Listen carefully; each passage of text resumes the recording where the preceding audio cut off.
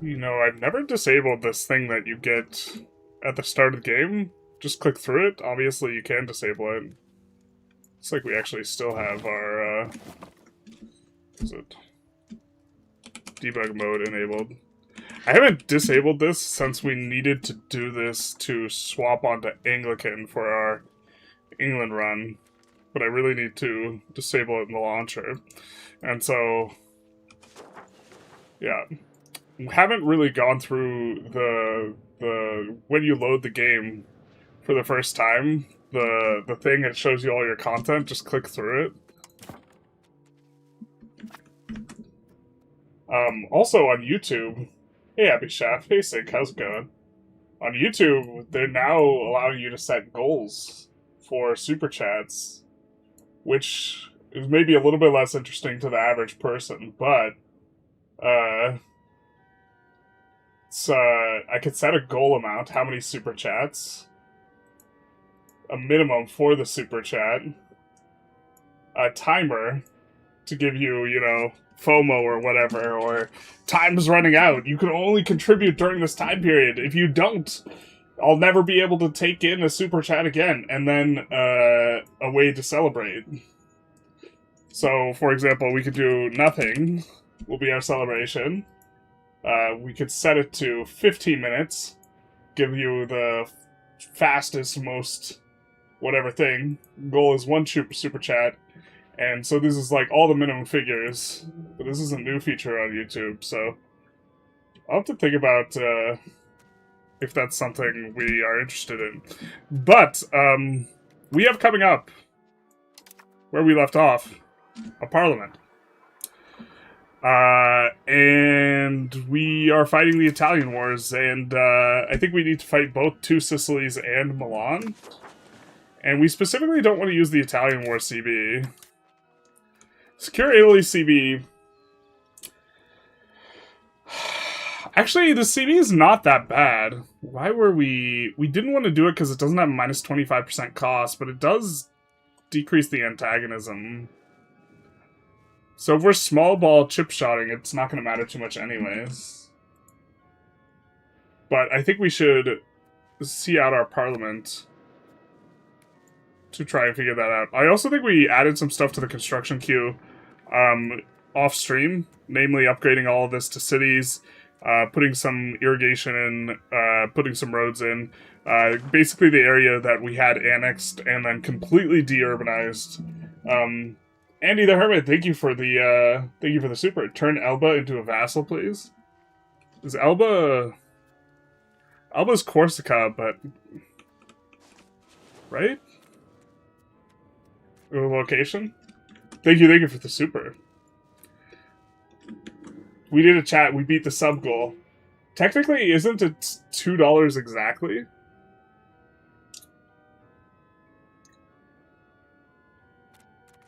Hey Agora, how's it going? I feel like $1.99 should count for the $2 thing. Is that in YouTube's UI that it like suggests $1.99? And did it say that the thing was accomplished? Oh, it does say the goal was achieved.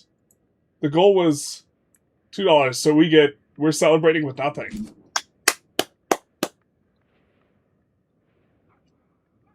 It actually really bugs me. I'm trying to think here, actually, who we need to declare on. I think we want to declare on these guys. But should we use the CB or no? But it really bugs me that I can't set the cost on the membership. I have to put 99 cents in it. I can't set it at an even $5. Small island off the coast of Tuscany. This is Elba. We can't make it a vassal. It's already a core. Or is this Elba? I should really know this as a map game enjoyer. But YouTube doesn't let you set it to, we're gonna get our parliament and then kind of decide. YouTube doesn't let you set it to, like, an even number. It, like, forces you to use 99 cents. And I think, using 99 cents, like, I'd prefer not to do it. I think it's, like, manipulative. The entire idea is that you are, exploiting human psychology to make the person feel that they are spending less than they actually are, right? Surely we have our parliament now. Oh, okay, one more month. What do you think of war score cost reduction modifier? I think it's valuable, but we would have to use Parliament juice in order to achieve it, whereas otherwise we could just deck on Milan. So that's not a bad trait.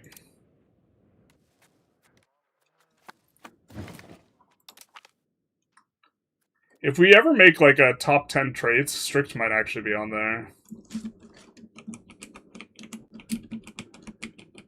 I really like the crown power from centralization, and I really like the satisfaction recovery. You gotta pick one. It suggested 2 for you? Okay.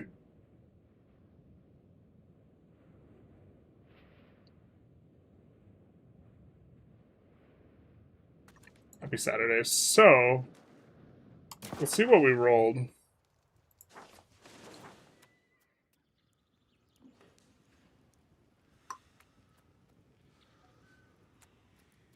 We're probably doing increased naval infrastructure. So, that is meaning we're probably not going to be able to make use of too many CBs. Considering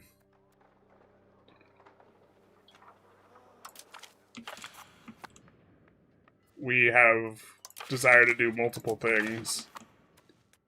Getting nice rolls, though.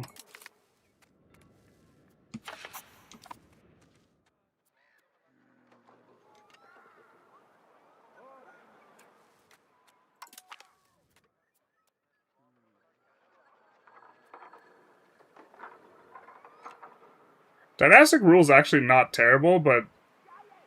And we don't need this anymore. Is dynastic rule actually what we want?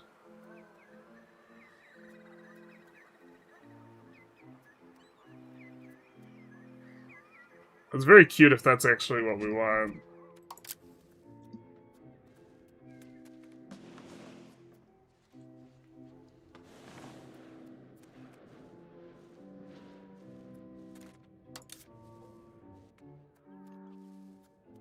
We can threaten war. If we threaten war, we can't invite in Hungary.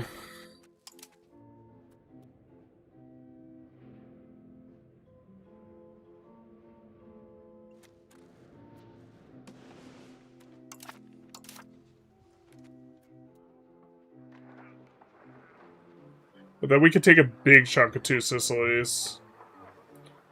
I think I kind of like this, given that it's looking like we're going to get 150 support parliament.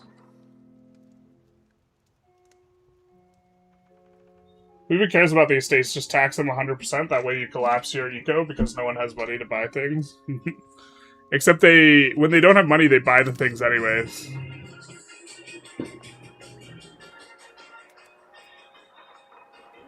We find often the peasants are underwater. Yeah, see these peasants, they're underwater, but they buy the stuff anyways. Money that goes to them would actually be useful if it determined how much they buy, but it doesn't really in practice.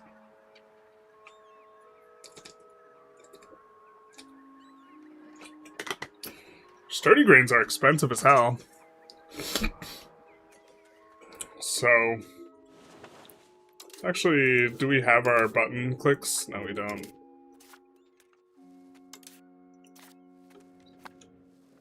Alright, let's do the thing. I think we're into this. One of these is actively bad. It's this one.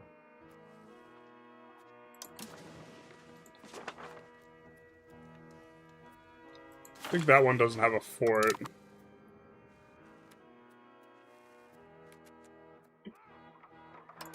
This will get us there, though.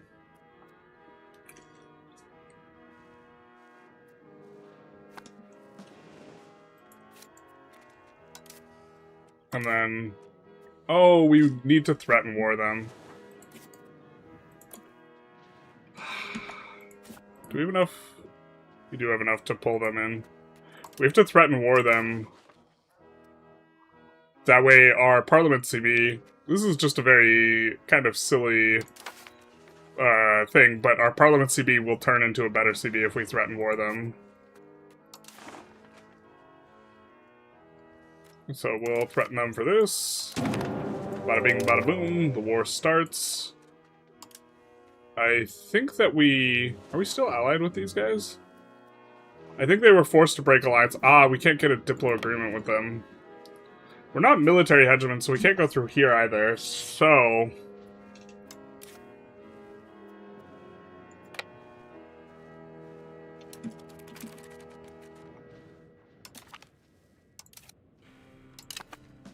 Might be a little bit annoying. All this stuff should get occupied by Hungary, though.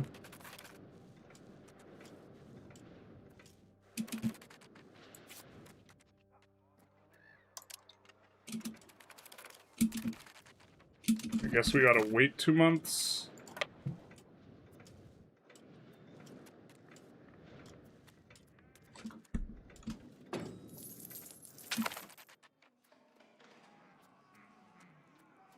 We gain the extra support. Give us a little bit of a buffer here.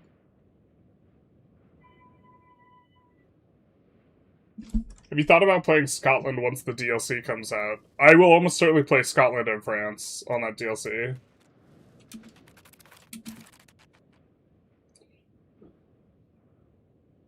If it were like that, it would be low control meta. Actually, yeah, so... I think estates should have, like, their own form of control, kind of, and that,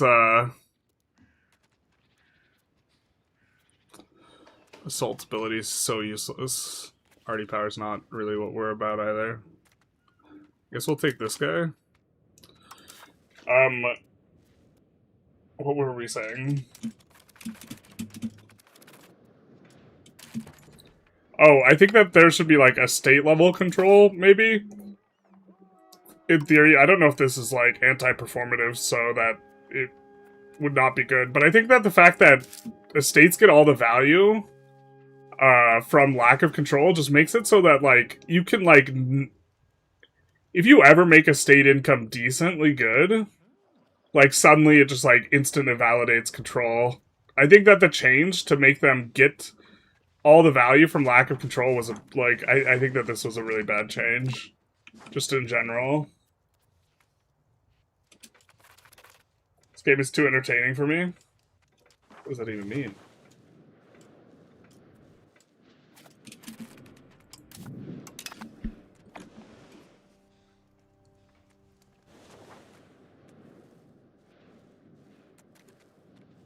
Oh, that's a big stack. That we could do something about. I think we also have set up to build some castles so that our forts would be covered. So we have a castle coming in here and here, so that they could not kind of push down in Italy. But I guess we have two options here.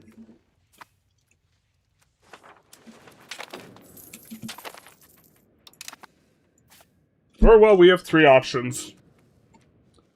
We could hire more mercs. I think we're gonna need more mercs before this is all over.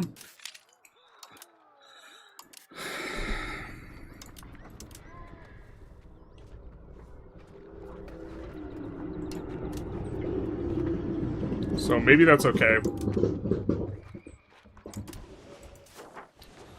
So we begin the process, chat. We begin the procedure.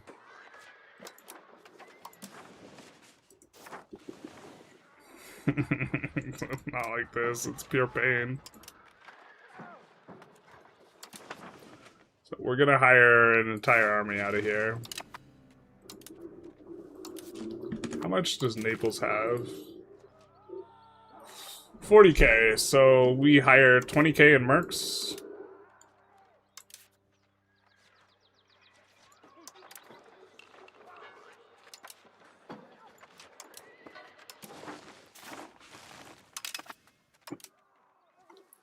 So we only have to do this 8 times.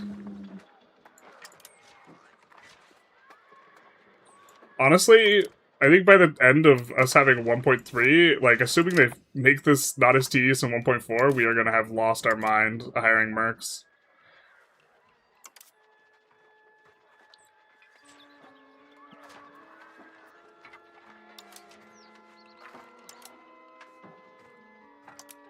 Maybe we take a couple cannons. Alright, there's half.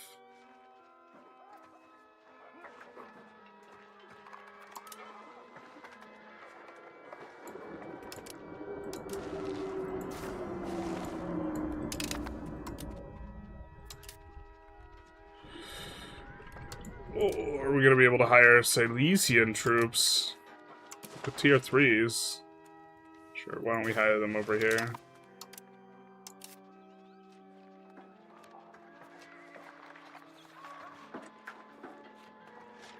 Tripoli, what do you mean we can't hire their tribal levies?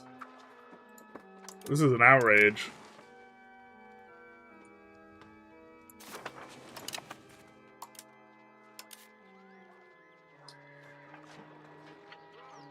I know this is just riveting gameplay. Truly inspiring people, not just to play EU5 in a way that, I almost said EU4, that would have been a Freudian slip, not just inspire people to play EU5 at a higher level, but also to just do better in life, in general, to inspire them to new heights, and etc. Mostly etc. Alright. That will be a 20k stack. So now this army heading over here will deal with the stack we see from Bohemia. What is Bohemia? Yeah? Wait. Who the Ah! Ah, very cool. Pavia hires 20k mercs. I love it when the AI hires a shitload of mercs. Like, I'm not, like, being sarcastic. I, like, actually like it, so... That's a refresher. Because they have money. They haven't fought a war in forever.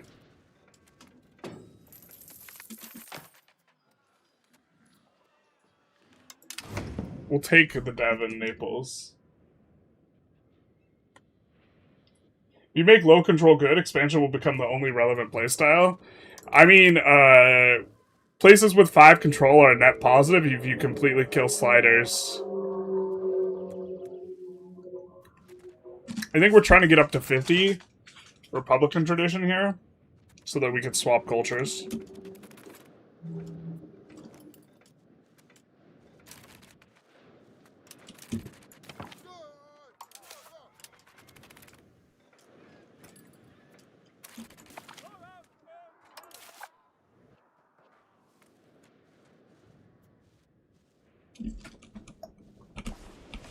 We're forests.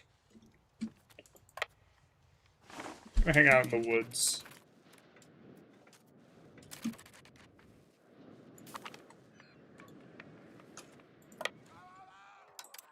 Just gonna sit on this tile, which is going to have a fort eventually until we get the reinforcements. I think it's time, chat. I think it's time we're fighting in 2 spots. We need to use control groups.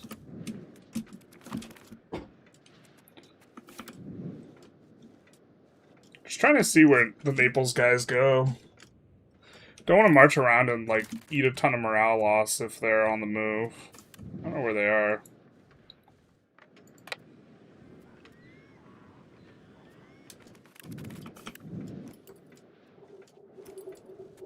Don't see him anywhere, though. So... let's go for the Wargle.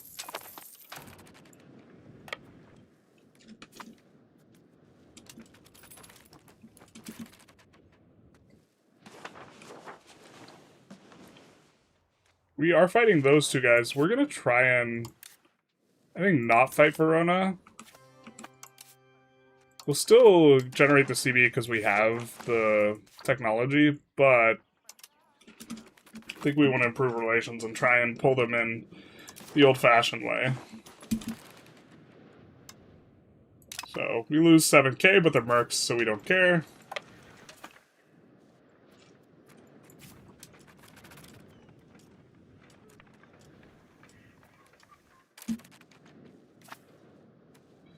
Do we have any more button clicks? I don't think we do.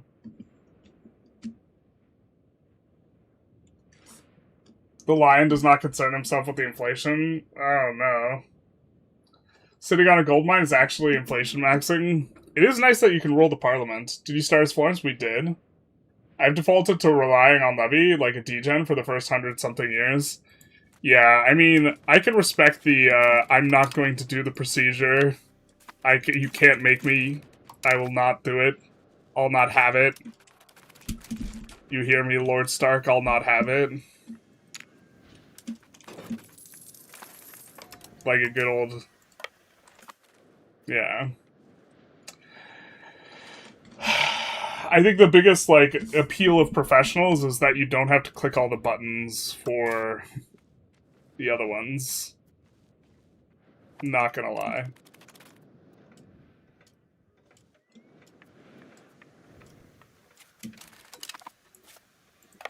Alright, let's get out of attrition.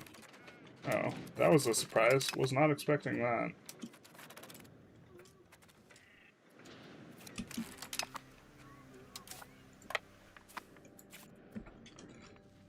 So one of these guys is subject of another? What's going on here? They're subject to Pavia. We could, like, annex these idiots.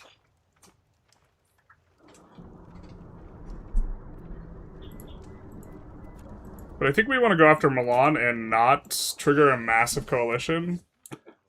Could liberate...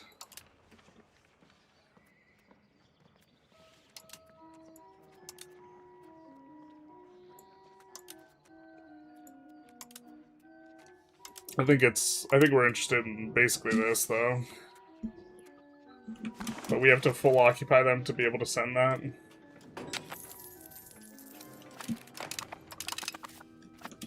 We might make that so that doesn't give us a message anymore. No more pop-up for us.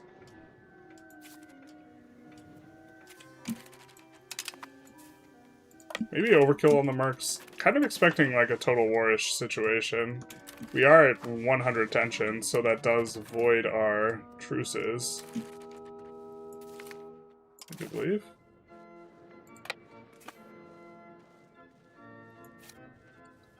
We maybe are supposed to be with this guy. This guy's actually just in an obnoxious spot. Our truce with him's not been voided. Maybe it's just between the leaders.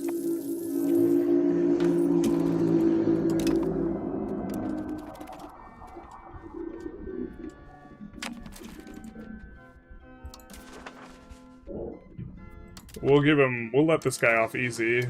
Also, then we don't have to deal with the mercs in this, spot. What do you mean? Why did we... Oh, yeah, we will have to do that. Okay, yeah. Current antagonism in that mode. The march towards forming Italy continues, indeed. Your income is insane? Are you doing the trade exploit? Nope. Nope. We are not doing the trade exploit. And right now we're paying to actually get Republican tradition, so... Once we do the things, this is more what we'll be looking like, but...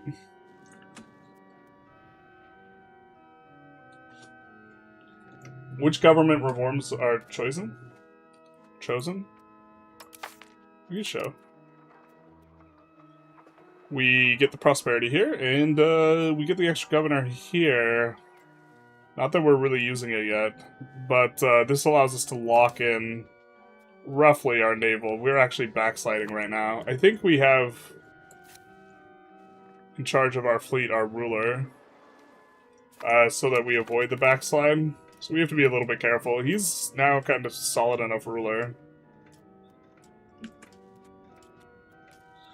Also, by then, merc stacks are always bigger. Also bigger. Not anymore. The merc stacks are never bigger anymore. It's 1, 1, 1, 1, 1. Liberate small nations from Milan, and you might be able to vassalize them diplomatically. Anything to limit antagonism while expanding. It was just stupid rich, and you can make a crazy powerful market. Is this something that people are noticing, by the way? That, like, they had in an old patch note a couple patches ago that subjects wouldn't dev province anymore. And I was like, okay, let's check this out. And then you look at what the subjects are doing, and they're actually dev provincing. But I think on this latest iteration of 1.3, I've yet to see a subject dev province. So they might have fixed it so that they actually never dev province. Which kind of changes some of the figuring a little bit. But Italy, if it has a bunch of OPMs, will tend to have, you know, a much bigger thing. Thank God we don't have a bunch of fleets stationed everywhere. Otherwise, this would be annoying. We're just gonna link these guys up. And by this, I mean transporting across. Can I see what your trade income breakdown is? Trade income breakdown. Well, almost all of it's from here. If we take a look at our biggest trades are actually importing sugar and cotton and silk. Because we have a lot of advantages in production of cloth. We're also exporting some cloth. Take a look at most profitable trades. Looks like a lot of it's spices and then cloth and books and this type of thing. We are just barely post-book situation. So we have a few places that are starting to kind of max out the levels on the books. If we take a look here, we have 490 trade capacity. We're making 407 in profit.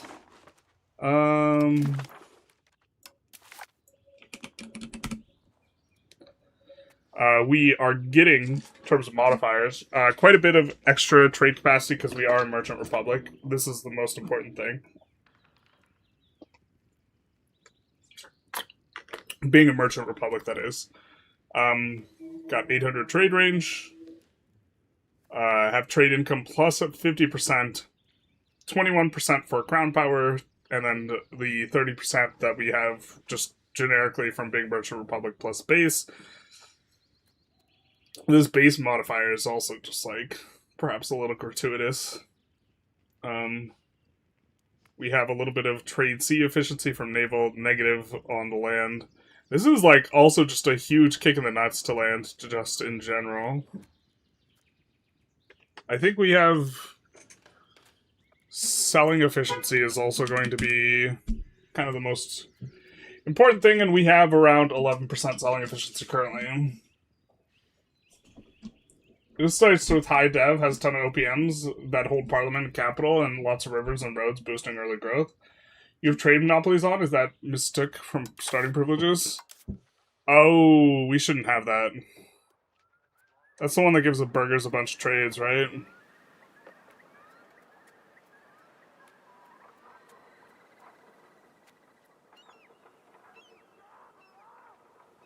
Oh, it's so much stab to revoke. You were correct, though. We shouldn't have that. I think that's, I didn't notice it. If I recall correctly, I didn't notice that for forever, and then we just haven't had a good point in time to revoke it. It's just bad. There's actually a context where burger trades can be good, though. If they are, if you're doing the trade exploit where you shuffle goods back and forth, and then the burger trades are the ones importing extra supply of those particular goods, it's actually, like, a good thing, but I think that's sufficiently narrow that, yeah. You're not, like, looking at it like that, I think.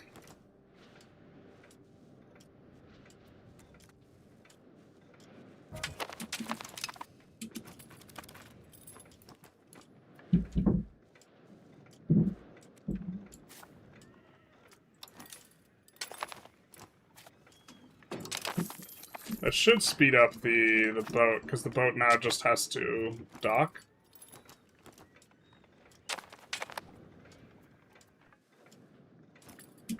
Maybe 18k is enough for our purposes.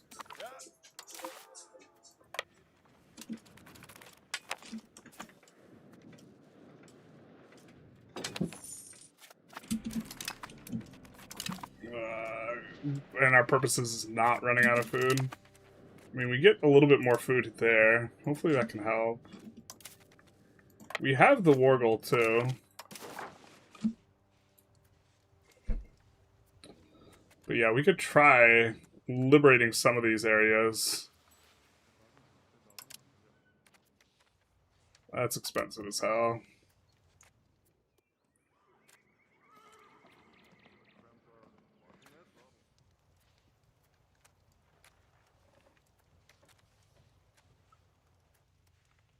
Annoying because we don't have a good way to connect our territory. But I guess, like, in principle, we are interested in...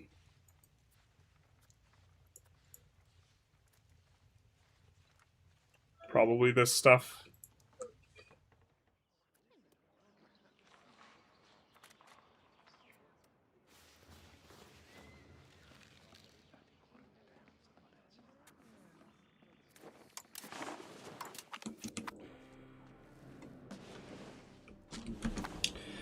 And we also want to eventually annex these guys. But this would just absolutely decimate them. Decimate, that's a fun word. Used it in a discussion the other day in reference to the fact that decimate doesn't really mean what people think it means.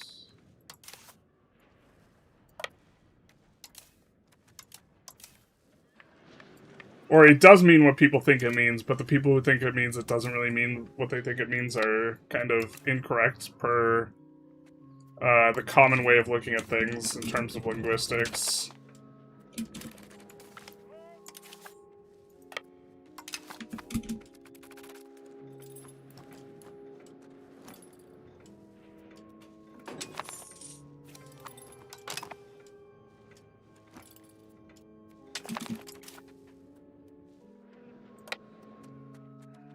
Can we supply the food?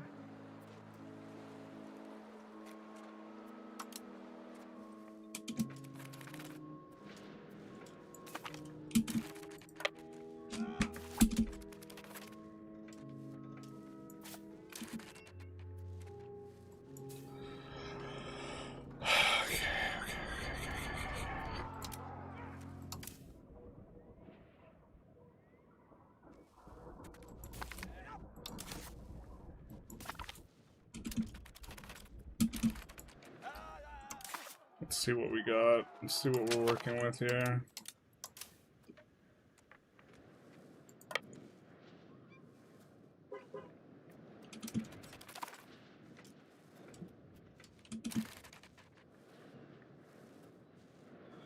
See if we could use the new thing.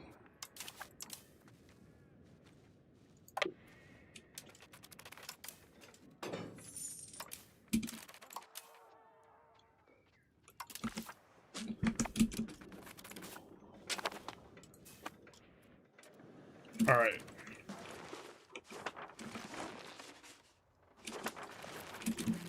Can we build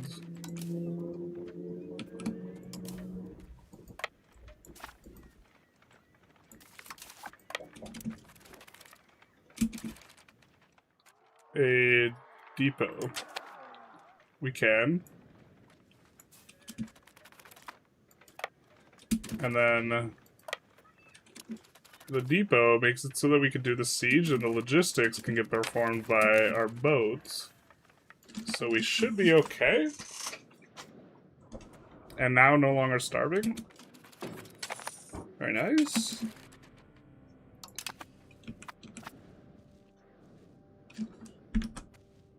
Does not mean the original meaning anymore. Yeah, this is my point. So for those of you who don't know about decimate, deci, it used to be a Latin. It used to be a Roman punishment for troops. If you were unruly or whatever, your company would be decimated. And what decimation was to reduce by... Do we have a fort? Yeah, they can just march past this. Son of a biznal.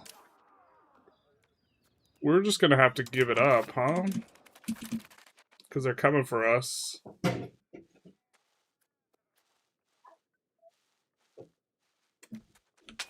We'll leave one stack in case they shit the bed.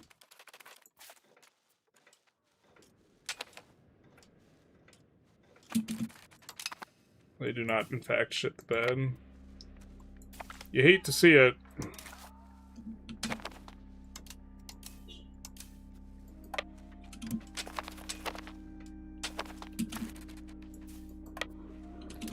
But we know where their army's at now, and they do not have a way out.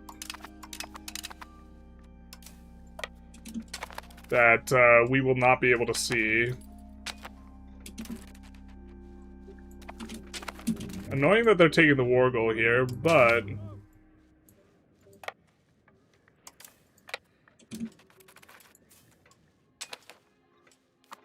should be in okay shape. Oh, they're not even taking the war goal. Fantastic. How we drew it up. Always feels like just an uber sweat with the, like, food sometimes now.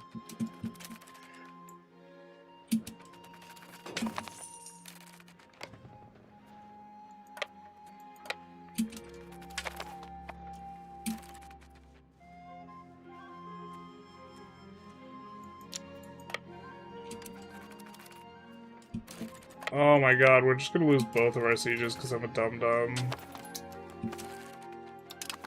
Bro. It's because it had to stop on account of the food. Ugh, disgusting. Can't build a supply depot in our subject territory also feels bad, man.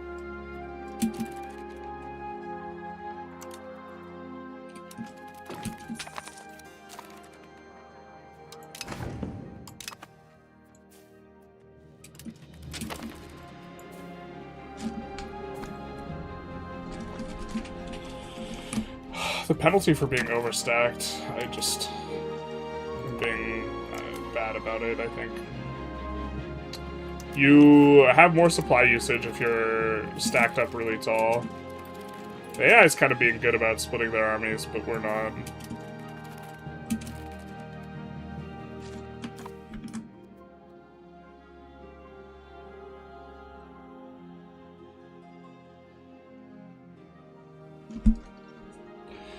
There's a Doctor in an episode of the villain who decimates the population, which is kind of interesting, sort of Thanos-like. Actual 10%.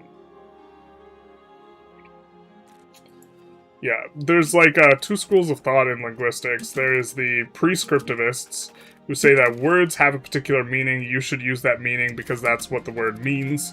And then there's descriptivists, who say, no, the words mean however people use them. You're being silly. This is what the words mean. I think since we're not going to be doing the exploits, where, like, selling efficiency is extraordinarily valuable, we'll just go for curtail the burgers here.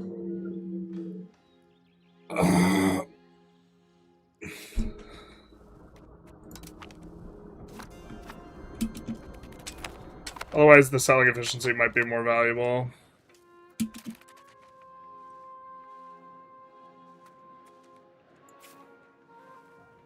Holy balls, dude.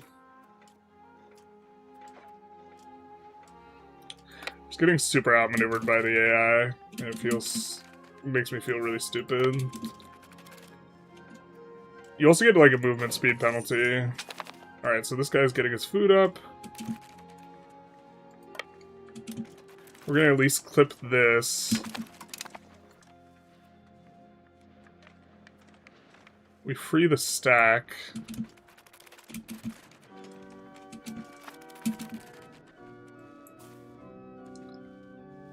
I hope I didn't miss. He has a split stack. Maybe I'm just getting lost in the sauce, and this is no. He won't give it up right now.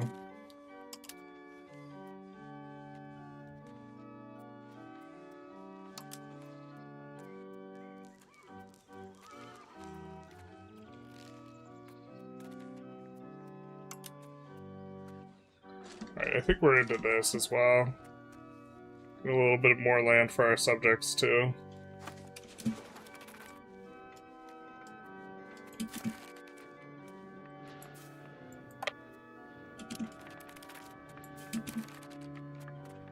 I think we get there first and we win.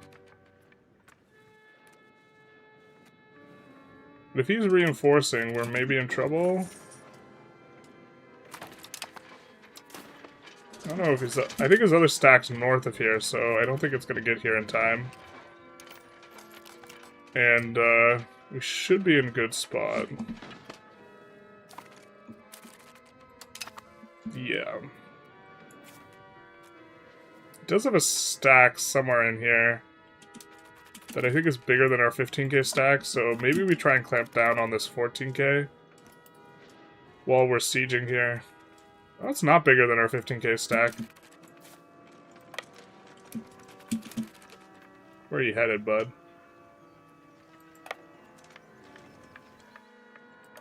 I think we can head him off. Yeah, you better turn the other way.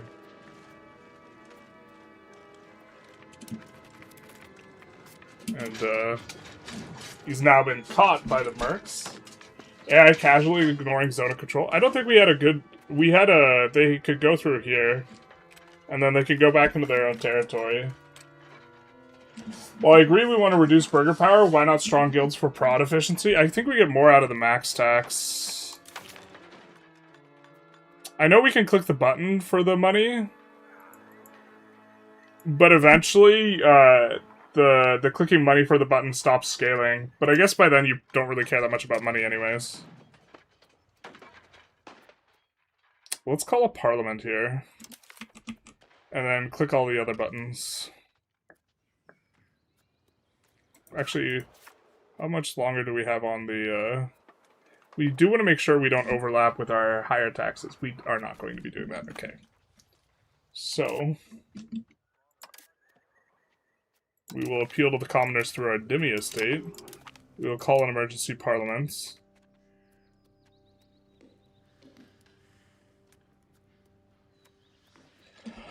Ooh, that's a lot of progress towards offensive.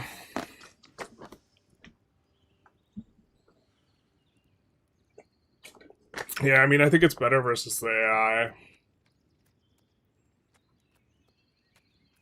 think we do this. This is a lot of locations getting 20%. We try and pass it. Passing it's also like 7 stabs, so not terrible.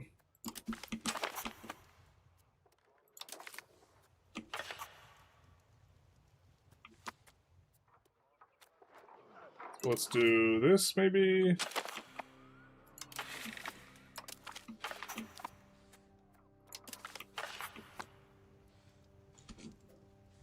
That should put us in good shape. And then these guys are absolutely shredded, so we'll just click all the buttons anyways.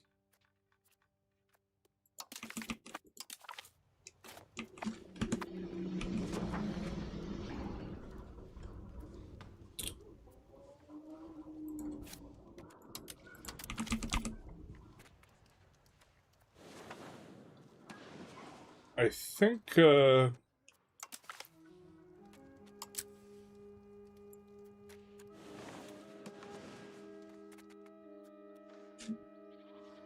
might want to attack Tyrol.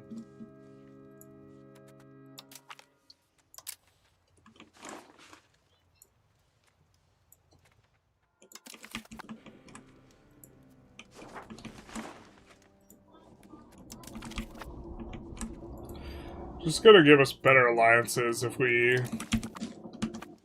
or better alliance opportunities.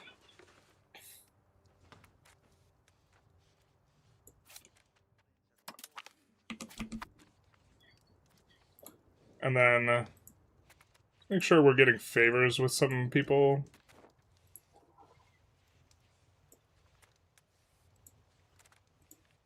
Looks like we have generated favors with a lot of people.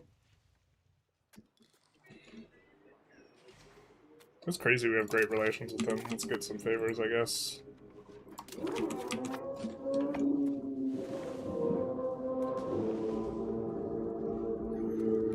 Not sure we'll be able to pull many people in.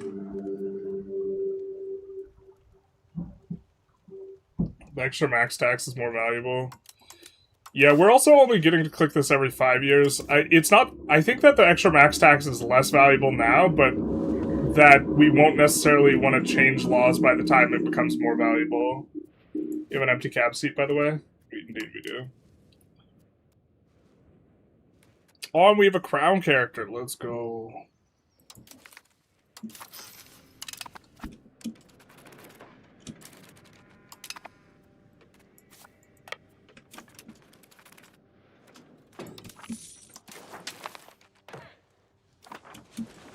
They're really not a fan of that beast deal.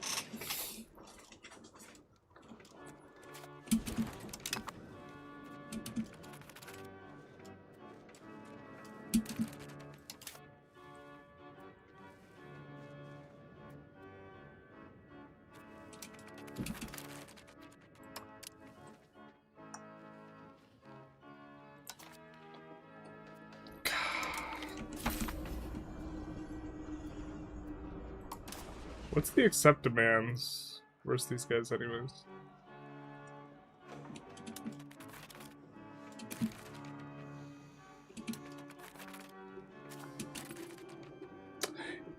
We actually... God damn.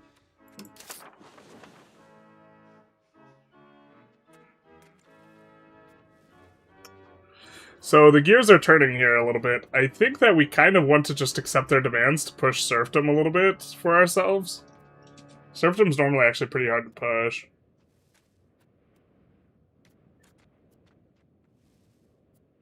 A very silly Billy thing, but let's stop appeasing them.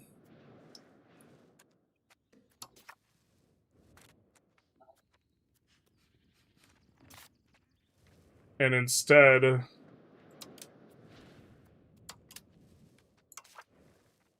We're swapping 1 million, so let's do this. We have high control in this province anyways.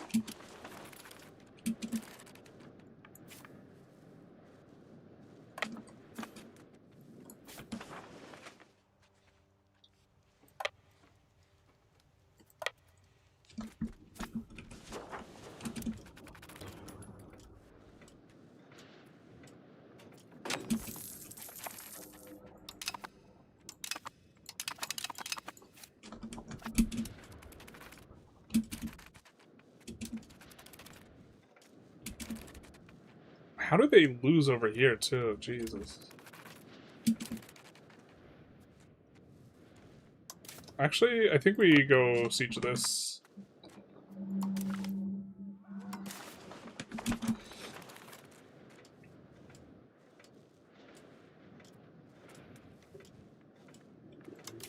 Maybe we actually detach siege here and do this, because I'm pretty sure we can avoid getting clipped. We just have to play a little bit careful.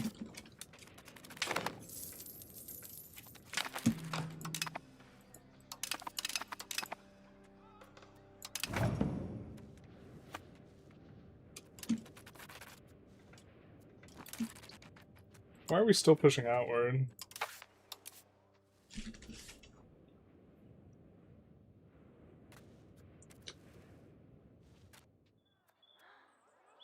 Oh, I think we had the idea of going individualism and then we changed our mind.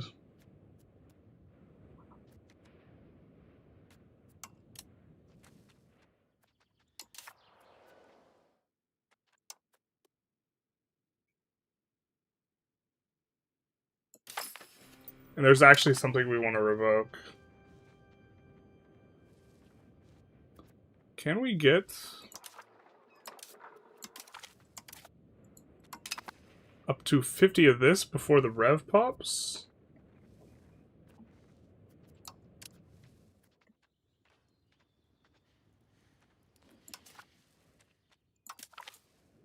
Let's slow this down a little bit. And then look to pay for what we want to pay with our Republican tradition. And then after we've paid, then eat the 25 penalty.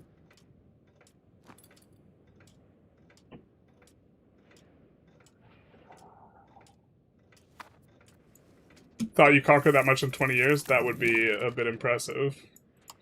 We look at chat for 1 minute and we just lose our siege. God damn, dude.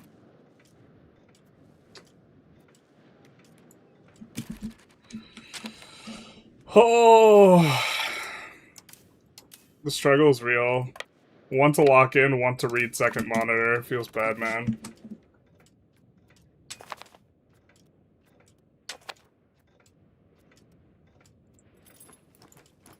You've been pushing outward for like 20 years, not like this.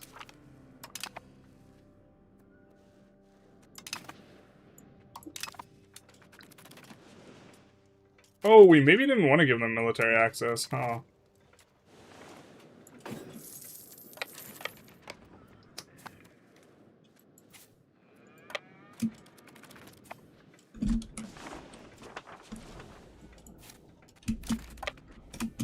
Let's recover our stuff.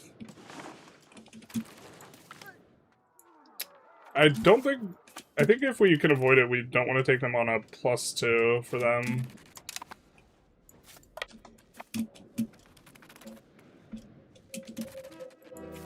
And then here we have to do the procedure again.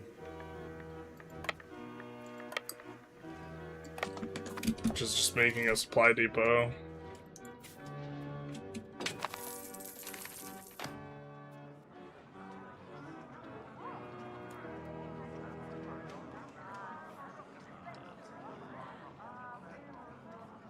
Very cute.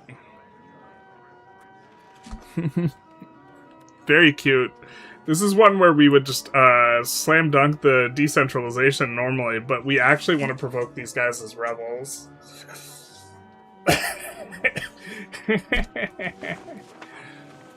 I think we're still gonna have a chance to do that.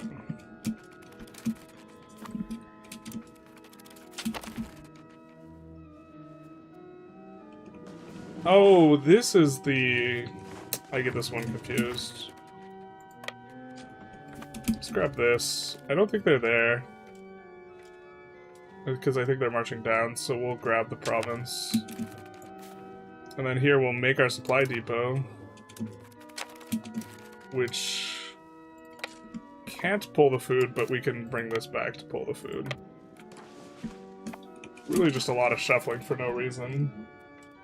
Two Sicilies a former rather than Naples? Yeah. They're being a little obstinate right now.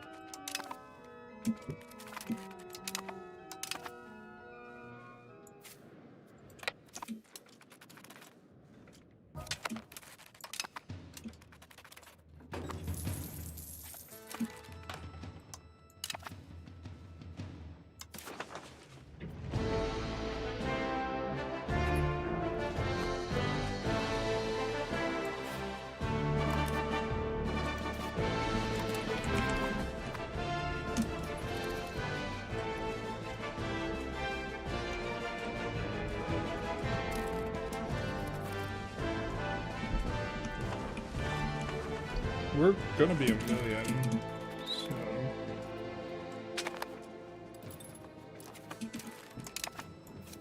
I don't think we saw them march through.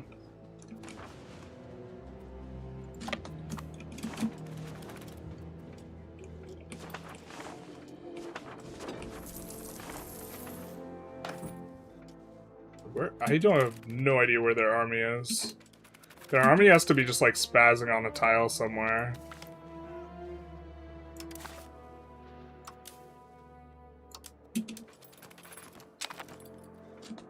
Okay, so our food situation is fixed again. Wait, how did they...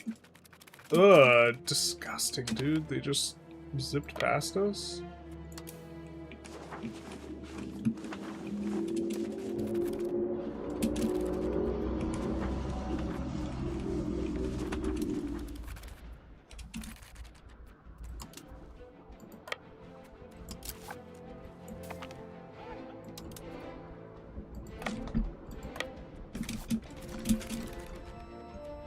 That'll actually help.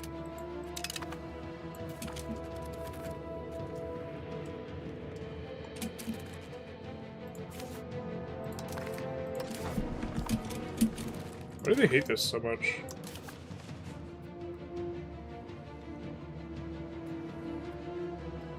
Too fractured. How are you too fractured from this?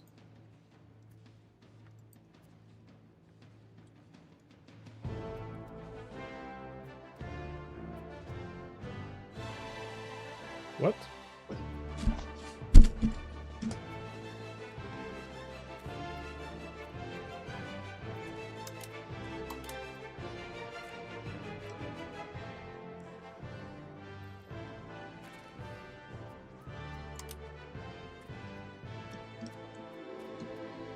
Right. They're just fractured anyway. Why do you think you're fractured? What's going on here?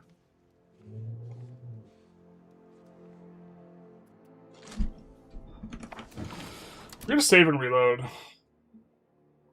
Problematic things you should revoke? I think you think I should revoke more privilege. I think you think that the target privilege number is lower than I think it is.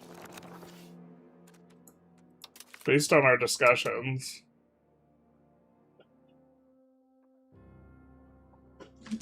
Winning Italian wars, can't even finish this war. You should be maintaining max spy level networks on Milan and 2 Sicilies.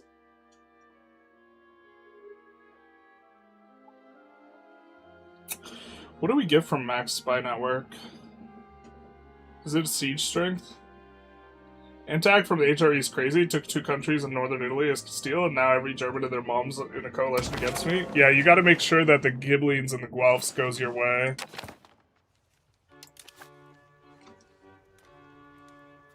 But I think that that's probably fair.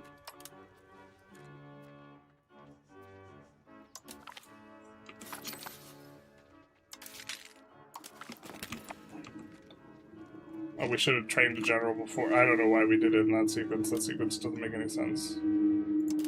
Okay. Classic.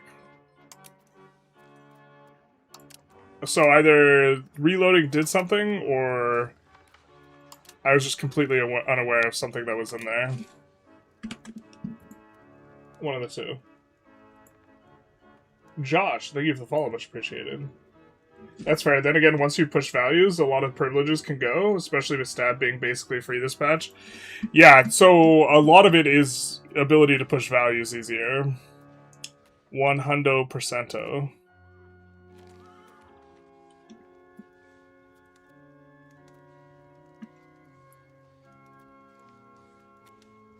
Ah! They care about this. They really don't like that.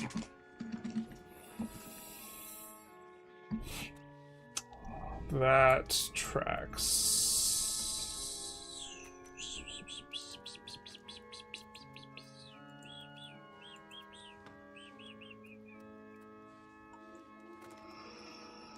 Right.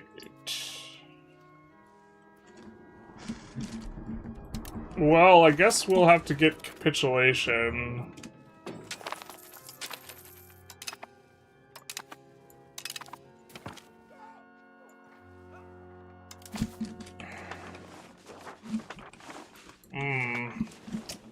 Don't want to go into this tile.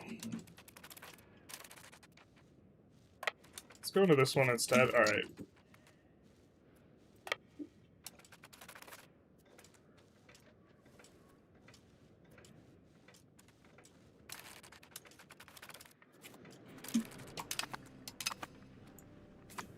This works if they want to take it here. Pretty sure we win this. And we get another naval governor.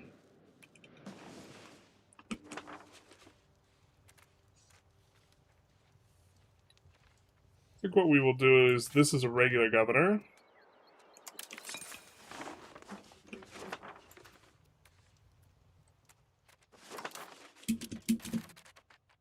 We'll delete that, build a naval governor there, and build the regular governor over here. Yeah, expecting to win that battle, so it makes sense. Frankly, obviously.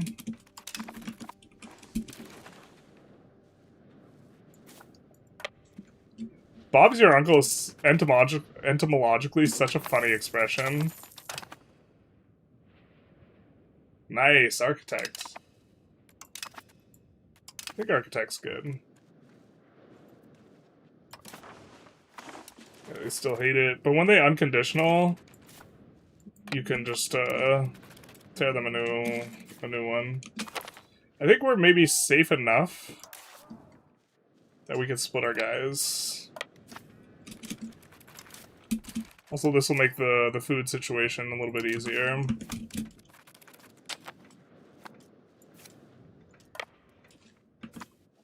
Yeah.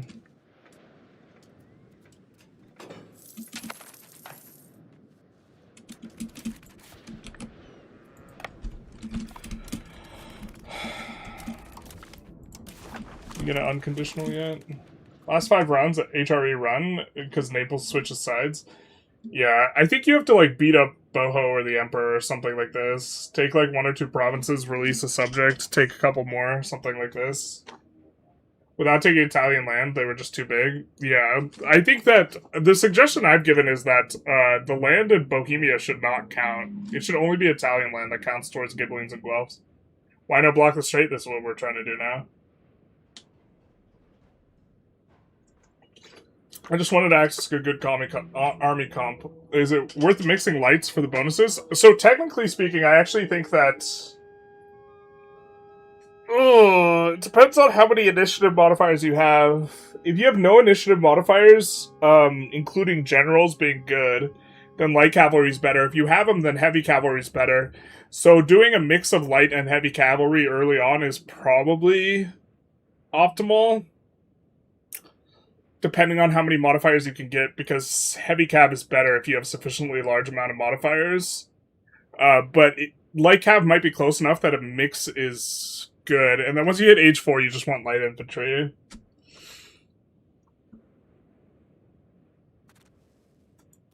But yeah, initiative is actually insane. You really want it, but the thing is, you get enough of it from heavy cav that you don't need to go after more of it, basically.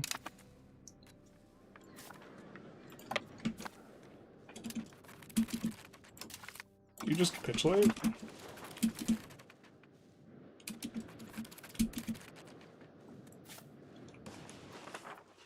I don't want to march onto their stack. Onto a +3. I think that's a +3. It's Mountain Woods, so... yeah.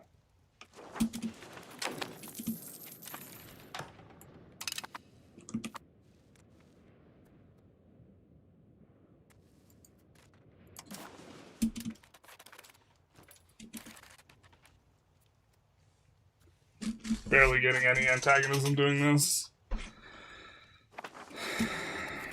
And then I think we could just redeck him.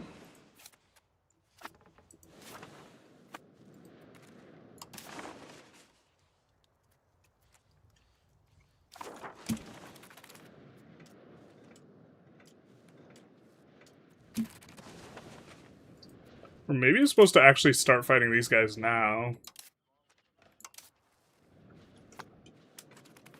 Gross.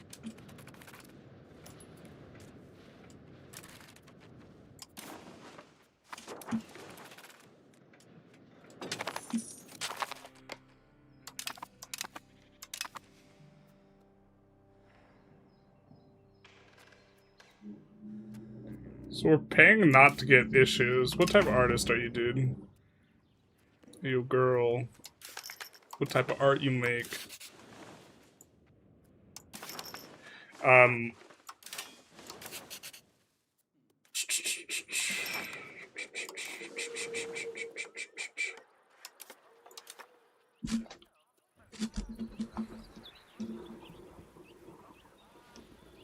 I think we're okay with a painter.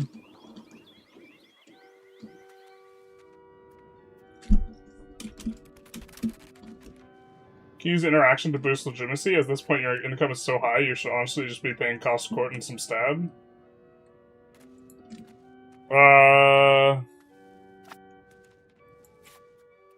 To revoke faster.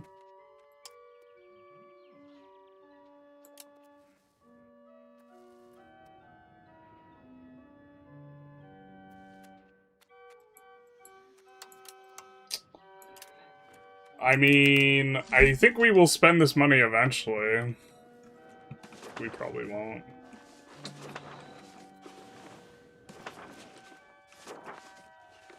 I think we do have a bunch of auto stuff to put in here. Yeah, so I guess we want to resolve the war so we can flip culture. If I recall correctly... I don't recall correctly. Enchanté. I was gonna say, if I recall correctly... We can't do this at war, but I guess we can. So we'll swap 1,000,000. And that'll be 50 of that and 50 stab. We'll dump cost court again.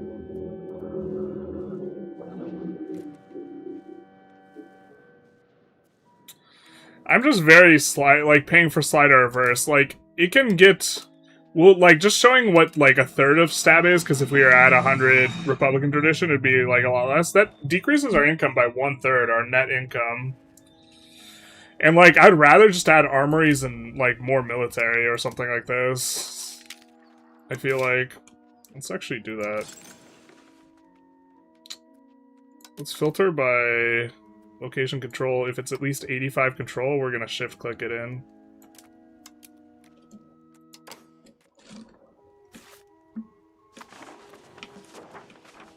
And then we're adding the governor there.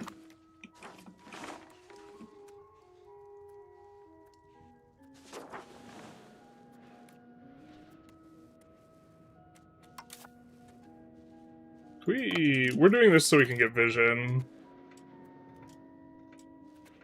I do believe we get vision. No, we don't.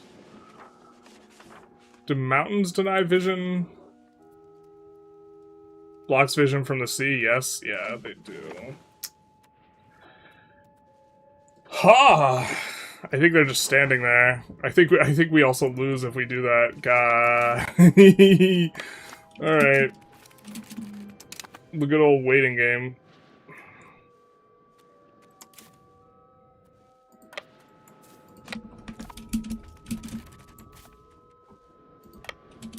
We're gonna upgrade what we have to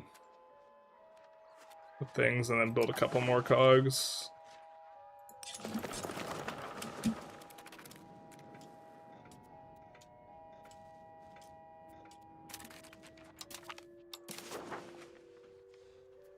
Wunderbar. They are now willing to accept evisceration. Cool.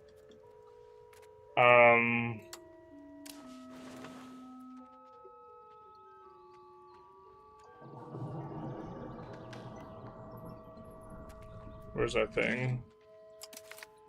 Deploy endeavors. So we take even less antagonism.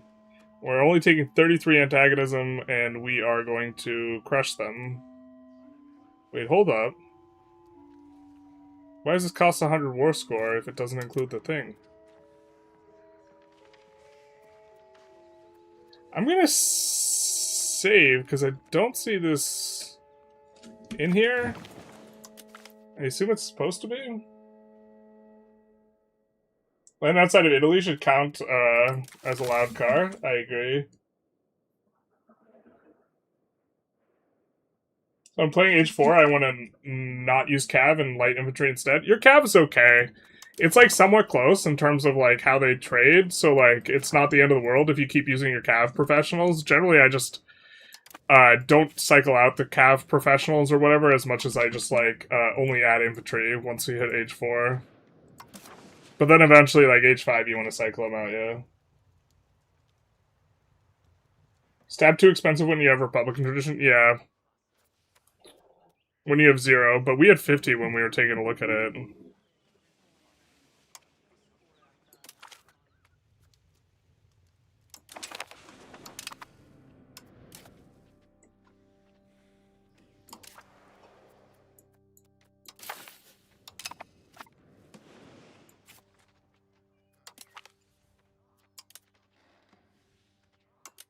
Let's actually invite him to our league first.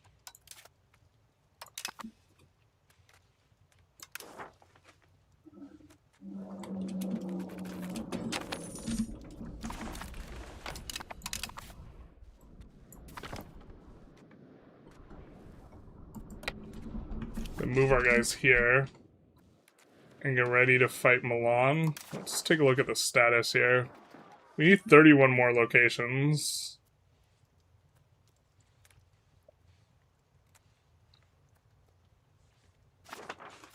Milan we might be able to just flip, though.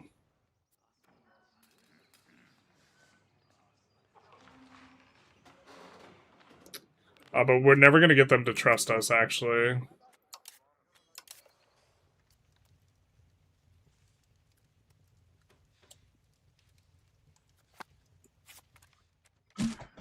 We maybe wait on using our favors with Hungary to break their alliance with Milan, so that we could do this. We have to get our troops logistically up there anyways. Holy income? We're working on it, sorry. I'll try and focus up. Let's maybe figure this out.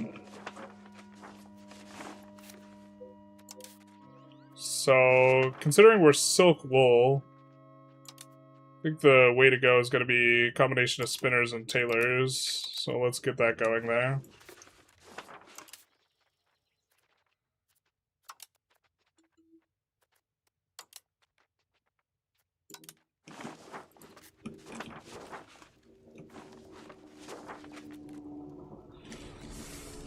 We have the wool.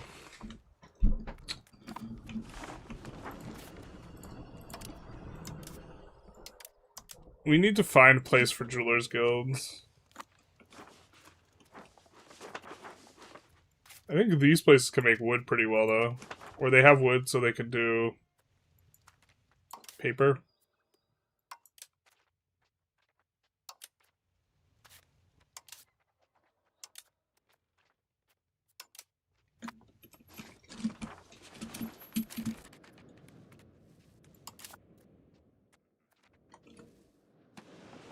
What do we have our things set to? How many years?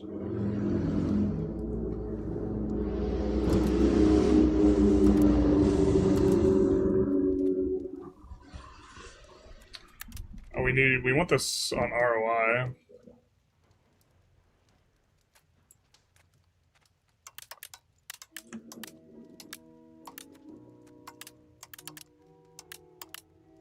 Set this to 30 years and 25 years.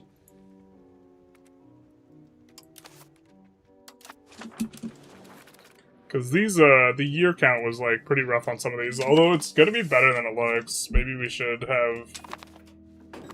30 years is kind of a long recoup. That's right. We're doing other stuff, too. We can stop cracking down and switch to integrate. And integrate this.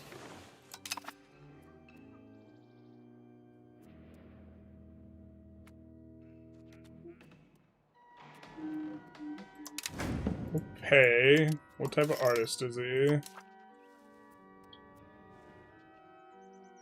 It's a writer. I'm not sure we need more of this modifier. So we're gonna dismiss the other guy.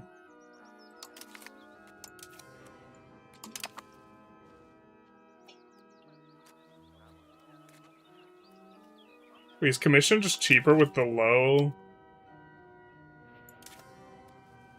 Commission's cheaper with the guys with low artistic skill? I think you actually might just want low artistic artists. I know you said you were doing art stuff for RP, but at this point, does it feel... it's actually probably worth, but it's like a little bit of, micro. I think the kind of game you want, slower, more economic spin-up, food actually mattering early game, modern economies could be achieved with a number of tweaks that currently could be modded, probably. For example, giving all countries negative 30% tax efficiency.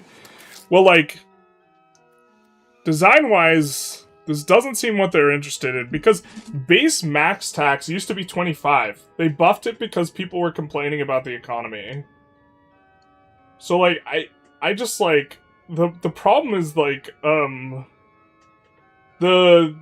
people who are, like, the regulars, the people who are, like, good at the game, the sweats, like, these type of people, like,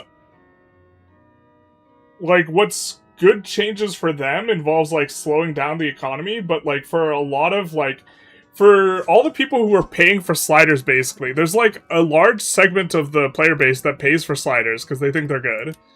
And when you're paying for sliders, and you only have 25% max tax, and you're not, like, min-maxing the amount of tax you have, it's just so easy to be underwater. And so, I think it involves, like, a reimagining of some of these things. We actually should be annexing someone, and we're not.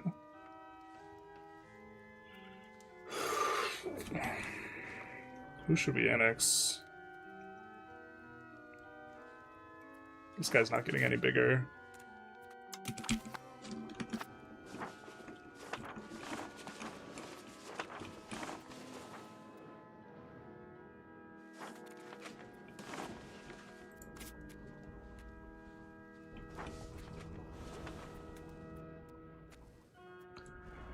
We want to feed this guy Padua.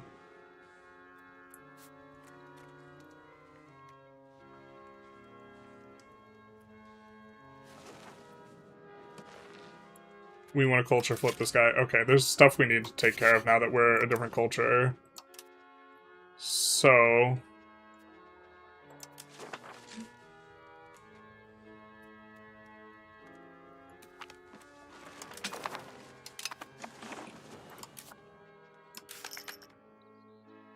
we're currently under on that, which is nice. Let's actually pay...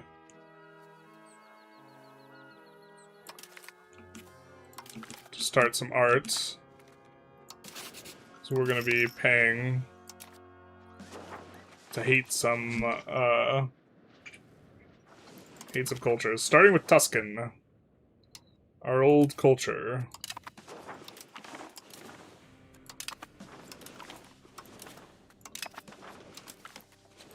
This way we can convert them faster. But we'll also go out of our way to hate Kabyle.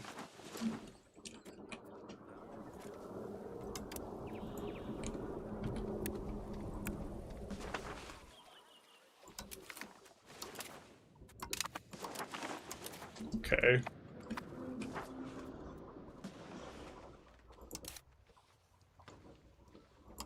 And then...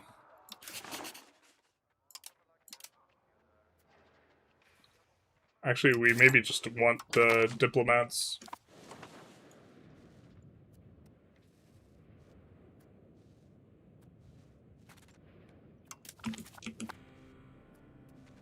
I don't like to exploit this by having running negative diplomats, so we'll just do this, I guess, and then we'll be break even. We have a lot of improved relations going on. I guess we probably don't need to improve with, like, the Mamluks type of things. You can maintain max for such a minimal amount in the grand scheme of things. Liberate area is stupidly expensive. Just conquer the territory, and antagonism isn't that bad.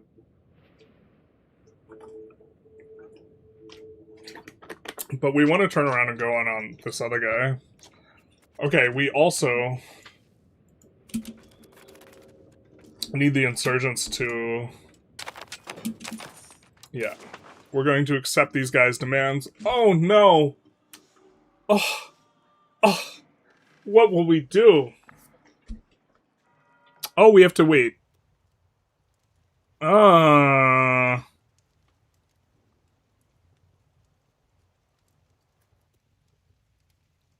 Wait a second. This wasn't as free as I thought.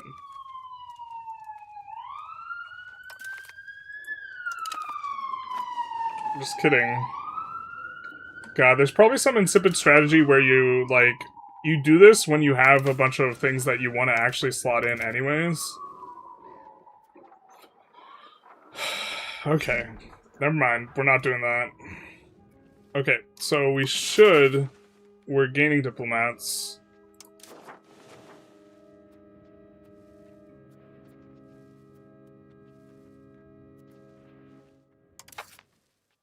I think we have a reform we want to give them at this point.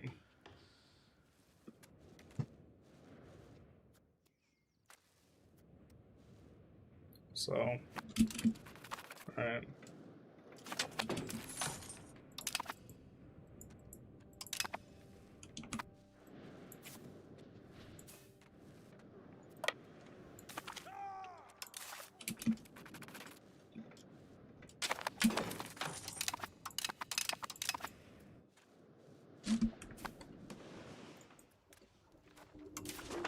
Don't need that many more locations, actually. Just need 31 more.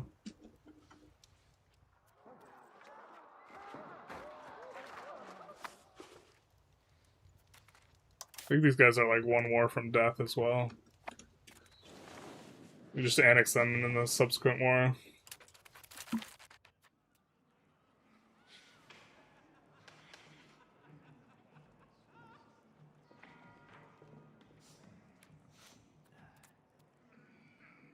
I think we'd rather have the 10% peasant sat. What is this? What is this modifier?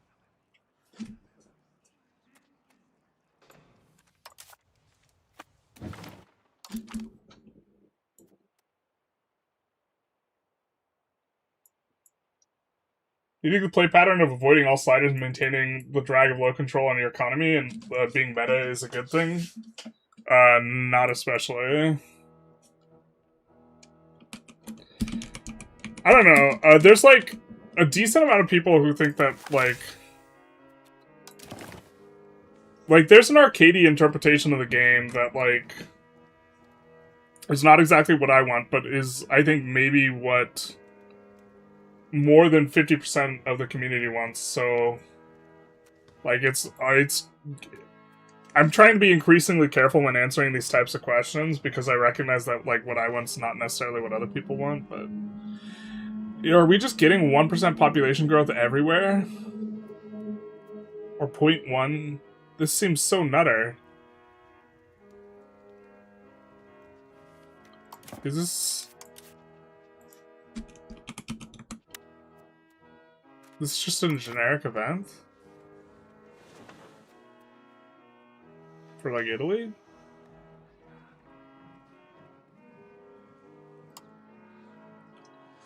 I don't know what this is.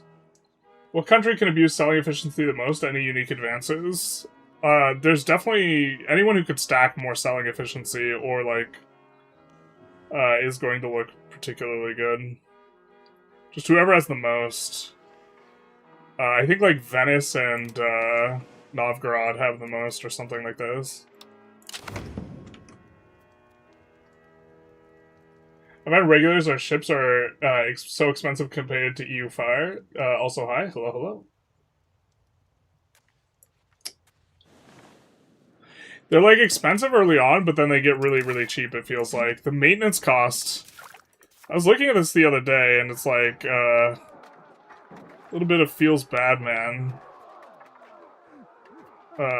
You look at this, and you look at the monthly maintenance. Monthly maintenance doesn't go up, really. Not very quickly. I guess it's the same 2 to 3. And then it goes up. But this maintenance is not really that expensive when you factor in the fact that the number of, like, actual men in this army is increasing.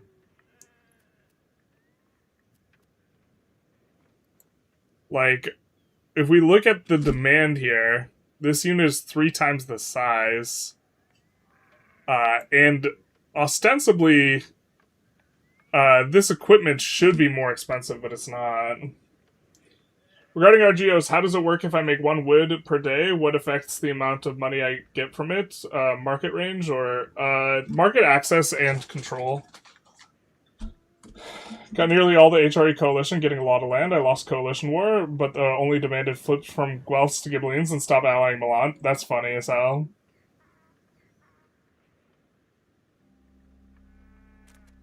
Recalling my time when I went bankrupt 9 times on game 1 because I paid like 40% of your income for a Republican tradition. Yeah. It's like, the thing is like, the gulf between, like, doing this correctly and, doing it incorrectly is so enormous, and, a lot of the stuff that's incorrect is just super noob trappy. And from a design perspective, I just think it should be less noob trappy. Like, ideally. And I think it's kind of balanced around the fact that it's noob trappy, which, like, feels bad. I don't know. Hey, Ham, how's it going? There was so much prestige to burn. It was a lot of prestige to burn. I agree. But, maybe we shouldn't have burned it on these guys, but I really don't want them to flip back. And then for us, we're using Assimilate Area. Assimilate Area is such an insane cab action, so I do kind of want to get in there. There's so many little things that the tutorial doesn't make clear. It's not surprising that a ton of people struggle with econ. I feel like I'm beating a dead horse, but the truth is a lot of people just don't watch my videos. And so when I see someone on Reddit, they're like, how do I make more money? Making money is so hard. And then they're paying max for all their sliders. It's like... But, like, the cost of quartz should, like... The fact that it's, like, you just don't pay for these things, like, ever... is like pretty bad. I probably am under recognizing instances where you do want to pay, but like it still just feels like you don't want to pay for these things.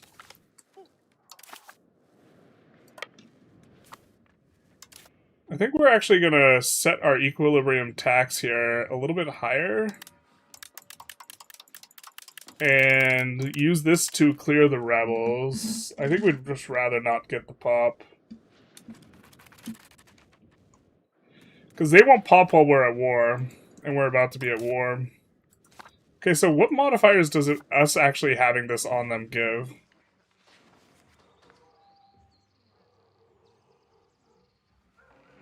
Speeds up sieges by 5%, yeah. Why did he switch a million? Ah, thank you for reminding me. We did it for the dev.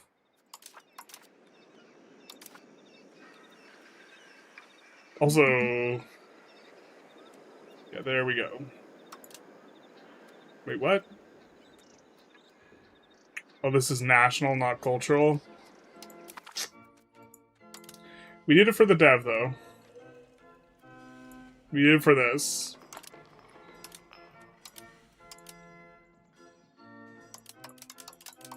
Excuse me?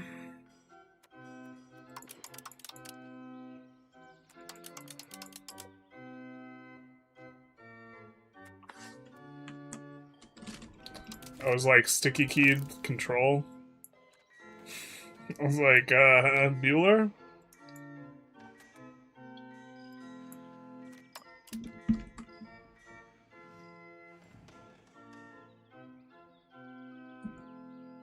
Is it possible to play past 1837?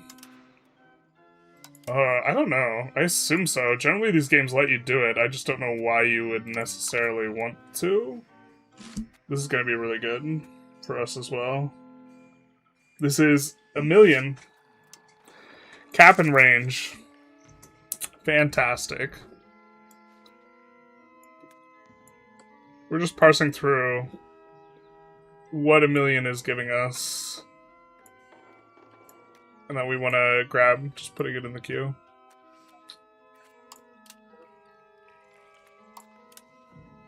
God, it feels weird having to, like, reevaluate art modifiers.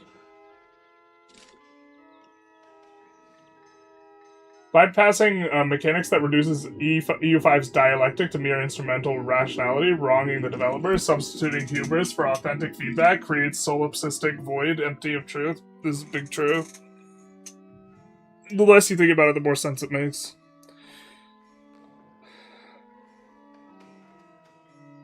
Just by satisfaction will recover by the time they are ready to revolt. Just buy them off.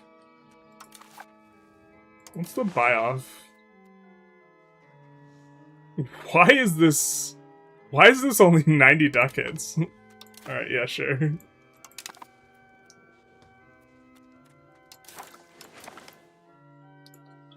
Okay, let's kind of look in the tree and see if we have any thing for a million.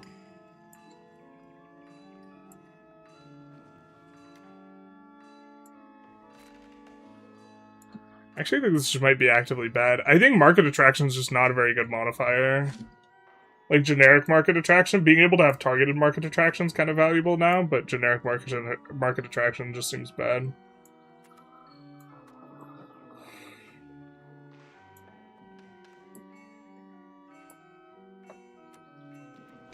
Not that we're not even raising levies anymore, so.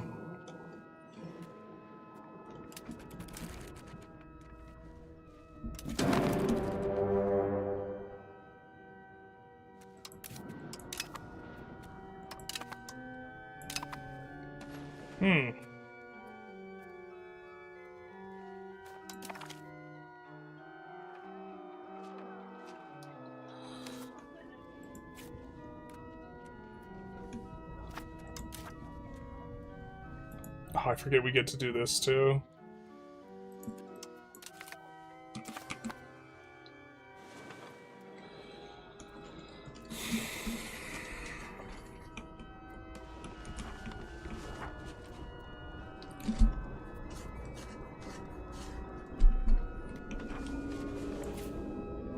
All right. Time to start the process.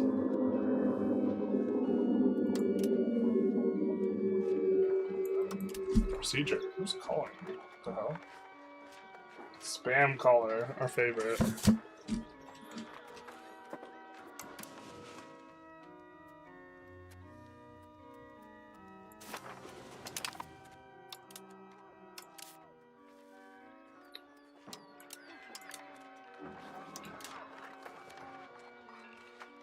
Guess we want some of this other stuff.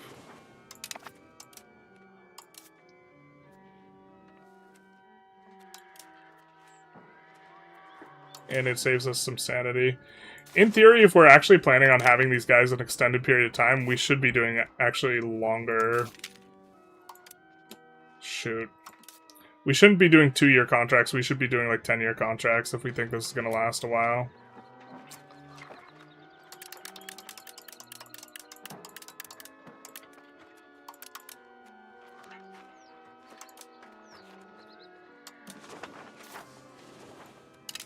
We'll go up to 40,000 mercs, and we'll see what France is up to.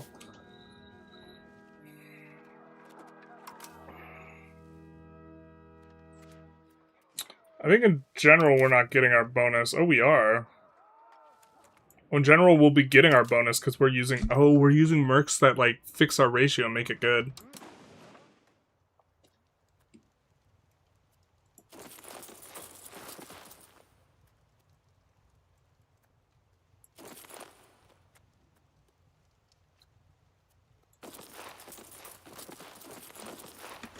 Alright, that should help us out.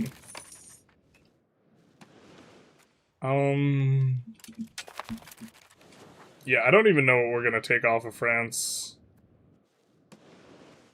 Jesus, what happened to Provence, bro?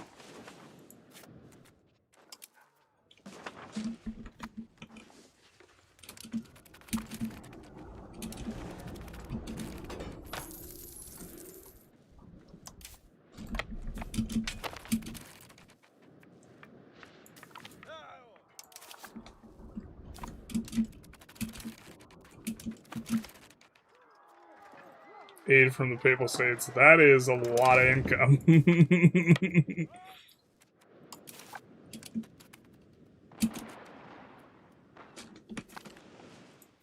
How many heavies do we have? 15 heavies. Just kidding. We didn't mean any of this. I thought we were the big bad wolf. But, France said call an ambulance, but not for me. God damn it. Are we winning this? Well, maybe we're winning it. We have the flanking. God, just barely winning it, but, like, still, like, a very expensive battle.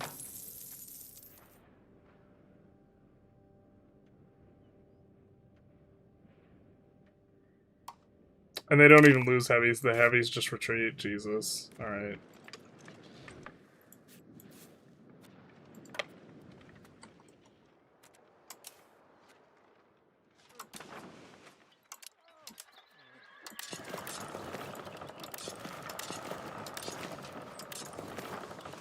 That's 6 I think we said we saw we had 4. Generic event tied to patronage of the arts privilege. Okay. It's an insane event. Upkeep costs for units is so low because manpower buildings needed to maintain them eats up a ton of goods. Burning 60 prestige when trying to rapidly expand and manage a coalition seems bad.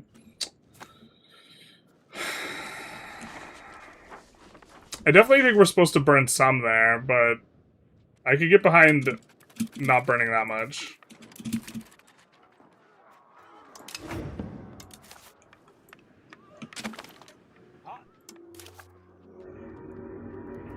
That seems reasonable. But I also, like, practically speaking, I don't want to forget, man. You know what I mean?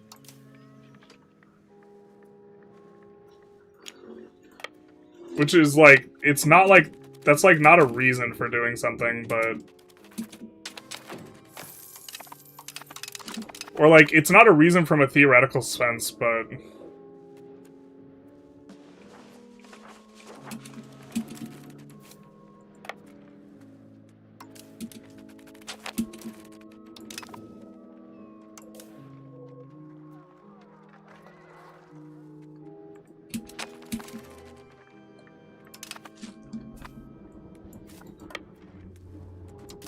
How are the armies looking like?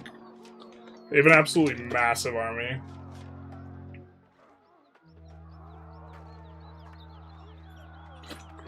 It's mainly levies, though. Negative effect of all sliders are kind of non-existent. Back in EU5, sitting at 0 legitimacy or -3 stab would lead to nearly dying.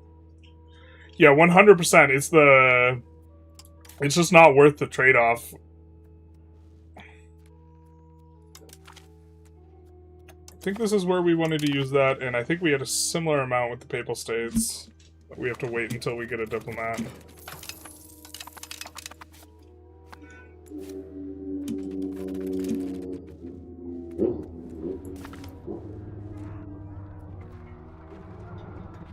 I think we'll move these guys there. And then...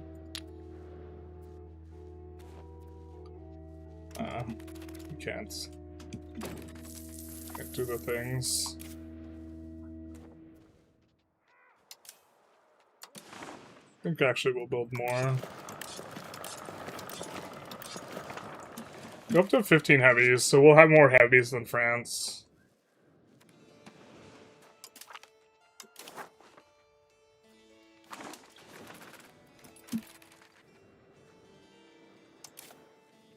Yeah, the food is the issue here.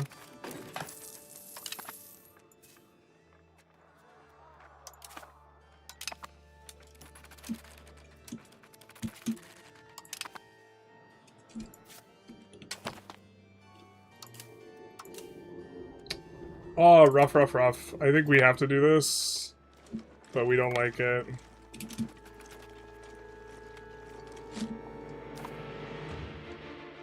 Because otherwise our food's gonna get cut off.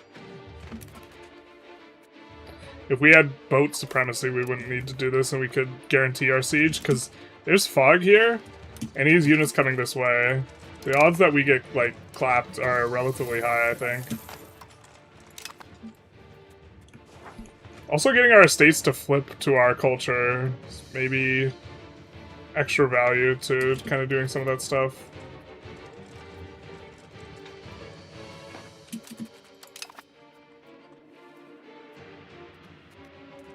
Hungary's coming in here, and then our stocks are going to get very hungry.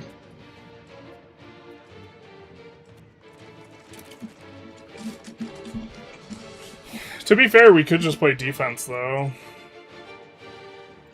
We also can we can deck on Milan, actually, right now.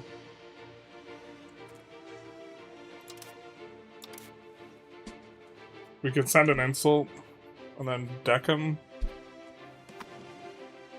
This actually would make it easier for us to secure logistics, I think.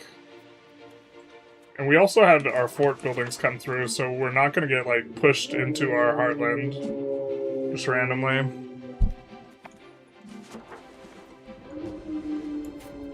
And I think we're never flipping them, so...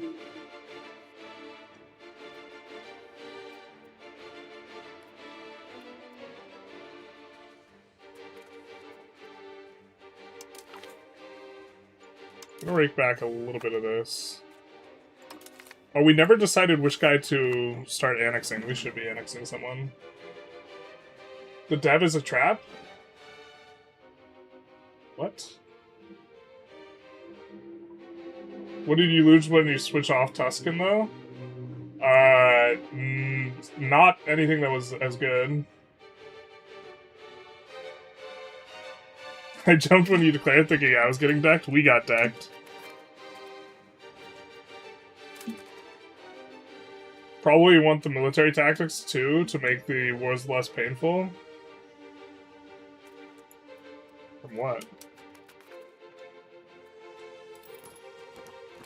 Feels like in EU5 your country is too stable in general. Some of it comes from... Yeah, but, like, here's the thing is, like... I don't know, like... It feels like anything that you propose to make the game harder, like, people freak out, like, on the forums and stuff. Oh, no. Do we win that? Probably not.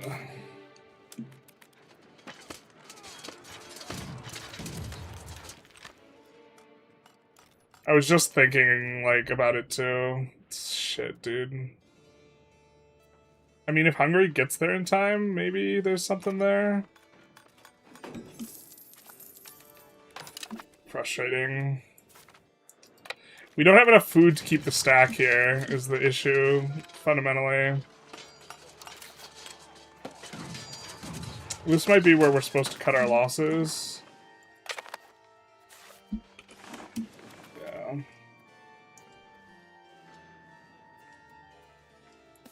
We will have enough time to reinforce a +3, though.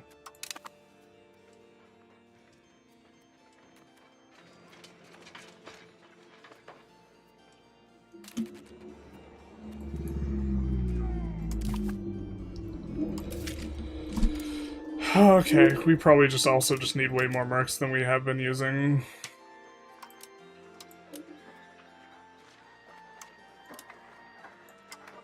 Supply carts are maybe kind of something we're into right now.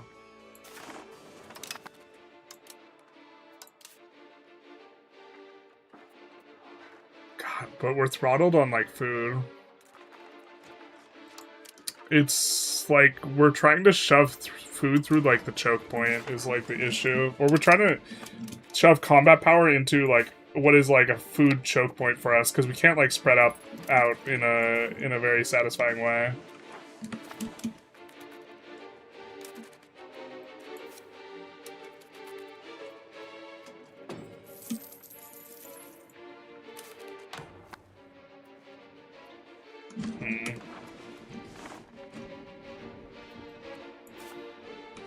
I think we'd like to abuse these +3s if we can.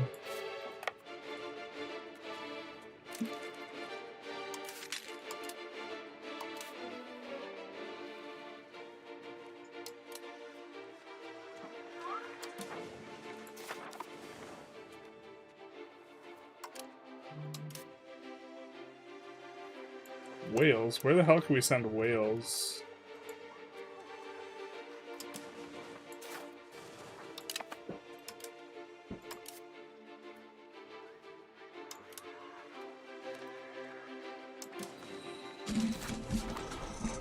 Oh, okay, we got another 20k mercs coming in here to stack up there.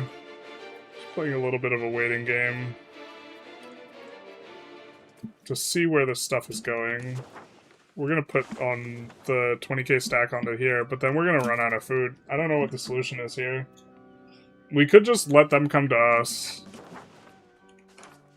Maybe that is the solution, just hold up here. I don't think that's yeah, it's flat territory. So I don't know if we end up making use of this, but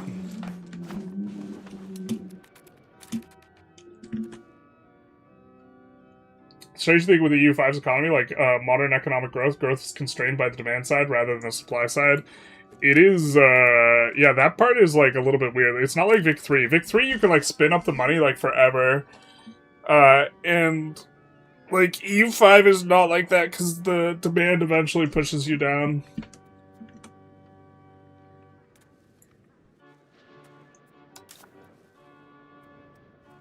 Maybe overcomplicated combat system is a bad thing as a map painter, but just a simple 10k to move, fight 8k in the hills enough will make the AI irrelevant. Can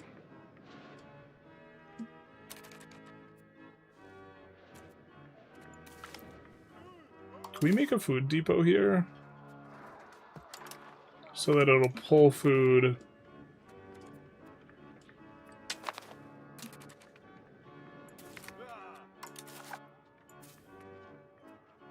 along. Because we can have just a line of depots. Maybe that works. I haven't really experimented with this too much.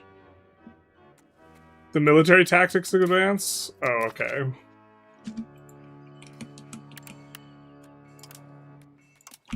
Yeah, that makes sense.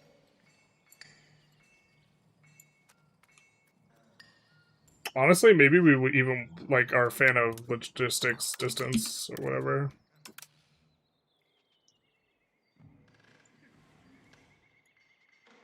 I don't think we left a combat. Yeah, we didn't leave a combat thing on the table at that age. But we are having issues specifically with supply, so... Then we'll research the ability to actually explore the New World.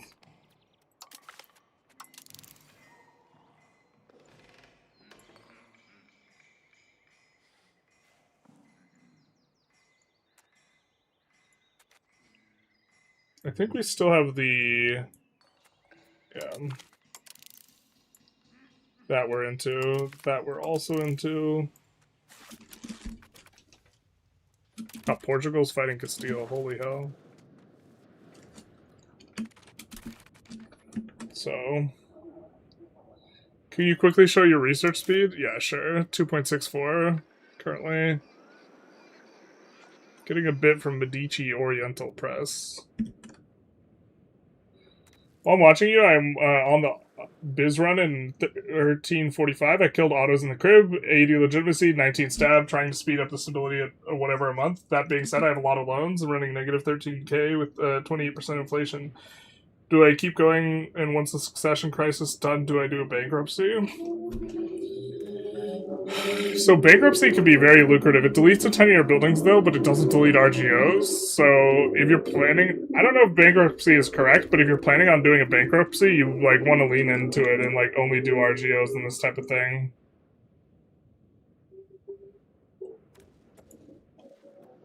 I'm not sure what the play is.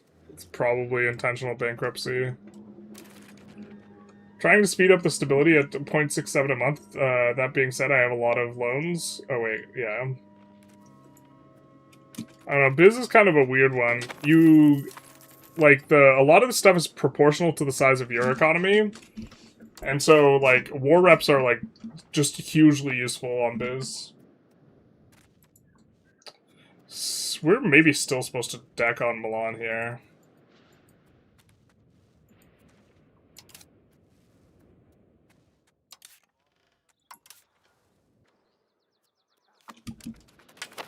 So we'll keep an eye on that.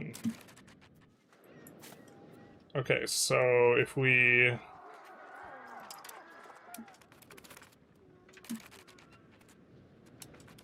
Is that pulling the food along?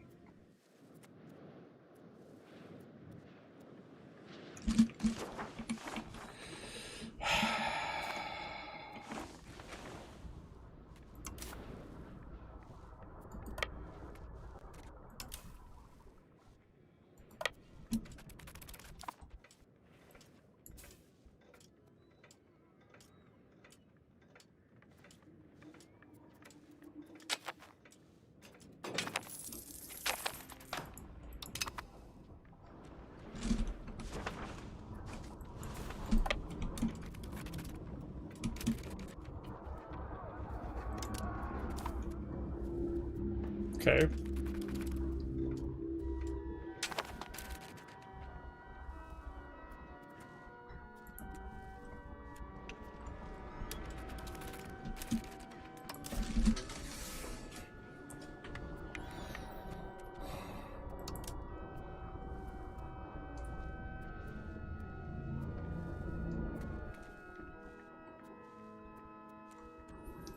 God, I think we actually just want to deck on this idiot.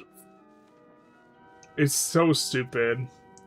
We want to deck on him just to solve the food issue, because that way we can... There's, like, enough food in the market for this. But we can't daisy chain it over.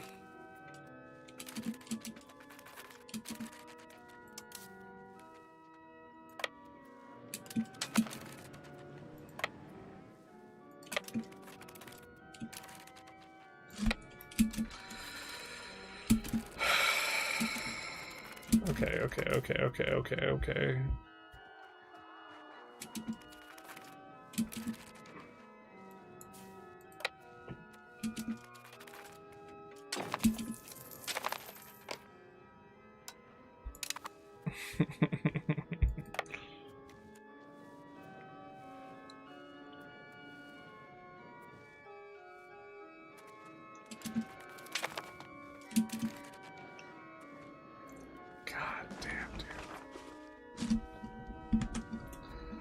This is so painful. Maybe.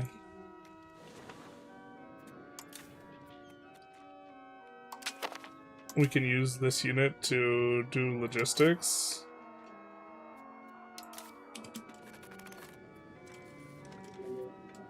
No, they just stay put.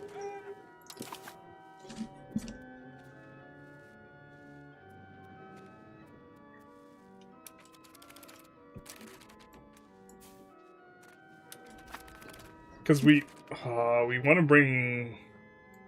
We just can't bring all of our stats to bear, God.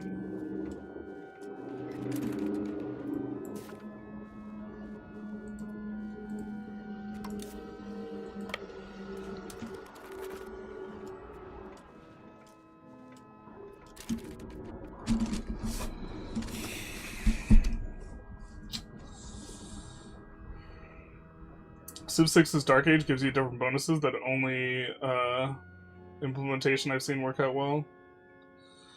I don't think the inability specifically has that issue. Any game mechanic which has drawback, the player is actively working to avoid, it's not wasted because the player has to actively mitigate. I was pleasantly surprised the auto run to find that now I have a little bit to think about food for the military a little bit. Seems like you have enough cash to brute force the logistics with the Navy though, and the Navy takes a while to build though.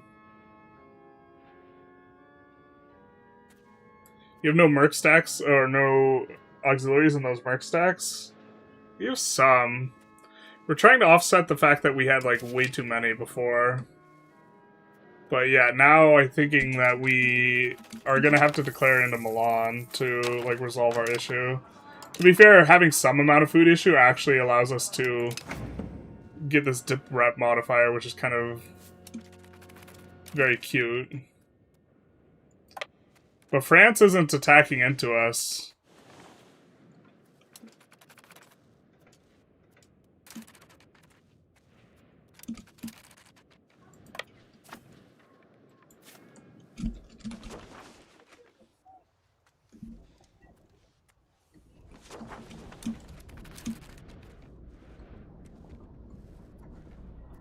So we just have ticking...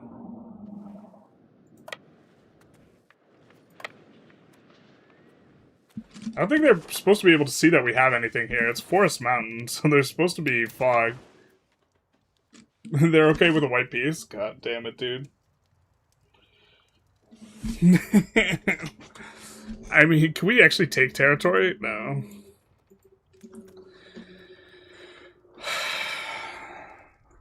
Is white piece what we want? God, it feels so stupid we hired so many mercs into a white piece.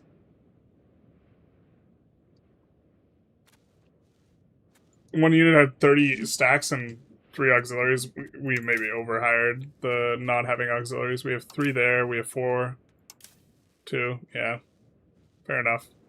The thing is if you just click through the buttons like normally, you just like end up with like 40 auxiliaries, and that's like not what we want either.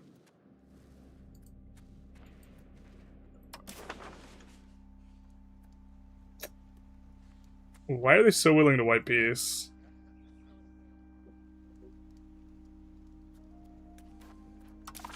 I forget if this shows war enthusiasm breakdown.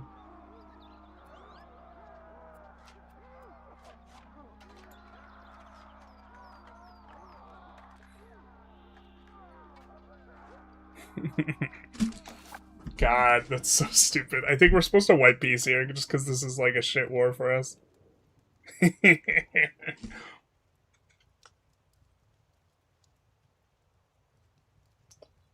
I love that sunk cost as a mechanic with mercs. Yeah, I mean, it feels like we have the mercs, and so, like, it feels derpy to not use them. But to be fair, the mercs are a big part of the reason why why they think we're stronger than them, because we are. But, like, I don't know, we don't have the navy. We can just fight into Milan instead. What happens when we do this? All truces become annulled at 100 tension. Open all-consuming conflict begins. And then we can go after 2 Sicilies again.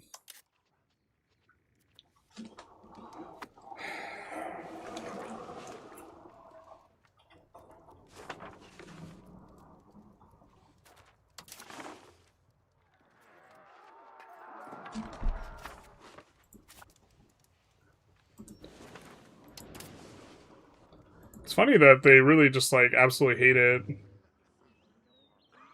25 is base, and then... Do you get Latinitas versus Romina in value in Italy? I think this is only biz. God. I'm just... We didn't declare this war.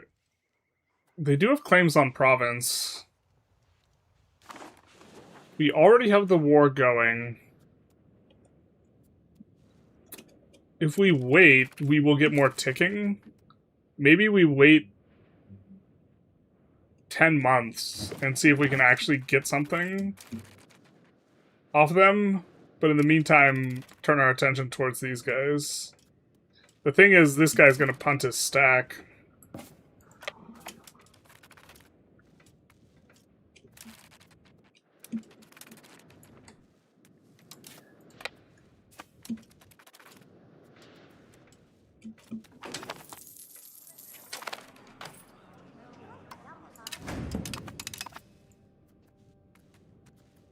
Oh, just kidding. It looks like they won a battle.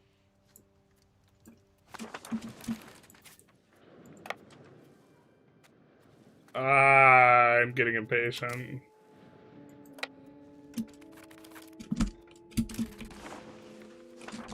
We'll be sitting on a +2 if we sit there instead. God, why can the AI see us? That's stupid and punty.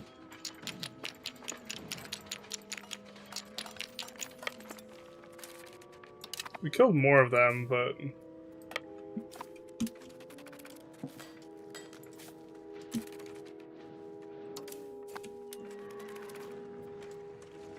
This is basically like the entire time we had been waiting there was for that very specific reason. It's like, well, you know... Maybe we even win that if we let it go on long enough and we give ourselves time to reinforce.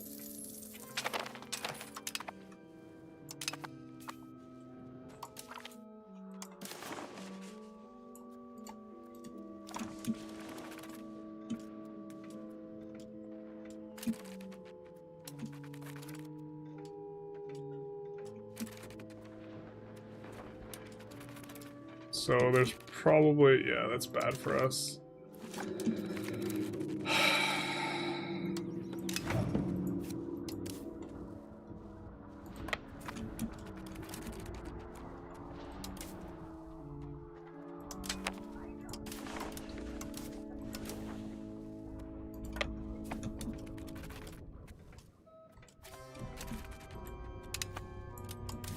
What? Why you leave, brother?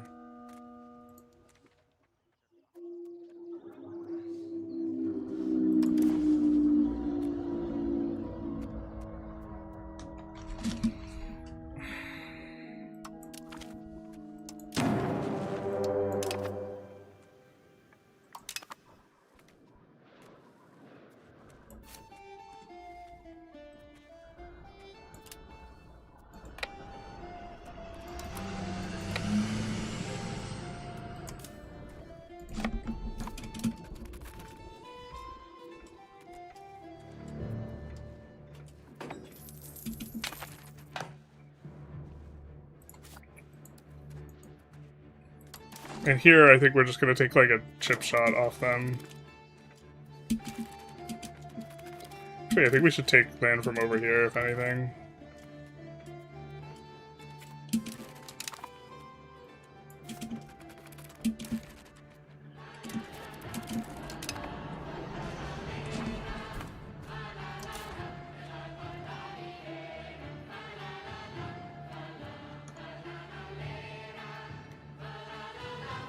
Second Italian League. I wonder who leads this.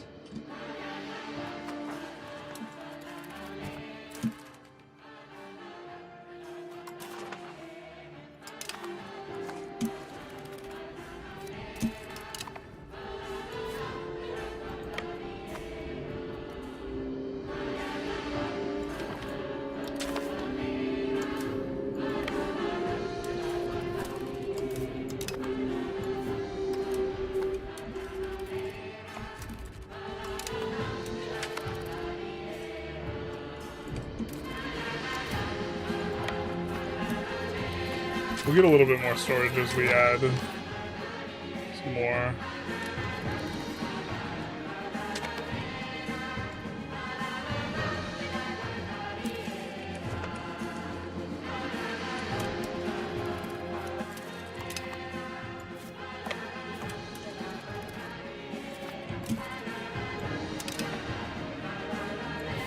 Okay, food is getting less pressured. Was the plan. Almost have a fort here, and then we don't have to stand there. I'm buying EU5. Is the premium edition 35 higher worth it? What's all in the premium edition? The bundle was cheaper. If you're planning on getting all the DLC, I believe. It was like 80% the price. Provence is a decent addition to your market. Not sure you want the extra antagonism. You're going to be taking a chunk of Milan. Yeah. France's expansion elsewhere, not that you'll be late enough in the campaign that it'll be an issue. I got my hands on the game right after release, and back then it was quite weird in terms of war, conquer, and stuff. Any better since then? I think it's gotten better. I think there have been improvements. I think this is also a good time to jump in, because I think that 1.3 seems like it's stabilized and they're not patching it anymore, and they're looking at the 1.4 beta, so in terms of like starting a campaign, now's probably a good time to start a campaign. Oh, yeah, it reduces next DLC price? Yeah, I think you get the first 3 DLCs, and so the idea is it's cheaper.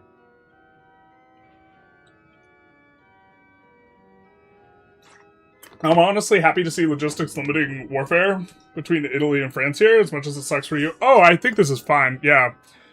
I think this is good. I think this is, like, kind of what could be the case. I wish the tools felt better. I think it should cost more, and that, like, food itself feels really free, so managing it... I feel like it should be... I feel like this should be more costly, the fact that this is a huge food squeeze, rather than, like, kind of like a big headache. I think that there should be more tools, but I absolutely think that, like, food should be, like, a factor, yeah.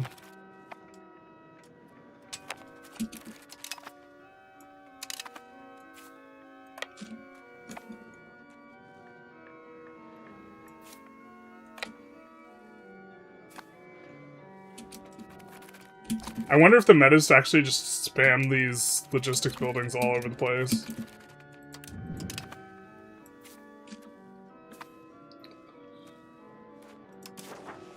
When does this get to 100?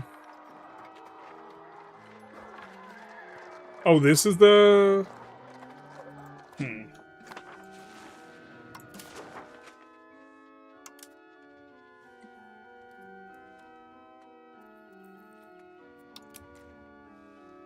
I think what we want is, honestly, this.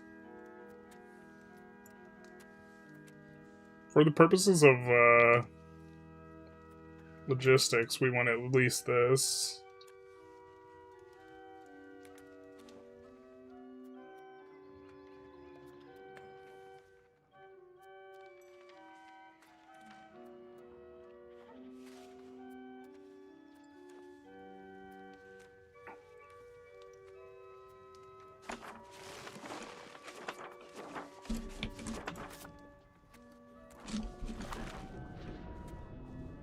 Hmm.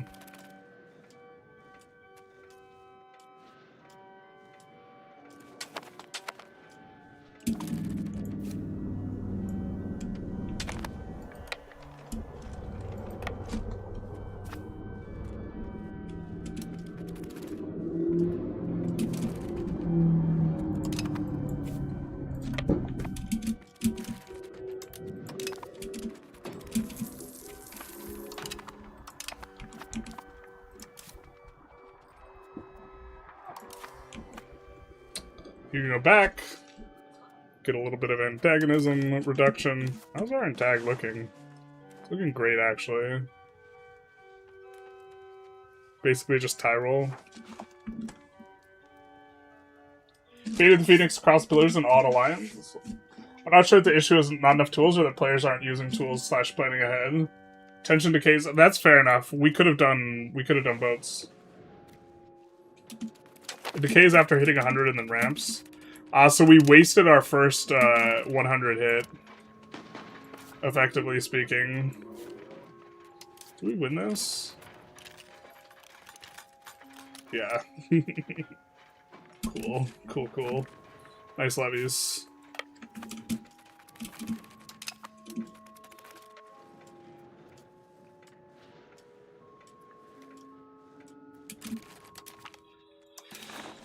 Okay, we should probably piece them out, actually, even.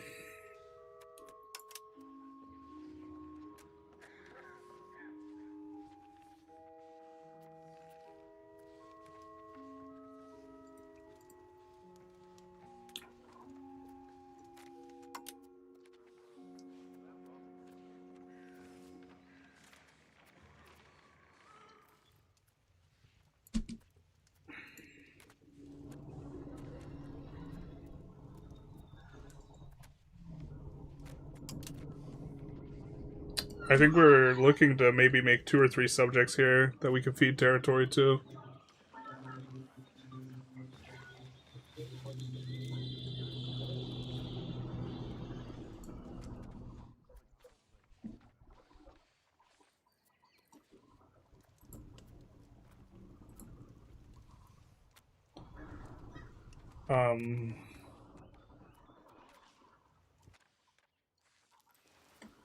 Kind of a lot of small ball, though.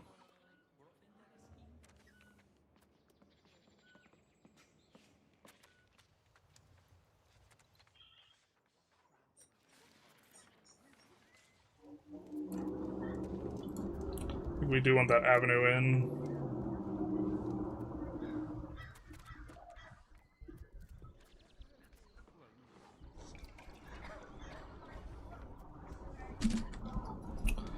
At the very least. What's this look like? Alright, Tyrole's in it. And we have a bunch of other people who are kind of upset with us, but the antag's not too bad. I think that we're going to need to do something a little bit more. Boats auxiliaries forward of the border and maybe added breadbasket or 2 nearby you could have done. That's fair. We could actually do the breadbasket now. I don't think that this is... Any of these locations are very good for the breadbaskets because it's through, like, mountainous terrain. Basically, like, this is awful, like, shit place for a breadbasket.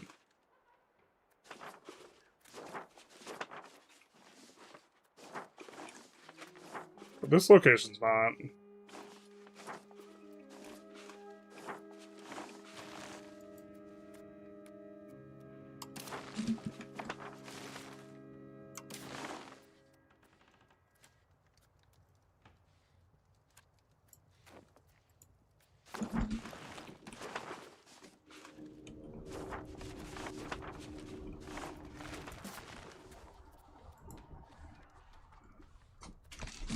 This would actually allow us to expand out food quite a bit. It's kind of a little bit more what we're looking for. So this is actually maybe the peace deal.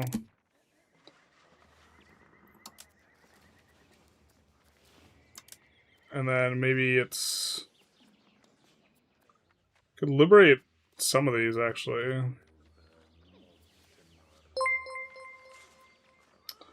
Does this guy recognize that this will cuck his stuff? He might, but we have enough stuff that it doesn't matter. So this liberation is like the most disruptive we can have to Milan. Sayuza, thank you for the raid. I need to be better at shouting out.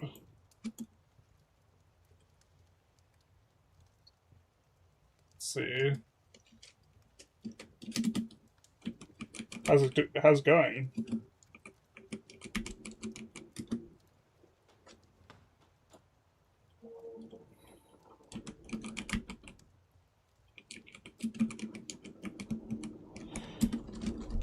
Well, just in general, I should be better. I think you can exclam, or people set it up so you can exclam, but...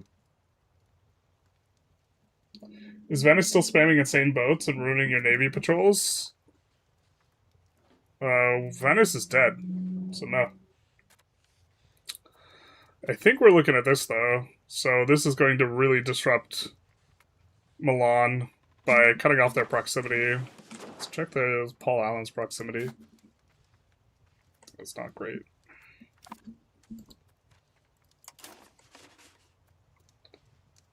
I think this is just it.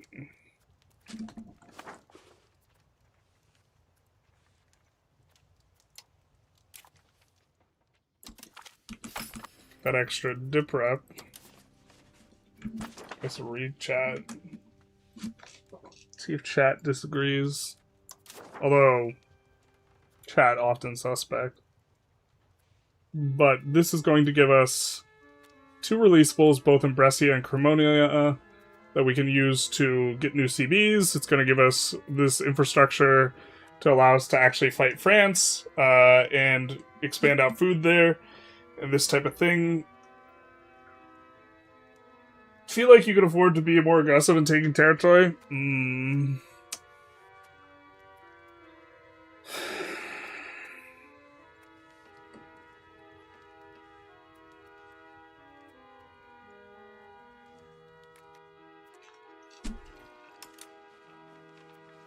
Okay, what does that look like then?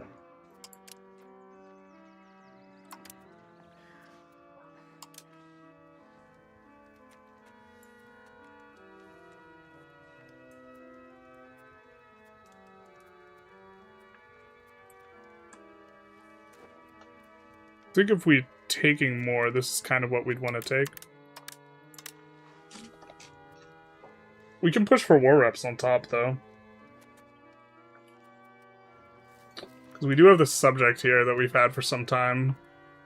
We can feed that to him, and feed Cremona in the following war and Brescia to this subject.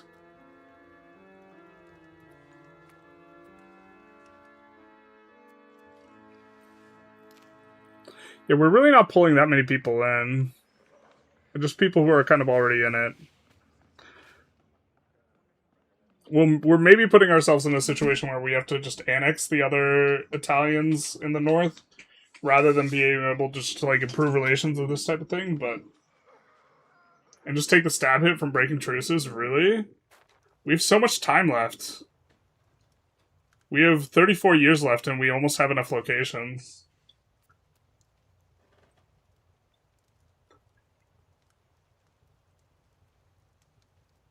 Just sit on truce break if your subjects generate CBs? Yeah.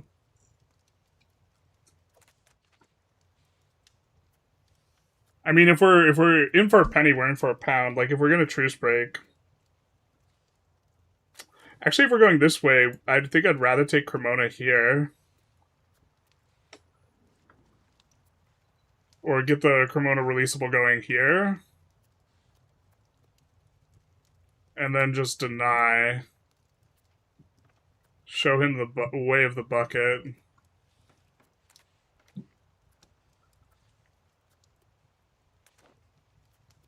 So he used to come up and over, and he basically just has nothing going on. So that should be achievable in a couple occupations.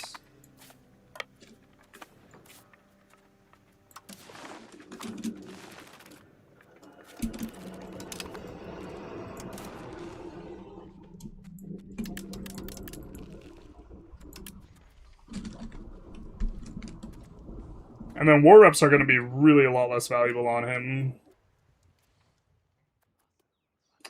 We won't be able to make subjects, but yet...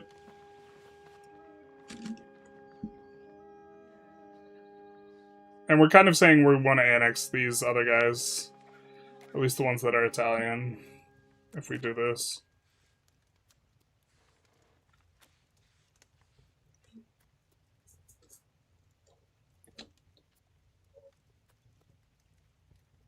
I don't think we really need the spy network on this guy.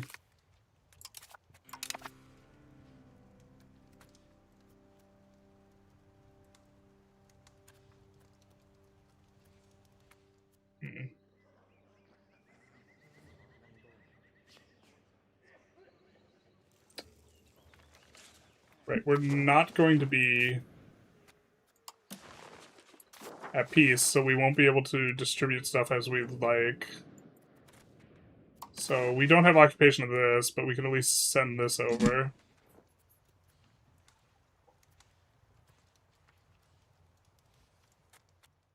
Alright, I think I like this.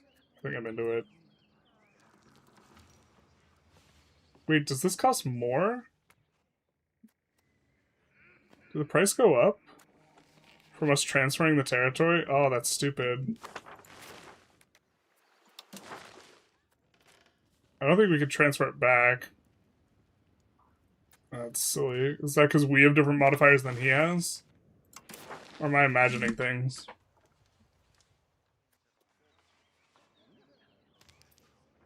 The price went up, no?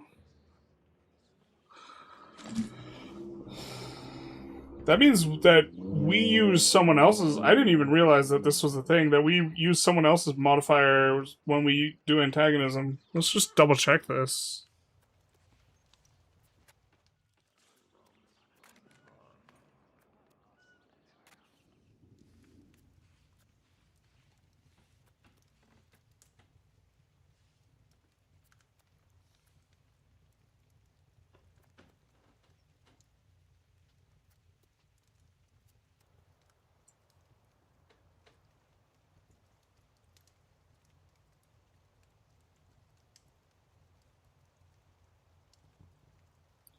Aggressor 88%.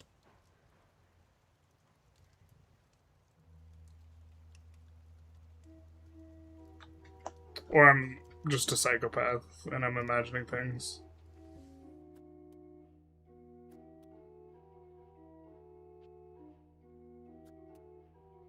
I'm just imagining things.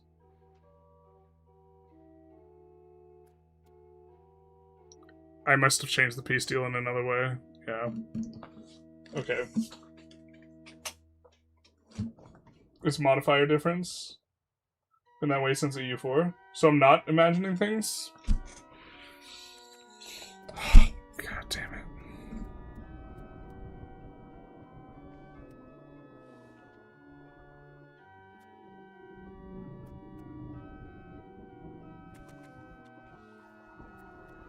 Is it affecting the base antag price? Is that why it's not showing up in the,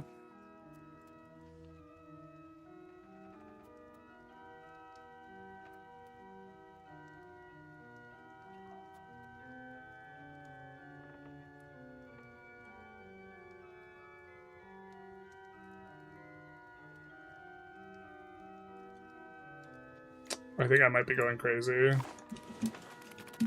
But if we wait a month or whatever, they should transfer it back.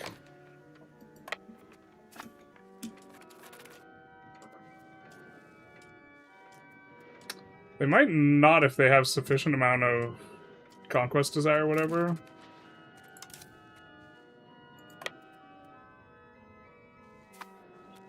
Loading the shader takes more time than buying the game. Indeed it does.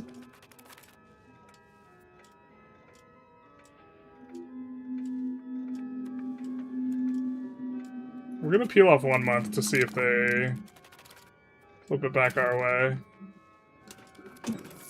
No, they're not gonna flip it back. Alright, we're not gonna reload over that ish. That's something I guess I gotta double check sometime later. I guess we get to take war reparations now. Or liberate more stuff.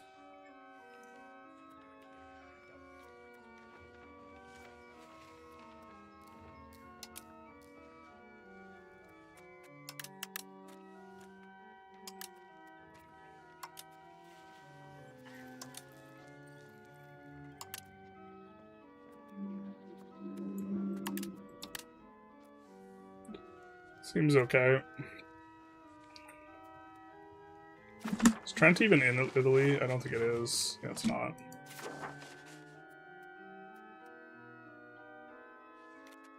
I think we'd rather liberate someone who's in Italy.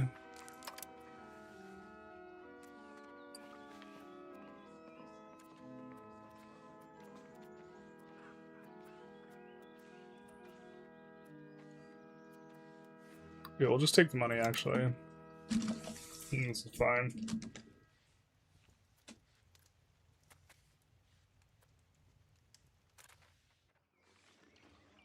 Just double check. Brescia's all that, yeah. Okay.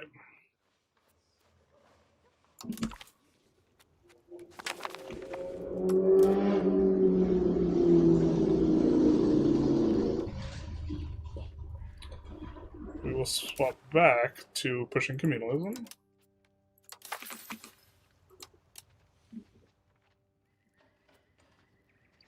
Don't think we allow the noble or the commoners in cabinet. It's gonna be kind of nice though.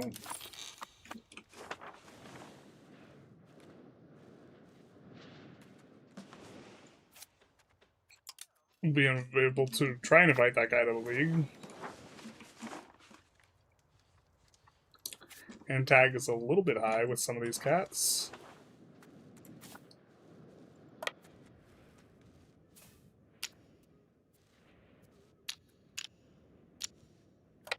Winter attrition, it looks like. And then here,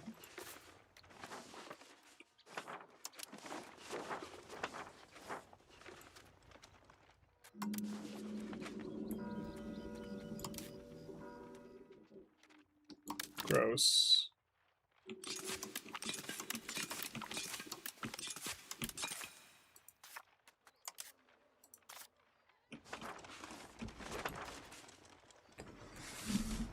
We will eventually want to de-urbanize this, but I guess for now we'll just do this and this.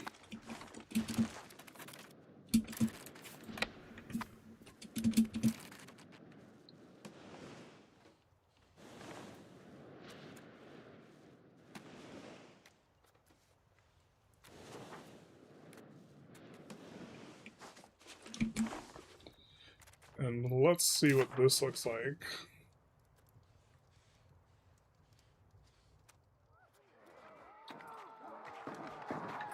$32. Yeah, because this guy flipped on us. We know they're hiding a massive stack right here.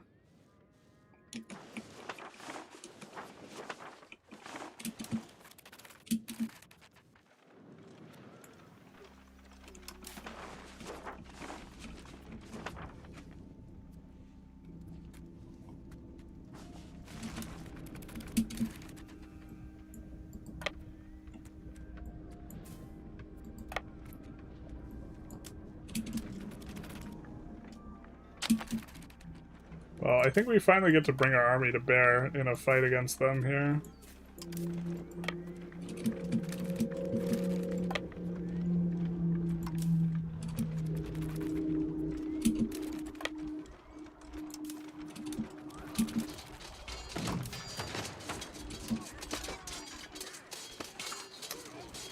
Maybe was not supposed to eat the penalty, but it's too late for that now. We will be staggered reinforcing though, so they're much more likely to oversaturate a box here. They're really a +2, yeah. Combat width in the +2 is just 3, that's kind of rough.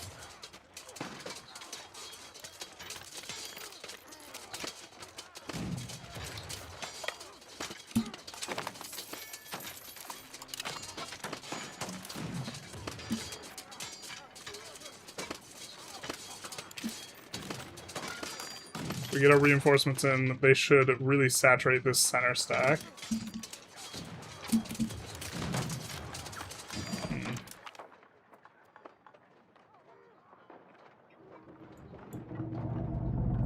gonna save here. Not because we're gonna do anything, but we might want to use this battle for a video. Yeah, us being the attacker and eating the 2 is kind of painful. France has so much levies, this should be worse for them, I feel.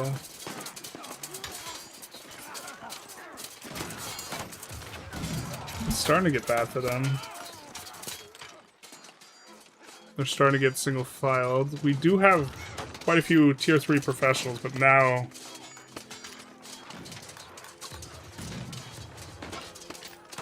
Well, it looks like they're gonna have a center flank failure here. After which they'll collapse. Unless they have more reinforcements coming. Despite the fact that we're enduring more casualties right now. Just gotta roll to get in there. Wow. The cannons roll to get in. I mean, it is what it is. That sucks because, okay, one of the cannons got taken out because that means we're getting a lot less damage on our flanks. Our flanking. I don't think cannons get a flanking bonus. Oh, they do.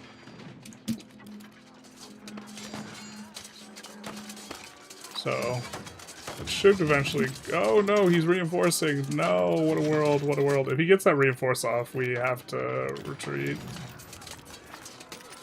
God, how are we not rolling to saturate the front? It's so crazy. Okay, we have to call this quits.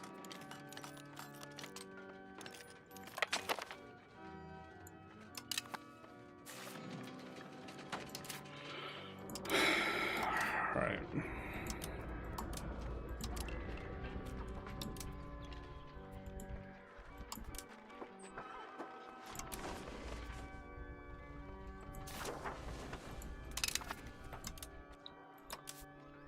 I didn't even see the damage count, but I'm pretty sure we kind of ate a bag of dicks there.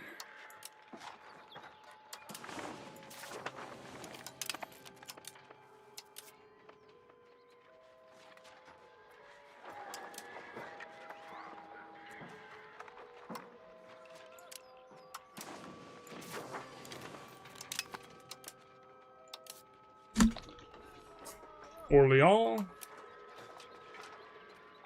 Fortunately, not all these guys have the tier 3. We're also going to get some reinforcement from other stuff. So our castle maybe doesn't go up now.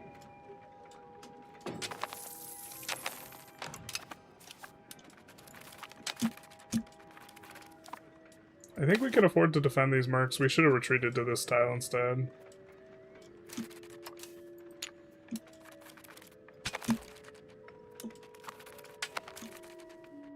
Looks like they're not going for the castle.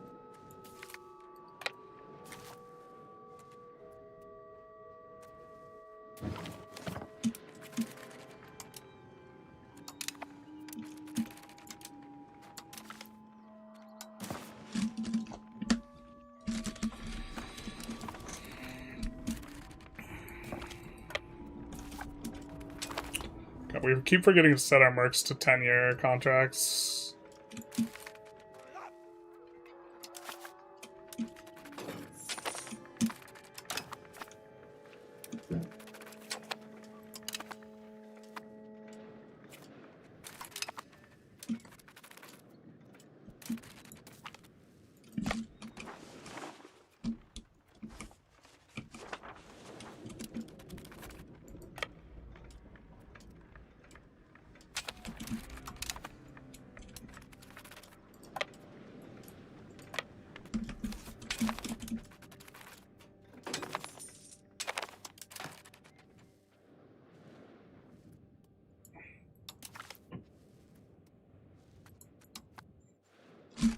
We could still just get a white piece. Ugh.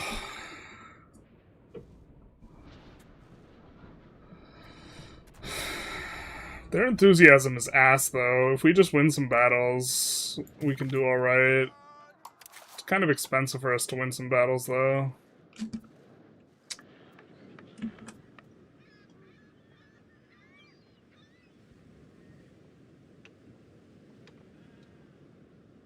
Is there a reason you almost never consolidate? A little of it's laziness. In theory, we should detach mercs and then consolidate. Do this. Don't want to consolidate the units we've paid for the unit, if that makes sense. If you've paid for the unit, like, chassis, you don't want to consolidate 2 cavalry units together that are professionals. Can't you just pay him to fuck off? Well... kind of would love to take this and put a fort there.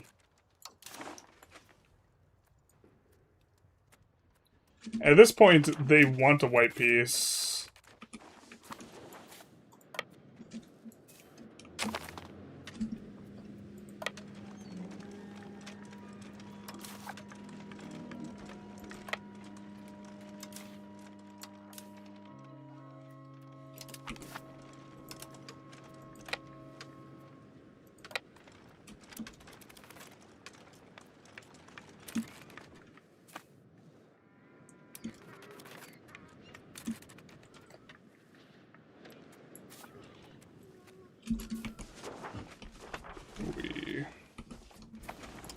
We don't really want to fight on the +2.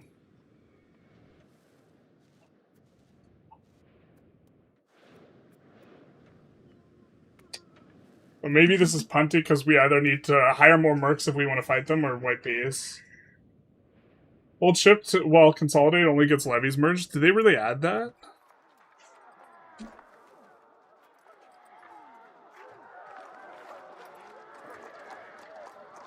Hot damn. So knowing when YouTubers brag about playing on very hard, only to spam heavy cavalry and to win, exploiting unbalanced mechanics to inflate your ego isn't real skill. Well, I'm not bragging about playing on very hard, so...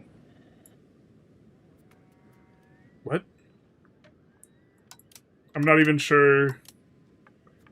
Are you throwing shade at me or someone else? I'm confused.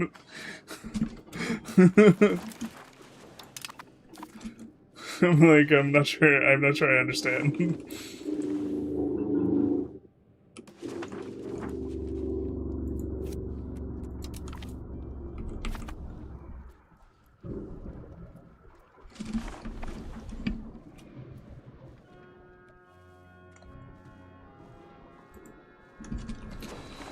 Like, this will also be so much easier if we are able to get, like, this province as well. They haven't annexed Provence, so we can't release Provence, which would be Nice, but,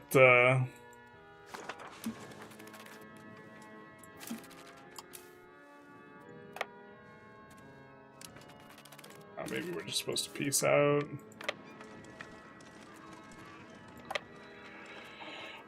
I want to march here, but not if there's a massive stack.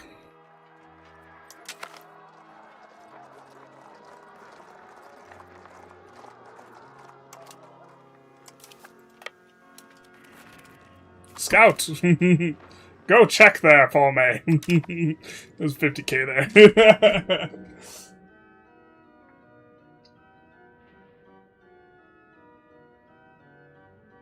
Not you, someone else. Confusing correction. I'm here to brag about my very hard Malone run. Hello, hello. Hey, Playmaker, how's it going? Use console so skill doesn't apply? That's news to me. Playmaker using console? What is this? What is this? This sounds like some sort of trickery. This sounds like an open, or sorry, an inside joke from the Playmaker stream. Man, would just love to have this province. That way we could just plop a fort down there, and then they would have a hard time going in on Milan too, which we kind of want to produce. I think we're just supposed to white piece. God, this feels so stupid. But like.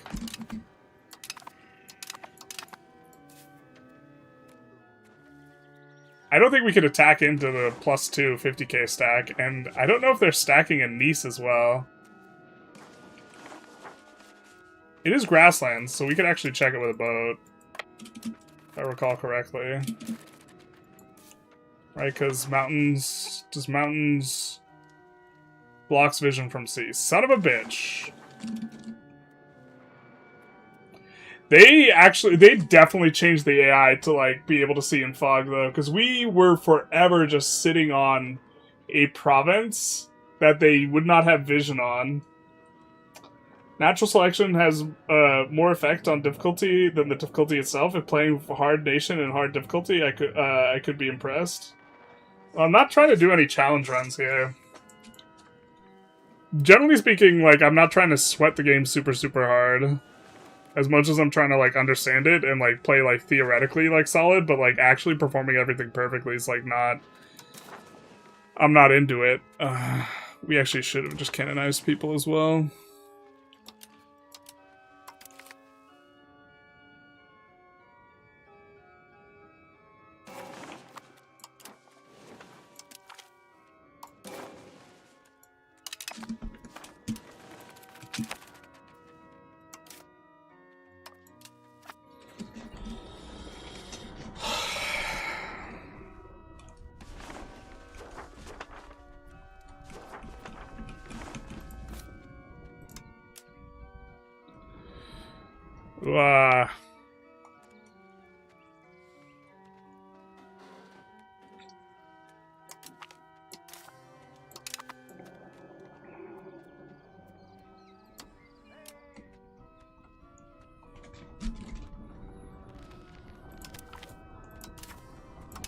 Will it work this time? No. For some reason, like, sometimes when I start the game, urban rights, like, hotkey works, and sometimes it doesn't.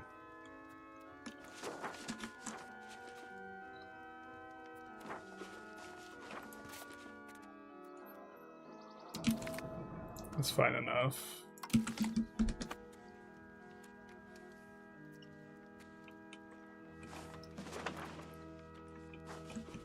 I guess maybe in provinces where we can't upgrade, we'll look to get ourselves more of this.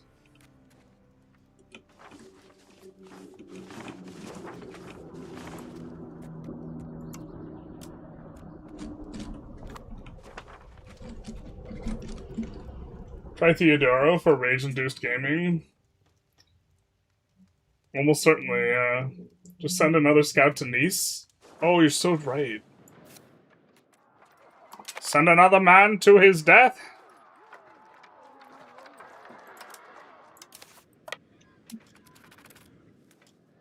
Yeah, if he's covering both of these, like, choke points, we're just gonna piece him out.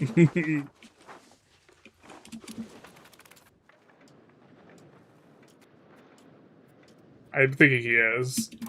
He's not. Forget Nice, this is nice.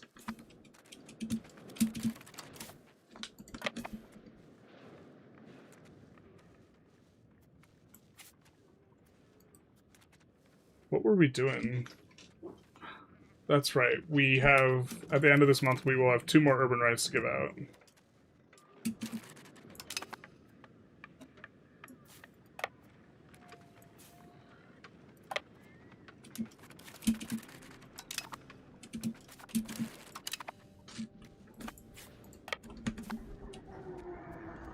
Let's go.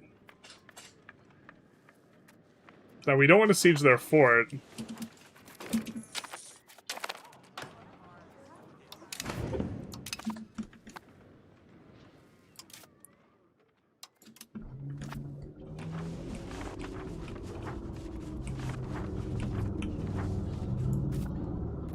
Give these guys granary rights, too.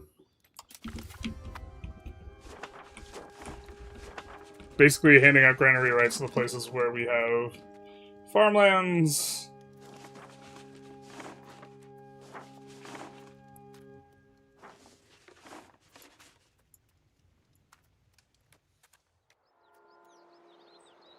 Got a lot of pops here. We have silk. Incentivizes us to go for this. God, my kingdom from my tooltips, like, actually working. Or my hotkeys, rather. Not tooltips.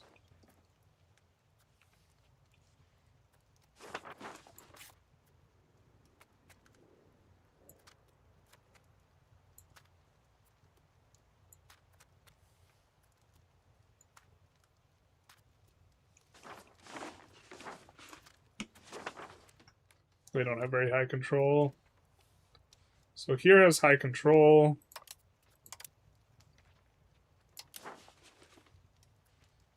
We're missing some urban rights. We're missing one in Pisa. What are we missing? Ah, we're missing the pain. So Pisa, I think, is the best harbor, yeah.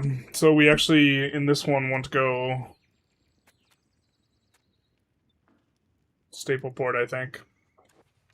The plan is to keep the capital in Florence, but this is just bad to keep the capital in Florence, but we're doing it for RP. That just feels bad. But Staple Port should be kind of good here, I think. If we eventually are not going to be having a governor here, right? I don't know. Maybe that was a mistake. We'll see.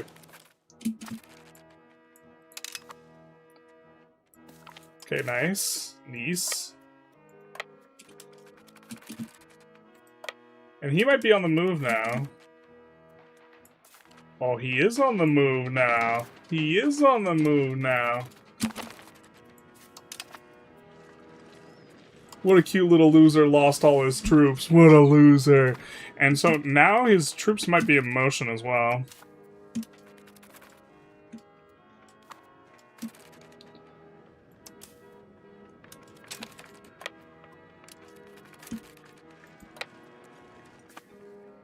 So we'll check. We'll feel it out with a scout. Still got 40,000 there.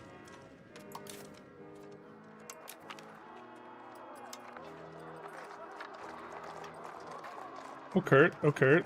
We should actually be using this as a scout. Oh, we can't go that way.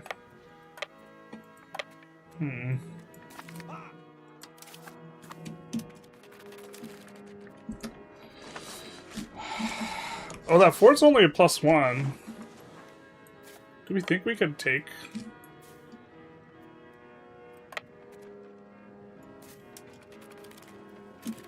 Or it's, yeah.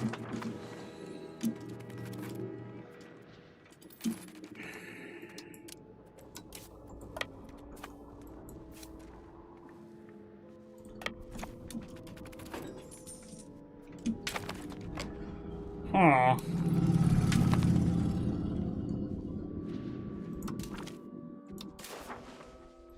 How much do they hate this? They don't hate this that much. Are we still taking war score? No, but we could win some battles or something.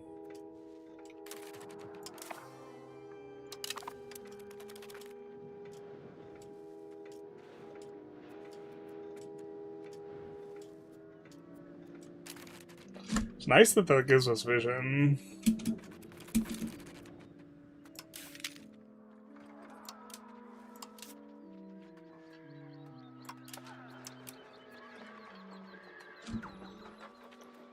We know that there's a lot of, yeah.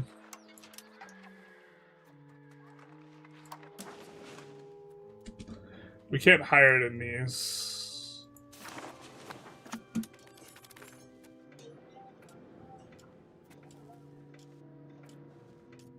Just want to add a little bit more sauce. Fuck, dude. I was slow on the draw there. Hopefully that doesn't cost us. +0 and we're getting a reinforce.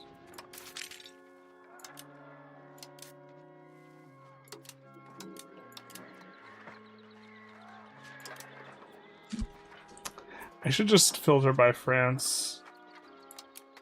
Because they have a bunch of the tier 3s.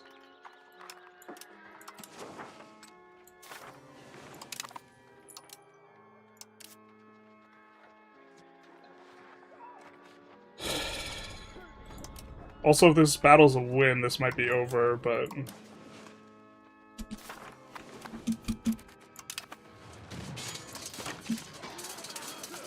So it looks like we have... Oh, it's much better after we've consolidated and we have all this cavalry. Our reinforcement's about to come through. I think it's going to take forever for his 50k over there to kind of sweep through, and we're getting, yeah... He is getting crunched. He could still have reinforcements here, but... This is going to be bad for him. This might be the war. And now he's willing to give up some concessions.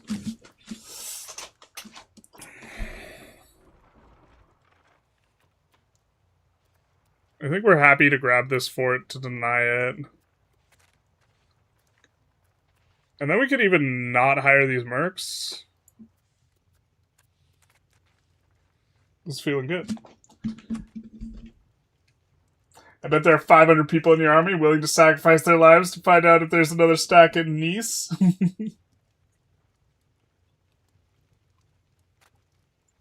Urbanized wheat on farmlands, river in Italy? Isn't there a shortage of food in Italy anymore? Not for us. We're in okay shape. We have this going on. There's always been a lot of food in the north. The issue is like, if you make a market in the middle, like, it's food apocalypse.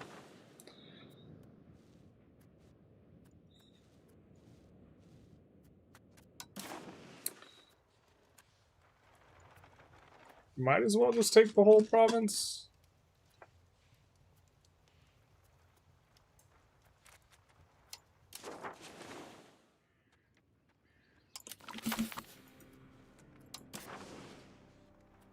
In case we want to make it a subject or something.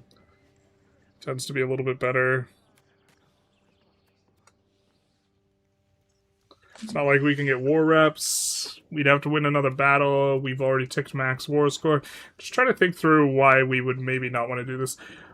They're going to be more willing... If we actually go through with the hires, they'd be more willing to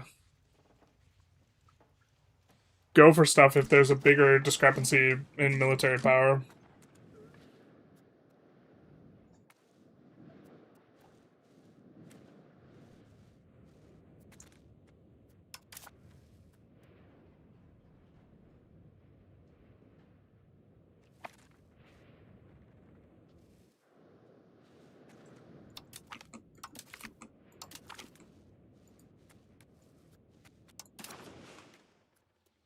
We just do this.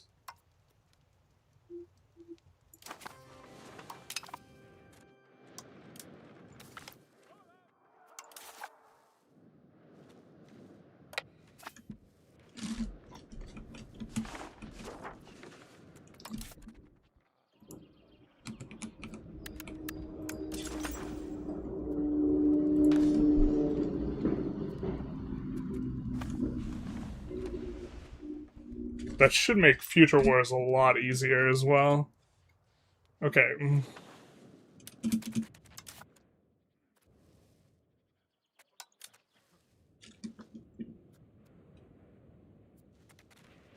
How are we doing on these guys? They're still Madge.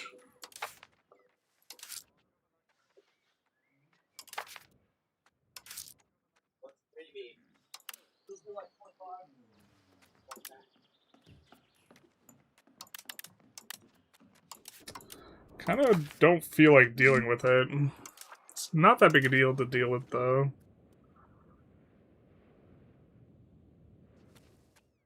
How much does a bribe on them cost? Are they still spending their money down? They are still spending their money down. They can make RGOs. It's still lighting money on fire. Of course, when they decrease...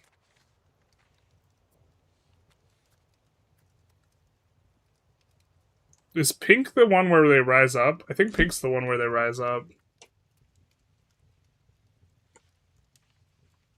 Not green, so that's like just a complete nothing burger.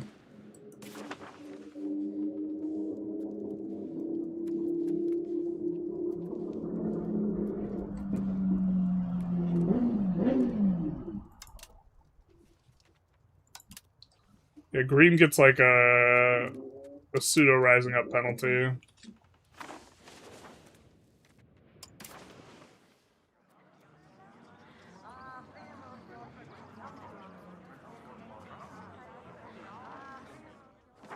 How much did that cost us?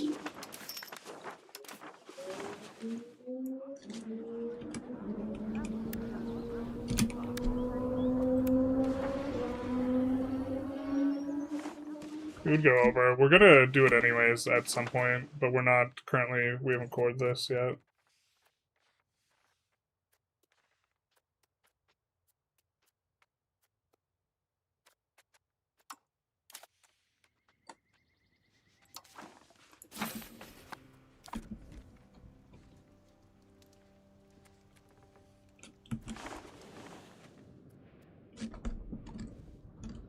Kill the Pope when? Maybe soon. There's still Big Madge. There's still Big Madge. How you doing, Field Medic?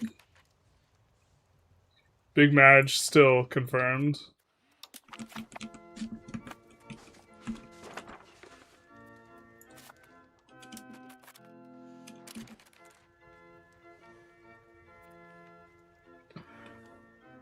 We could deal with this if we also use the diplo interaction. Or we could deal with this antagonism if we use the diplo interaction. I'm not sure it's that big an issue.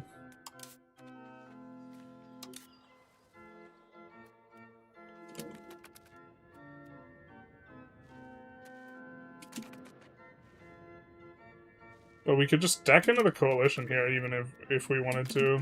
Seems kind of okay. Because I don't think we're going to get Verona on board here.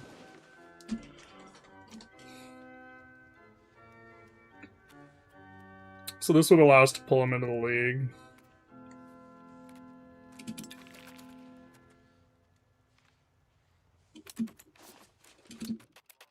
Do want to improve relations with this guy too. Alright, so we're going to ditch some of these improve relations on people outside of Italy. Because they're mad, but they're not that mad. Just because we need more diplomats. There's a bunch of guys in the east, you might want to fight them for some more stuff. But well, too late.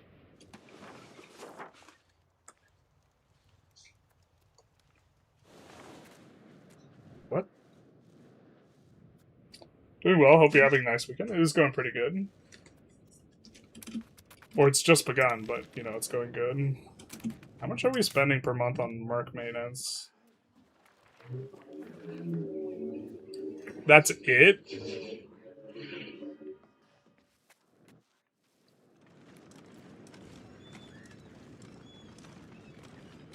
Army's too...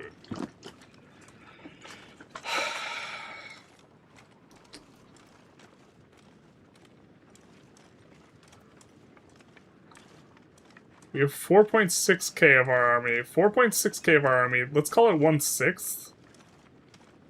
Or 17, 16, 17% is regulars. And the maintenance on that is so much more than our Merc maintenance. Now, of course, this doesn't account in the initial hiring cost, but...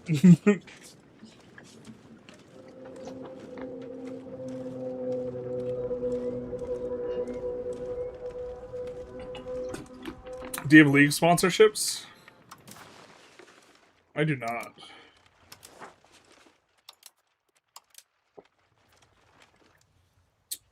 I think we had gotten a flat amount from the Papal States.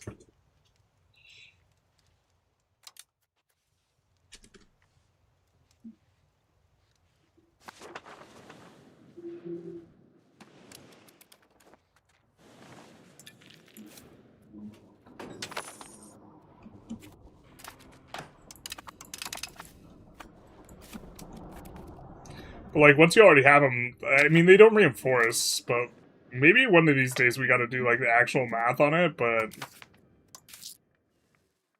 5/6 of our army is somehow costing us Less than half of the remaining 1/6.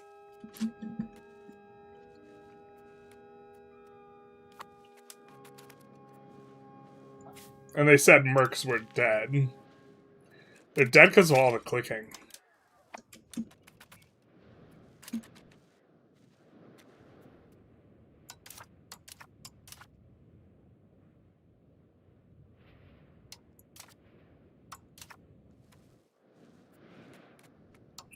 Can also just deck these guys directly.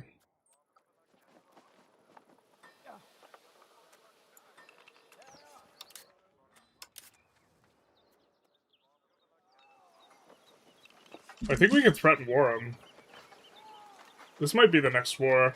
The thing is we have to occupy the Papal States very quickly.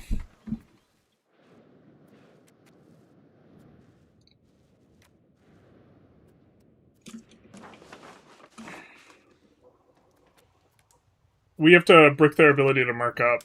Because they will hire, like, 100,000 mercs.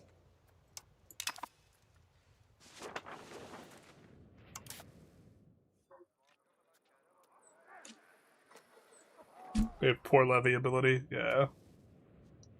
Availability, rather.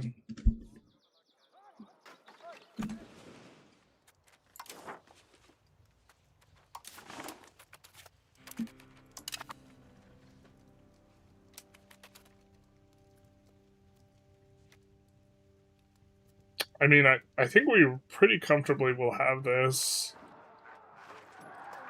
Considering we're only a third of the way through it. Might be able to get a league sponsorship from Hungary.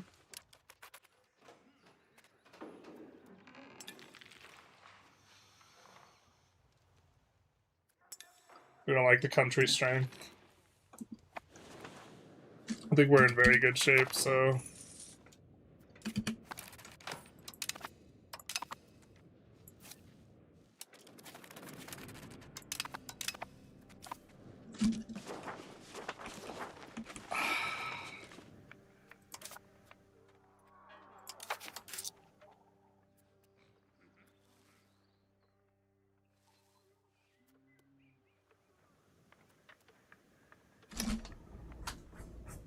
So... we have to pay 16 in maintenance. Like 500 up front. Then... maintenance might be... just trying to think through, like, the math of it. We have to add another 24 months.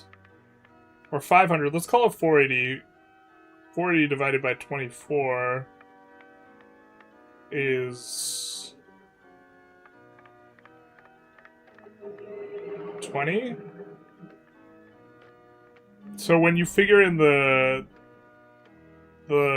cost of having to rehire these guys every 2 years, it roughly doubles their cost. So even still, they're just like way cheaper than the regulars. And the regulars are killing our own troops. Just the regulars are consistent, and we get to hire what we want with the regulars.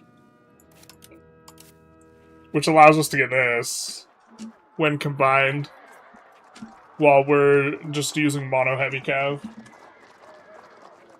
Holy never mind. Yeah, a little bit of never mind there. That's good.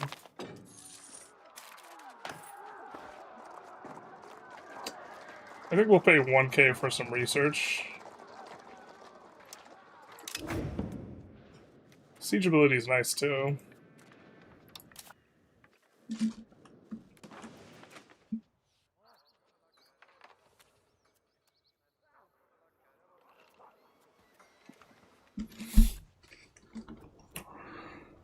What's the plan for the rest of this?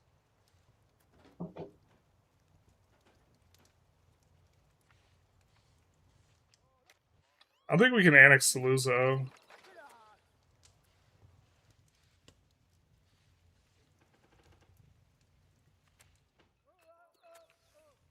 I don't think we necessarily need to do this like that.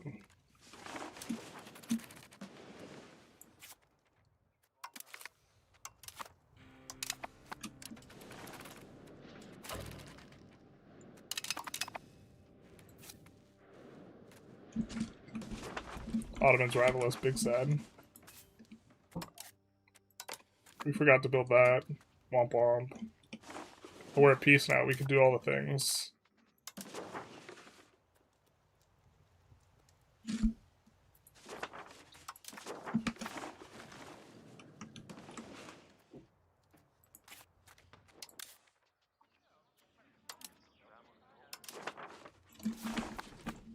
We want to have two in case they reb or have a rebellion.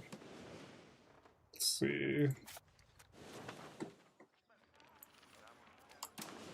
Seed you guys this.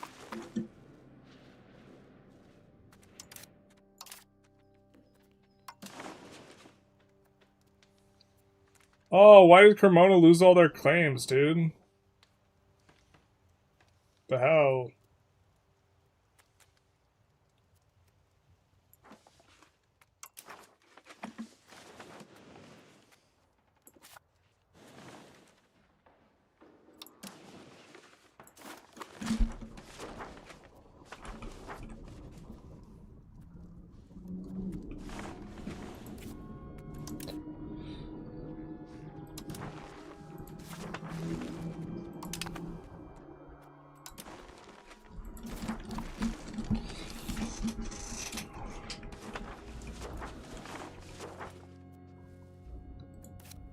Or is this somehow not enough for us to release Cremona?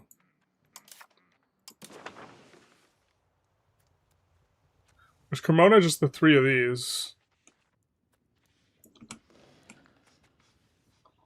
Ah, we just took the wrong provinces for it. Damn. That feels a little bit bad.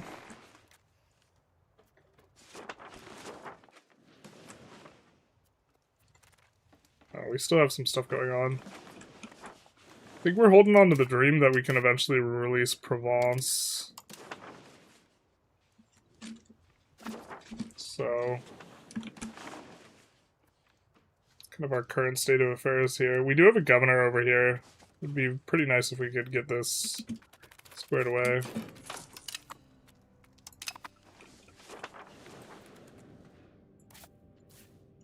So let's actually get in position.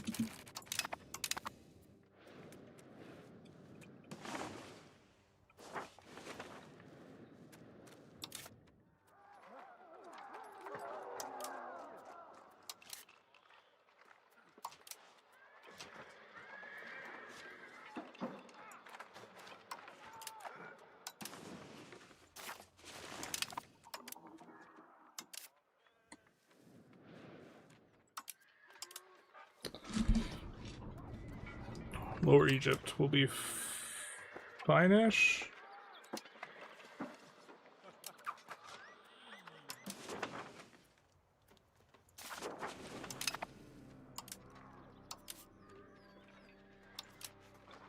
We're kind of... Here, let's see if we can find the French, which generally have had the tier 3 stuff. Champagne doesn't. Picardy? No.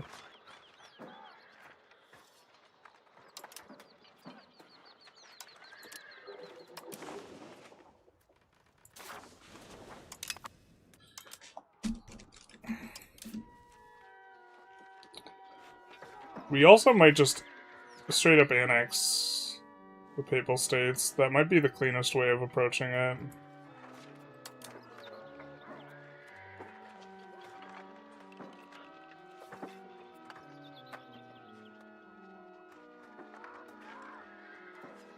Can you imagine if the AI didn't just spam the crap out of everything? Like, if they only got one Miltech, it'd be, like, Mercs would actually just get way worse. We're the naval hegemon. Damn it. Don't want that. Hopefully the Ottomans build another heavy ship, couple heavy ships.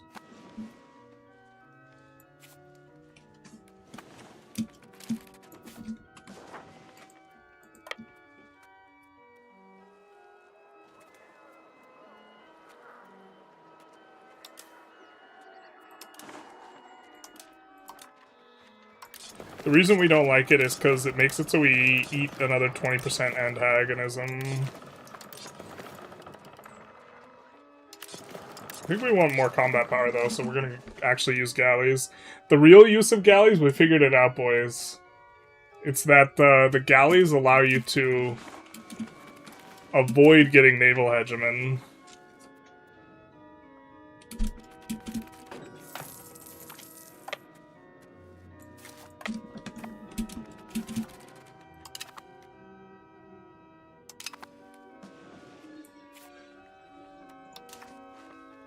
We could rival them back. Could rival Aragon.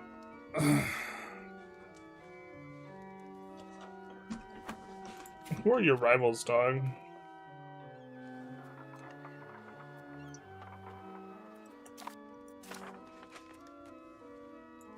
We'll rival Bohemia, and maybe these guys pump the brakes on that.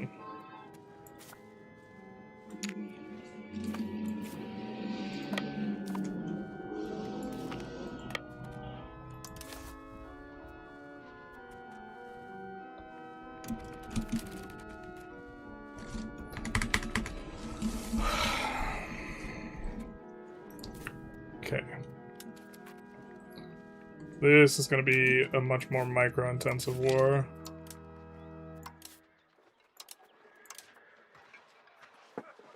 They're all kind of pretty micro and heavy now.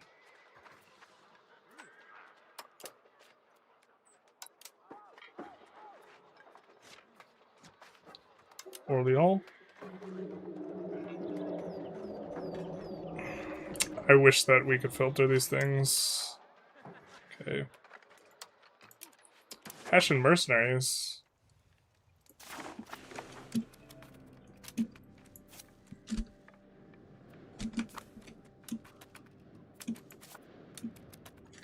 Alright, let's get to the month.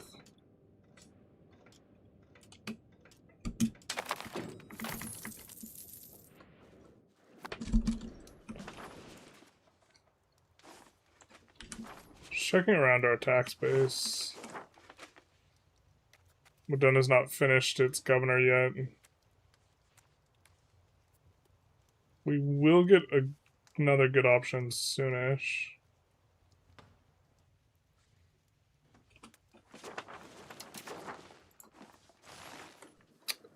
We really want this territory, but actually we could probably connect through taking stuff off the Papal States, so that'll work for us for now. We can support a mercantile cabinet to get the extra point, 1.7 points of Pluto. This will give us a little bit of pop growth.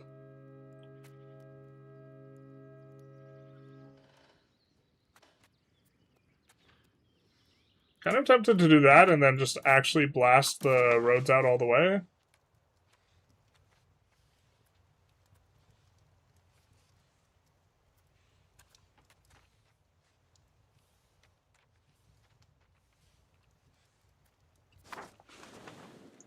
Not really that much roads left to do. For he wept, for there were no more roads left to build. I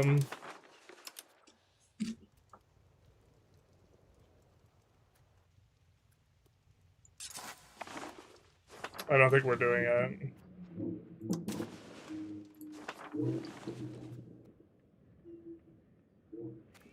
I think we'd rather pay money for pop growth.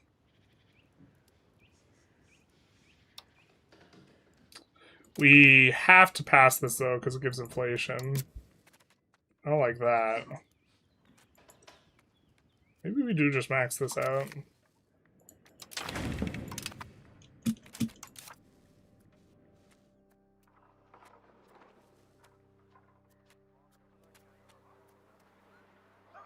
Look at this, we rolled super ass.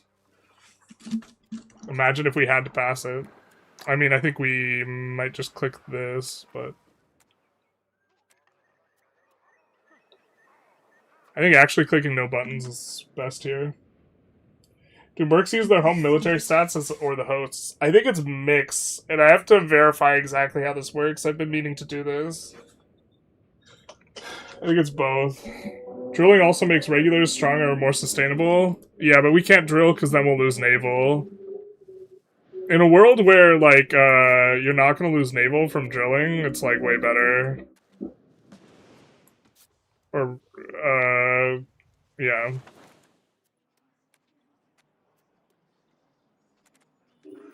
Oh, we can get this guy to ally us, holy shit.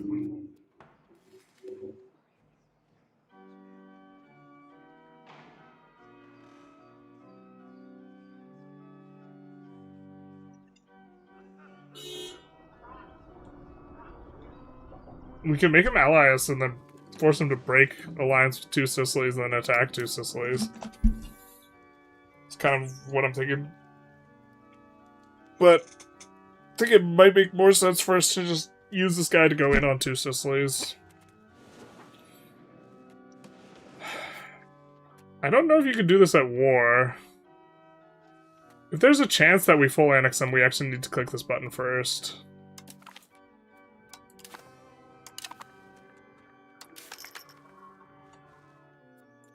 Which does decrease what we have to pay there.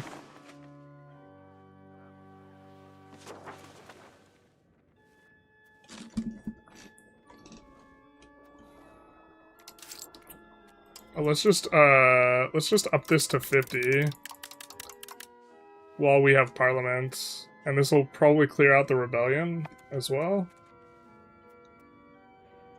We'll see. So I guess we have to wait another 4 months, though.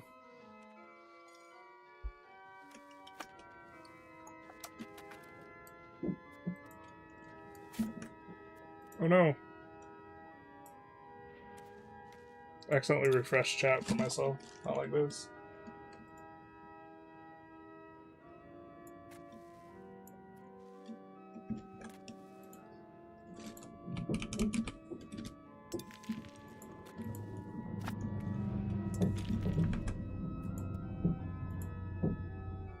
Okay. Accidentally moved on to the second monitor there.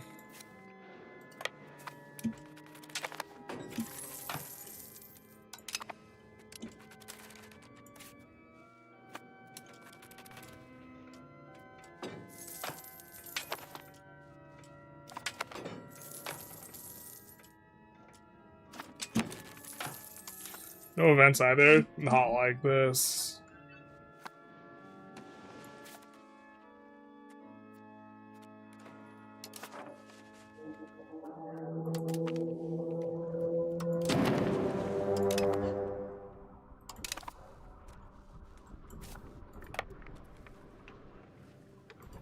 Alright, we want to play this very tight and deny mercs.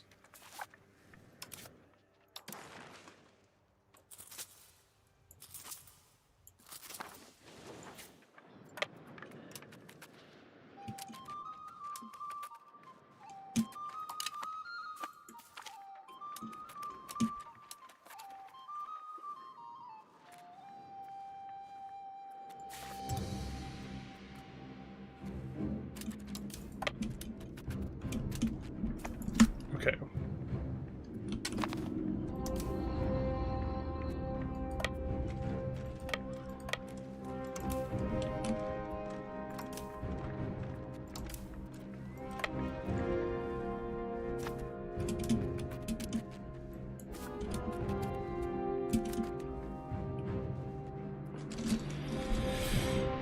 Just raising levies here.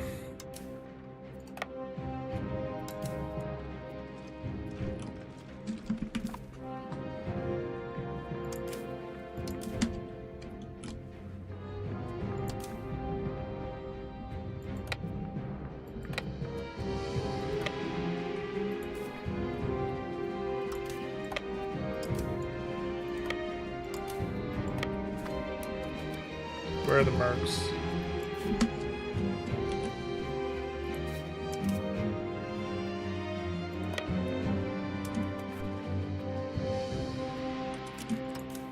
Where's professionals too?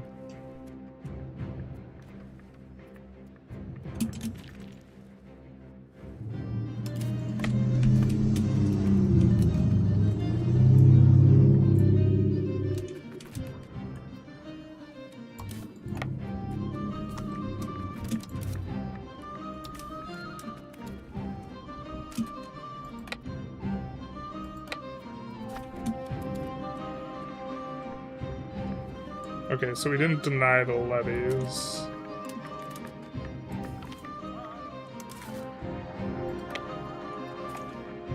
Don't see where the mercs are at. +1 if we go into the fog there. We'll wait for this to recover to about 80%.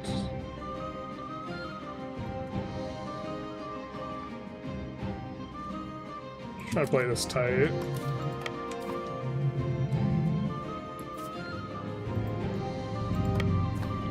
We have some of these guys coming in that are just going to be useful for kind of sieging stuff.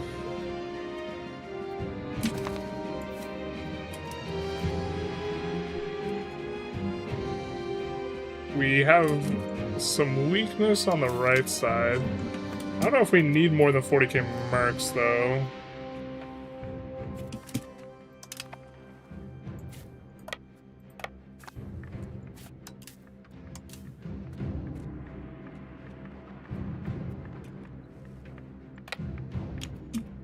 I think we'll have these guys reinforce this side. Now that we have that in place.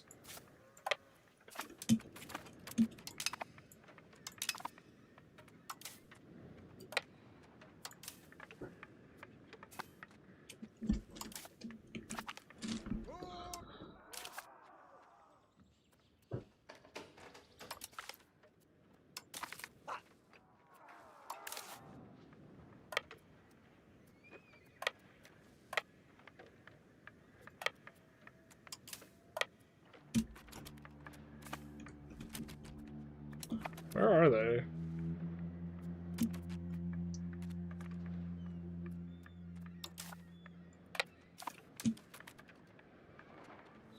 We'll have this guy reinforced down here, and then we'll have kind of 3 even-ish armies with 2 of them over here.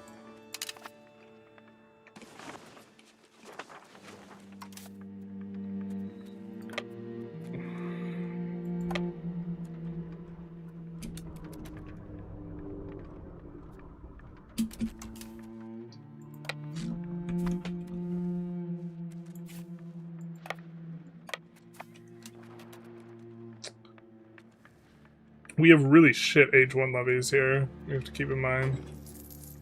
We didn't upgrade our levies. We have the unique levies even, so maybe we should do this. Hopefully they sink one of our heavies. They don't.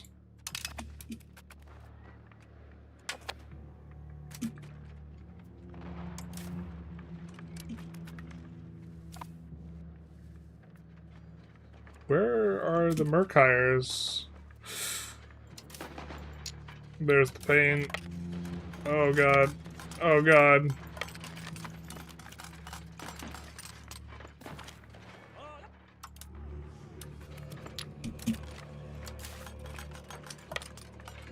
I was wondering where it would come. Okay, this looks like it's a bunch of just levies, though. Not even sure we lose this. Actually, what are we doing here?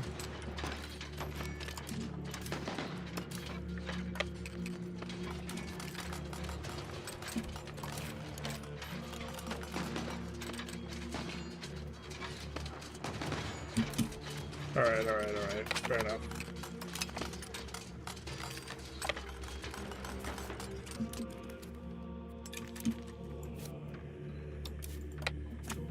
Still trying to prowl for mercs.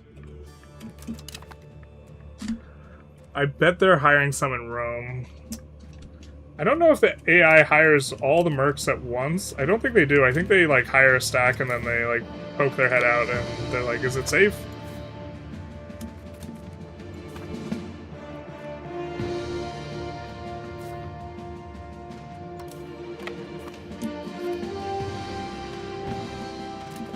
This type of thing.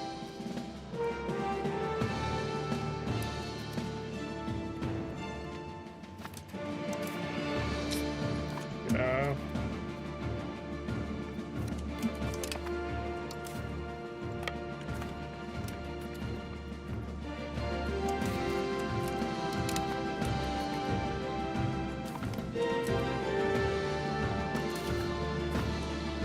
By far our weakest stack.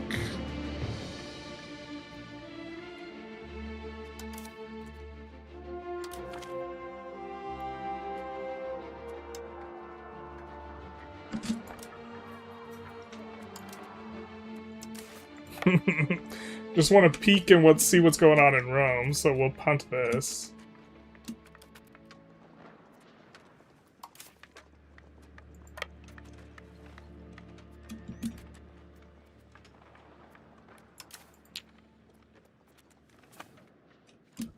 Oh, it's fascinating, the auto-retreat.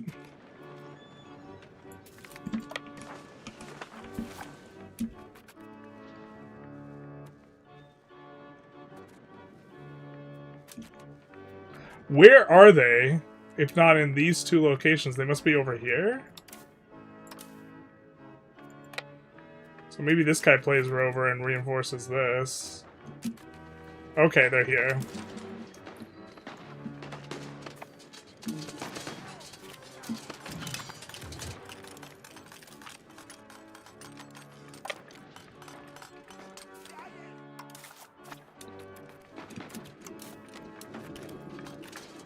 Very confused.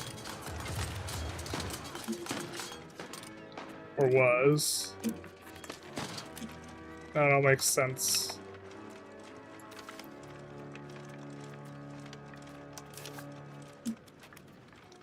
Okay, this guy will play Rover.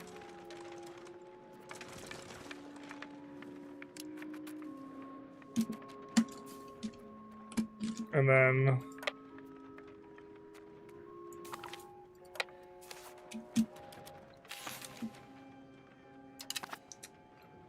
terrible.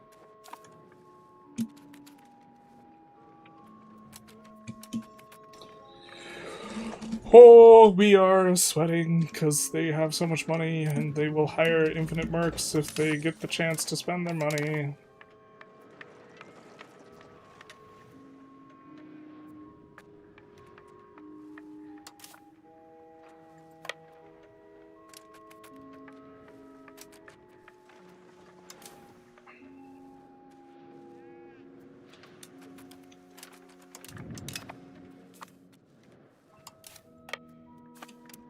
I wonder if this is going into enemy territory.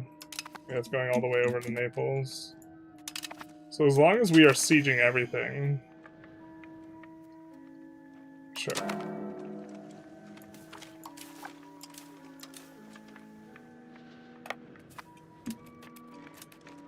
As long as we're sieging everything, we should be fine.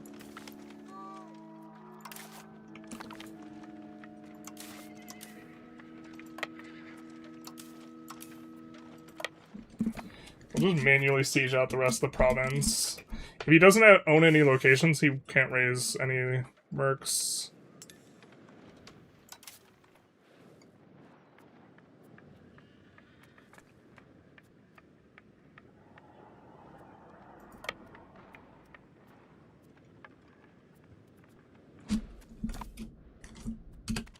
Speed things up a little bit.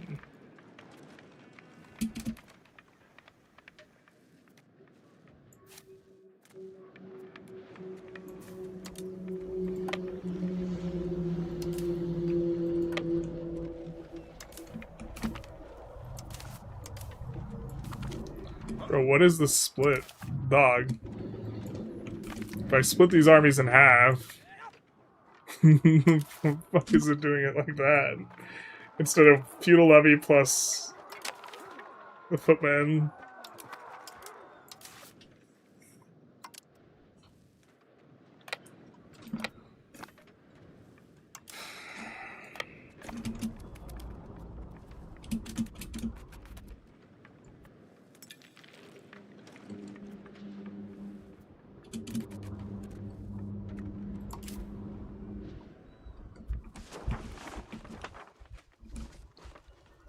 We do block off, okay, anything from passing through with our forts. Nice.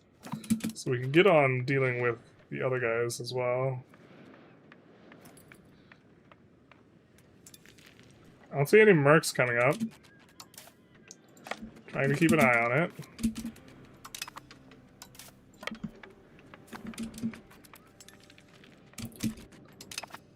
Would you believe that people actually complained about the AI hiring mercs? Here's the Pope, and he's not hiring any mercs. Pope's got hands. Pope does have hands. His hands are gone now. Has the EU5 gotten significantly harder recently? Not infinite mercs. There's a population system now.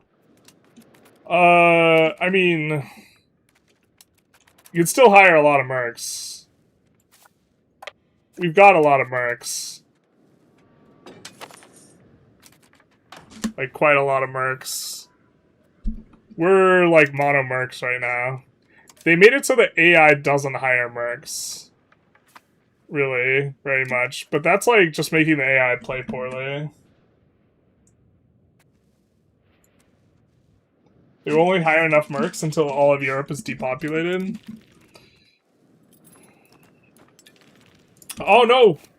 We forgot about one province. Oh my god, no. What if there's, like, a 50k stack of mercs here or something? Okay.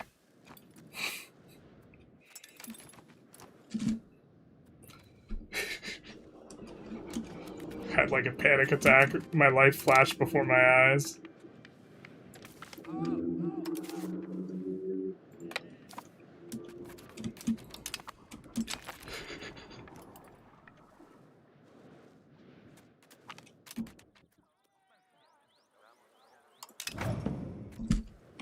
What's the antag looking like for us? Oh, we're not, we're moving up really slow forward. I think we're, like, in safe shape now, though, so we can speed things up a little bit. Just trying to make sure that, yeah, obviously, Pope Man doesn't hire anyone.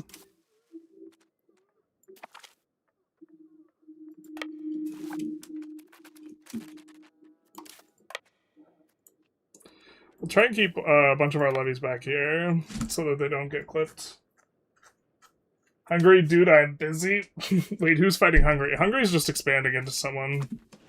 They just, like, call us because of nonsense. They're expanding into, like, Halish or something in Serbia. Like, not a real war.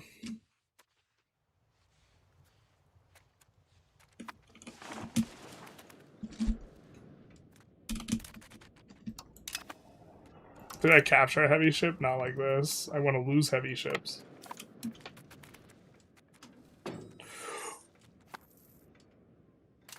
Where do you come from?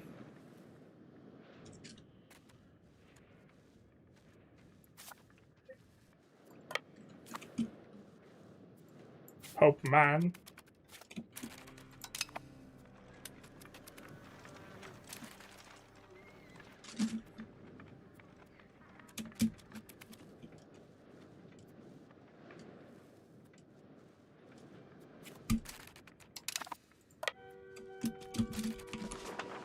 Oh, you can slingshot through because they own that. We occupy that. I think that breaks or traps him. I don't think we want to follow him into the belly of the beast there, though. What is +0? We can fight there. I think we go this way, though.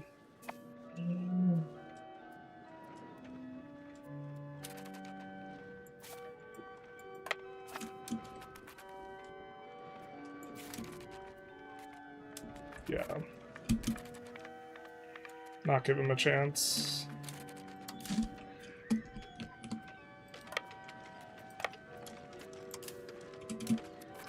Let the morale recover slightly on this, and then do that.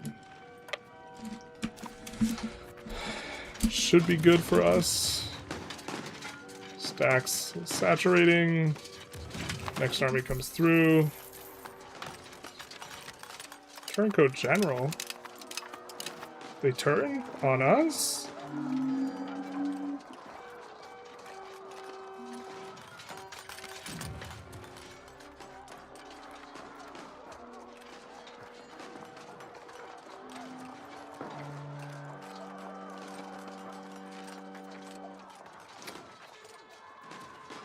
Will not attempt to flee. I'm not sure we want to have someone not attempt to flee.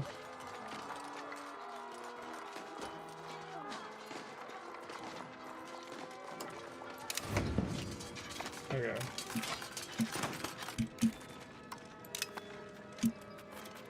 Papal States gets clapped.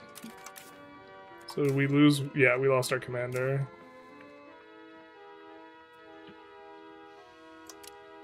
Admin helps with the sieging, so we'll just appoint this guy. Actually.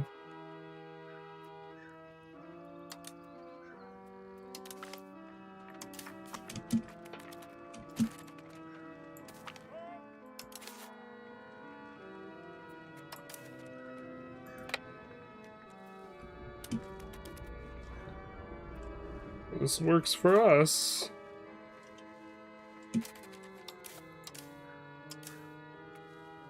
Gonna siege that as well.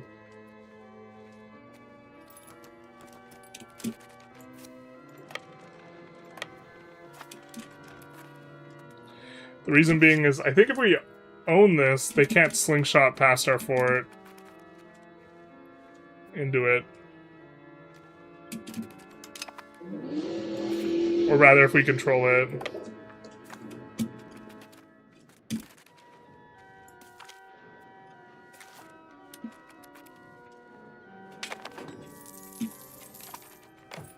Nice.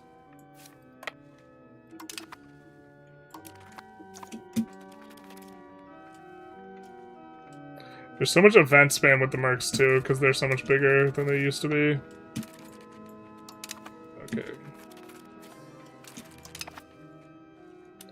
We'll just leave that guy there. Or actually, maybe he can start sieging this? I don't think we have enough men there. I guess we'll start in with this stack.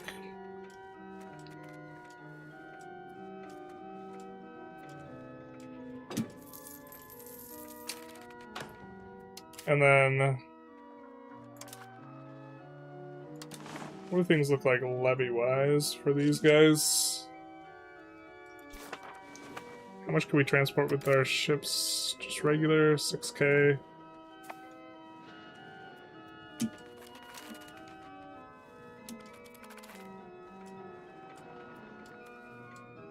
think we can maybe get the job done with 6k if what we're fighting is that.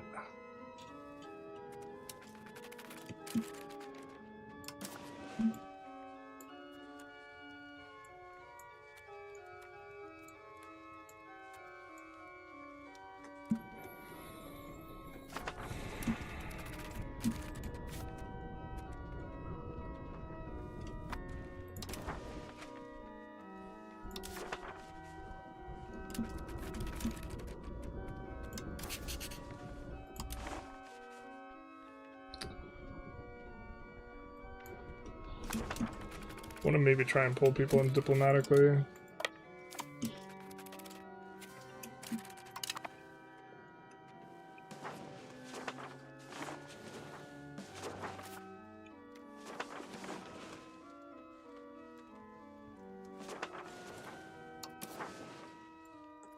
think we might go for...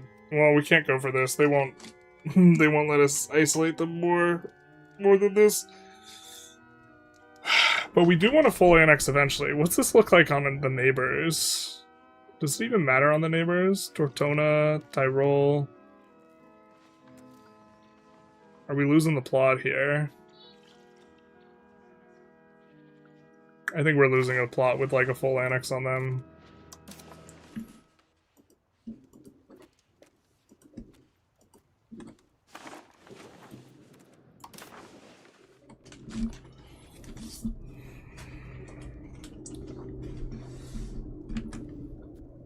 Think Ottomans is scary?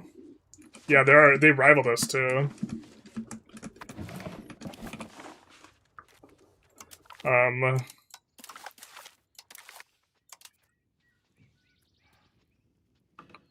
They have 9 million pops. We were rather modest 4. I think we have more wealth. Not by a ton. France is actually crushing us in wealth. Tax base, we have the highest tax base, though. We are translating the wealth into tax base much more effectively.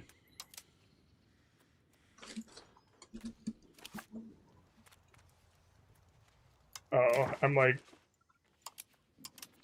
not paying attention.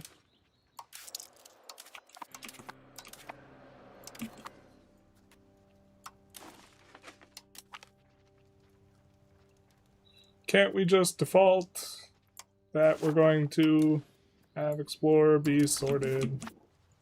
Wouldn't that make sense?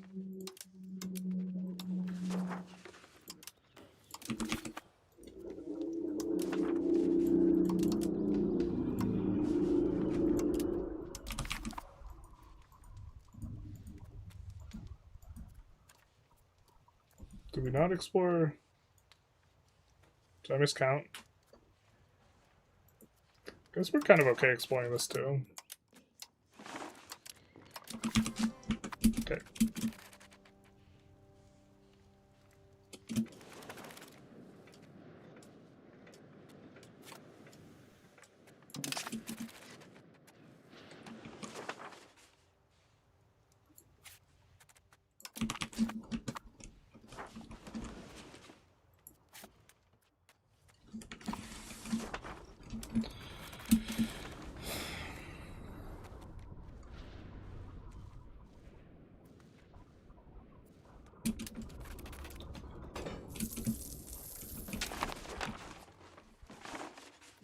Okay.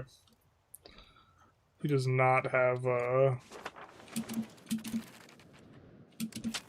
fort, or he has not deleted like all of his forts. Yeah, the thing is, we eventually want to annex 2 Sicilies.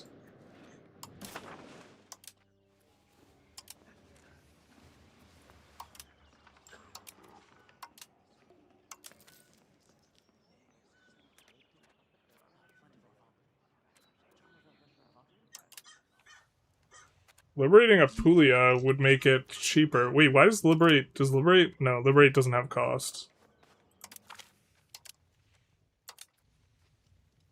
Okay, doesn't have an anti cost. But we can save ourselves the cost there.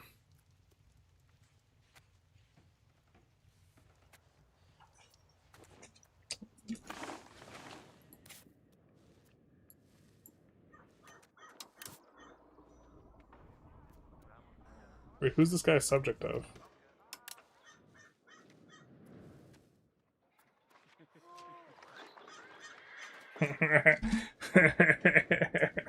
Stupid Bohemia.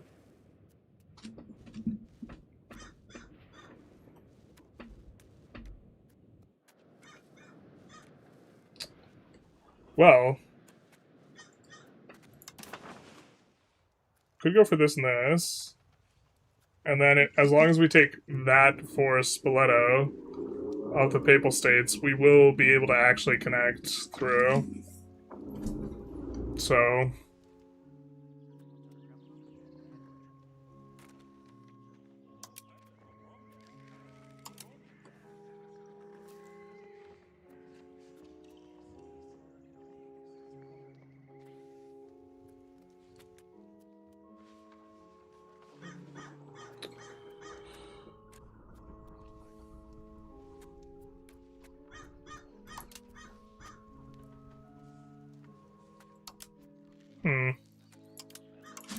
Alright, we'll figure out the enforcing the war first.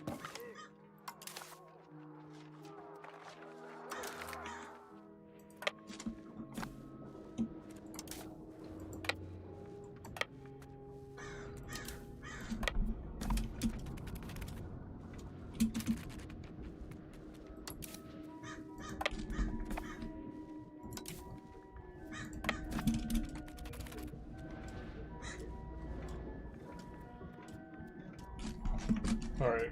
How many industries do you put per city? Generally, an amount that corresponds with just the urban right that we can get in there. So Granary Town plus other urban rights in every place that's a city. And then you really do want, like, have a strong preference for things being efficient, so pushes you pretty strongly in this direction. Playing like this.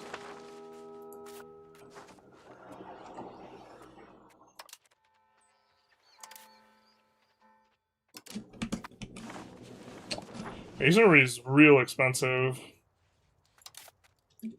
A lot of granaries, so... Actually max out a few places close to the market capital that's around here.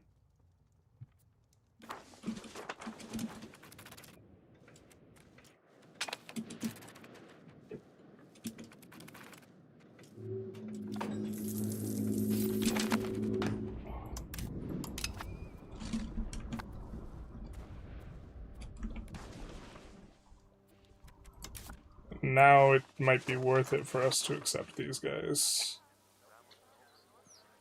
1.62.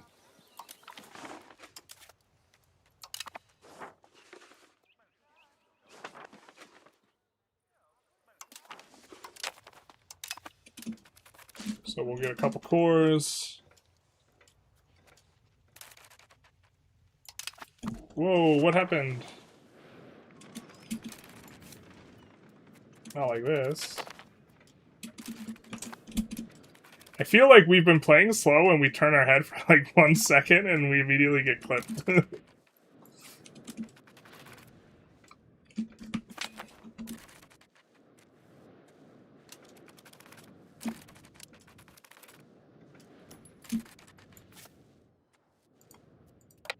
I forgot we're fighting Aragon too, technically. Actually, that's good, because that way we can spread out the antagonism a little bit.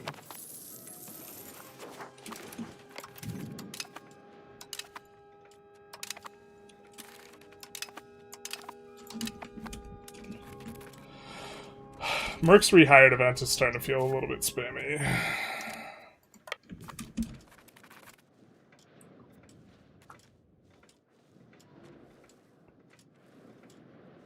So they have access through this guy. Can we get access through him?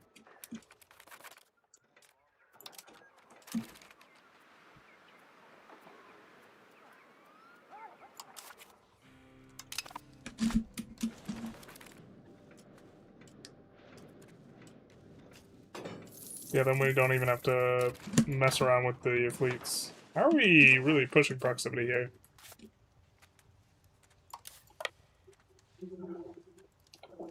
Not really using naval yet, mainly just relying on governors, but that might be shifting soon. What was the purpose of liberating? Is it to declare war on the new nation later, separately? Purpose of liberating is that we want to get them off the map without really spiking the antag, the full antag required. So, by liberating, we get them to lose territory, because we'll get their subjects when we annex them, and we really want to get all of Two Sicilies subjects, but we don't want to eat 200 antagonism right now, because we're also taking stuff off the Papal States, unless we wanted to turn and burn. But I think we would prefer to avoid that at this juncture, but honestly we could probably do it if we wanted to. Maybe that's the RP in us, to some degree, being like, this should be bad, so we're gonna pretend like it's bad, but it's actually probably manageable. But, I don't know. France is, like, rough for us to beat a little bit. Like, we can beat France, but it's not, it's a little bit of a rough one, so...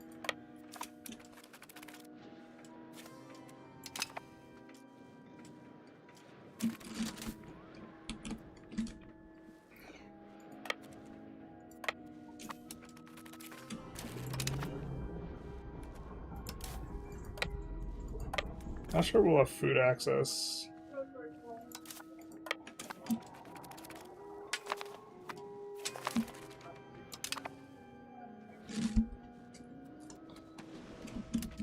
Somehow Hungary is having difficulties up there.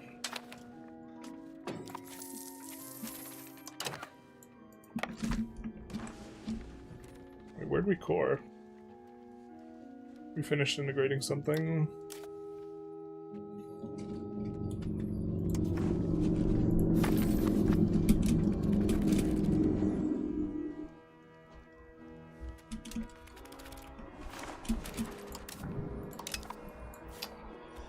Nice.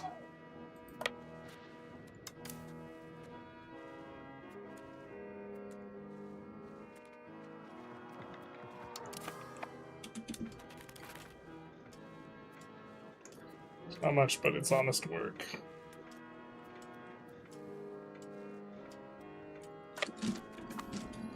Alright, we're gonna get to that spot. Did let loose a decent chunk of regulars, so...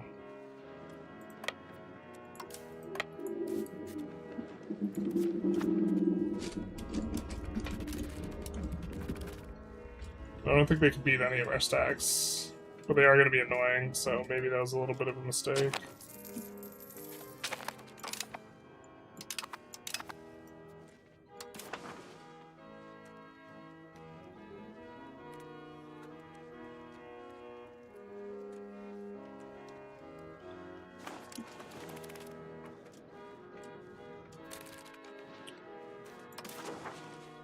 I think we dismantle the Papal States League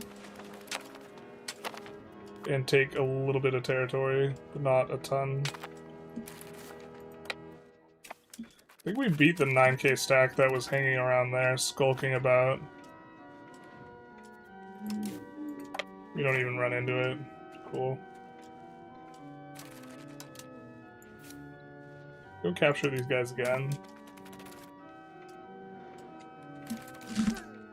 Do this, and then detach siege, and then take the detached siege and... Ah, just kidding.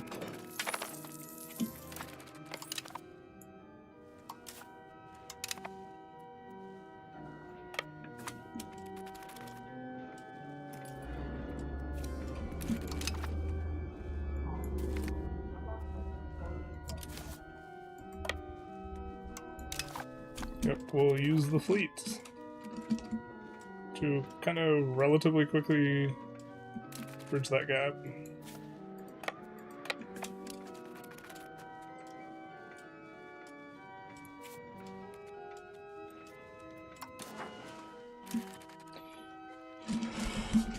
Okay.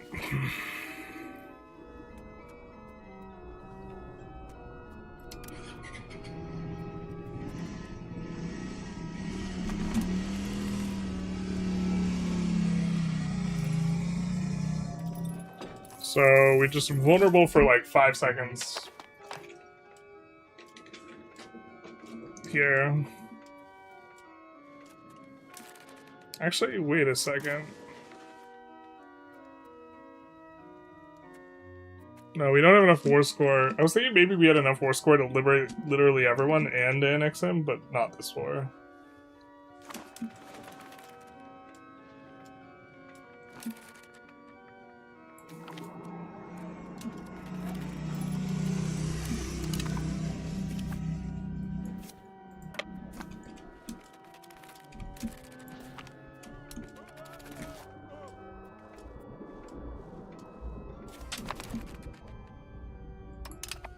Nice.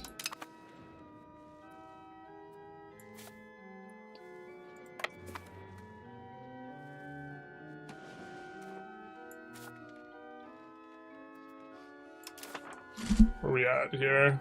Relatively high tension.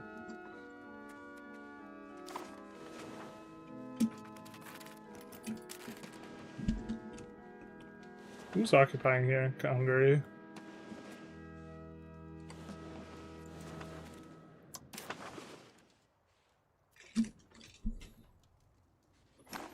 They're pretty over this war, which makes sense.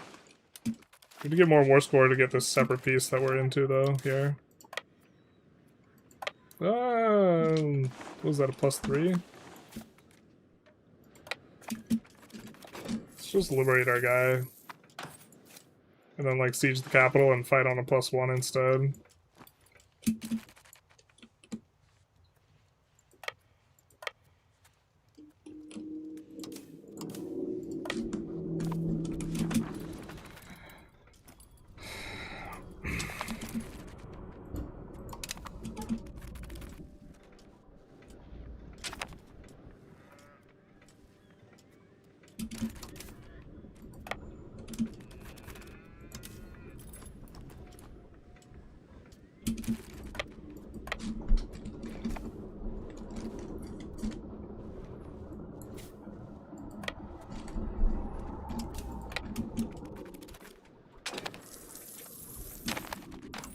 Trade range is gonna be nice. How much are we getting per trade? It's kind of a lot.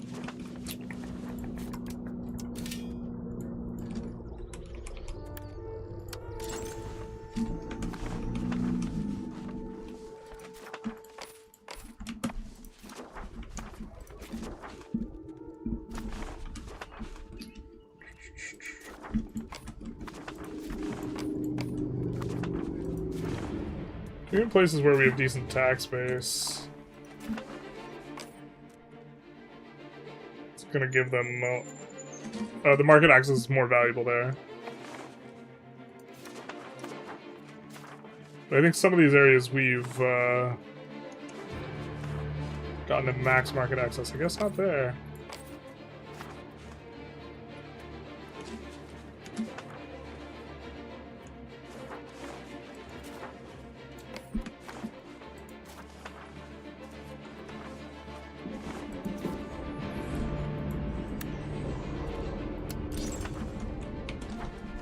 Where do we have good RGOs?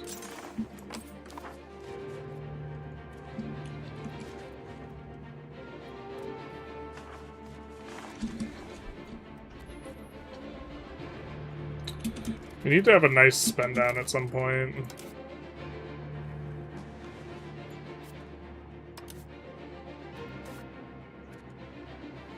Let's see, what are we going for? Where's my brain?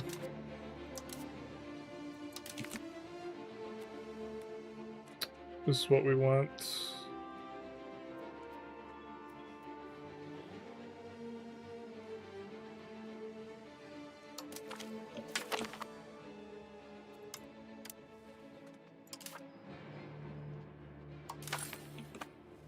That'll get us the last little bits.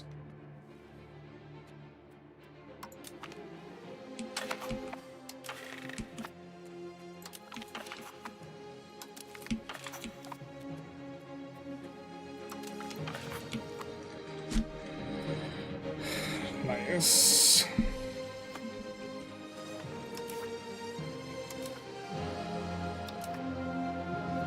We don't actually have to pass this either.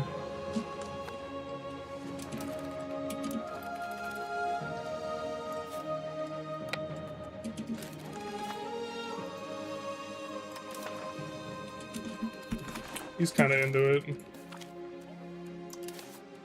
Or he's not into it.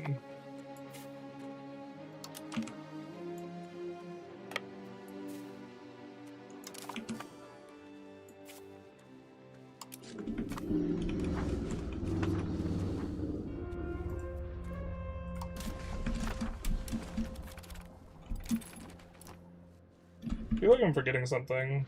How's the Italian Wars going? It's going really well. Here's the current situation in the Italian Wars. We're about to dice up the Papal States. We're about to have over 200 locations here. So, but we still have some time before... Oh no!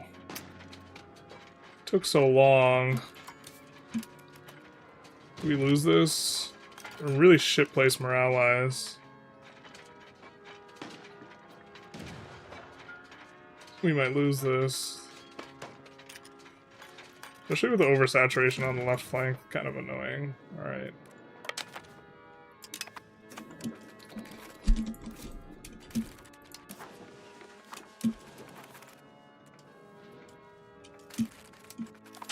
Eating some casualties here overall.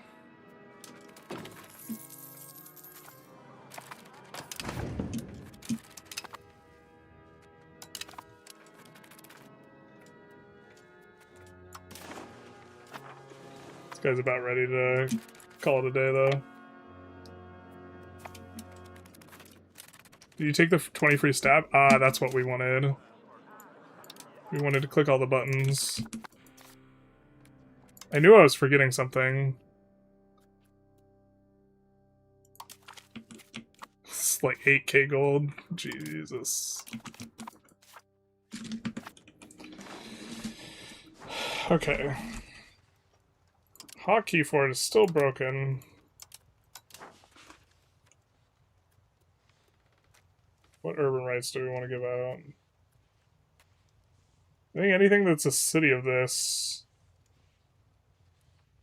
it's a city here, we kind of want to hand out granary rights at least.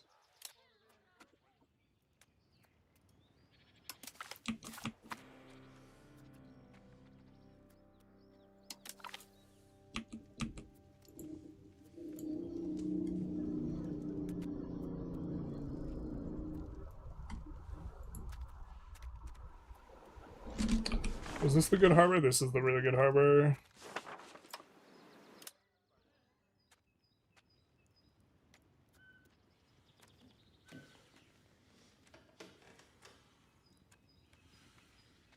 So this one, I'm thinking is actually going to be a naval governor or a governor for us, like even in the long term.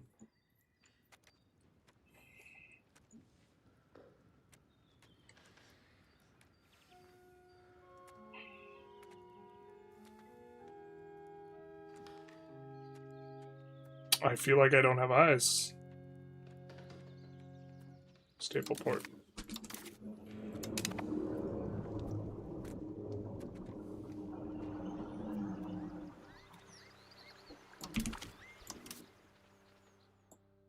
Wharf.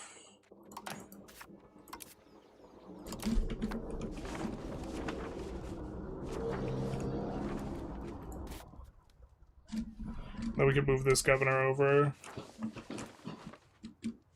And I think that'll be better. So that means that Treviso's the guy we should have been annexing like all this time. I keep forgetting that we need to be annexing someone.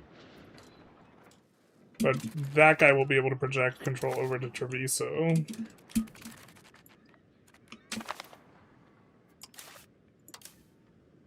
Why did it split like that, dog?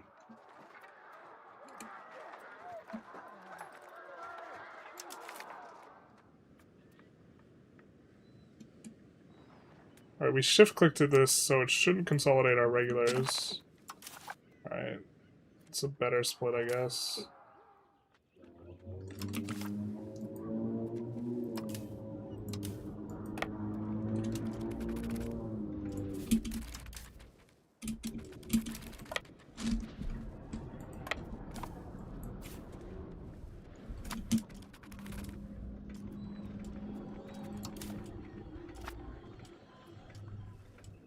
Yeah, good. Just hoping they weren't, like, standing there. If they were standing there, it'd maybe be a little bit unfortunate for us. Alright, now we can get what we want here.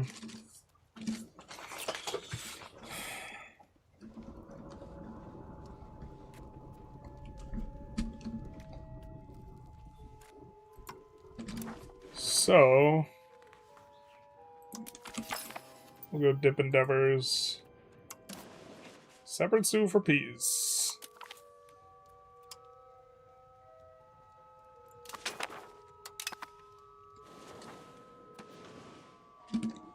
Two Sicily is now very weak.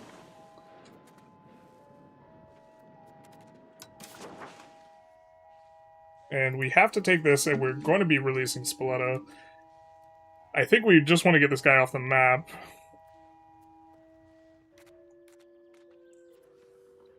I think we're into taking this, though.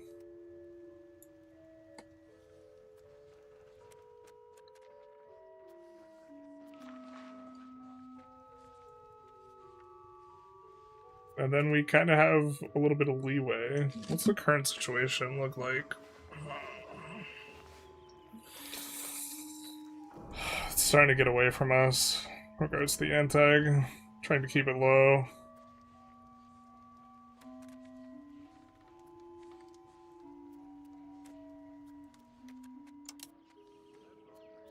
We're going to be releasing Spoleto.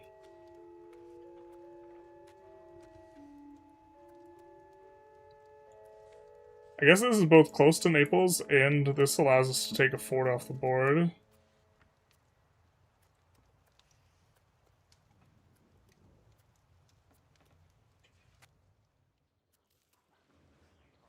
It's not really causing a ton of antagonism, to be honest.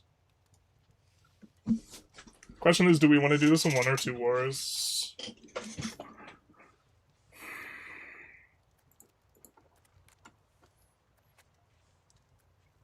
This also takes a fort off the board.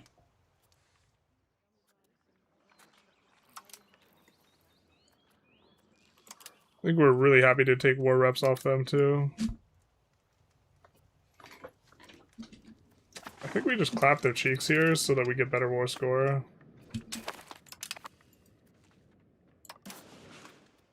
Yeah.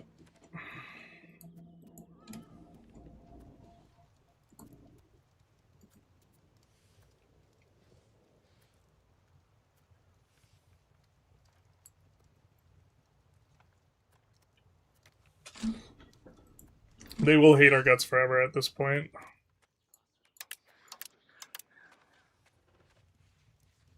Oh no, I have to use the restroom. We'll also maybe think about it. Forgot about Catholic Demi.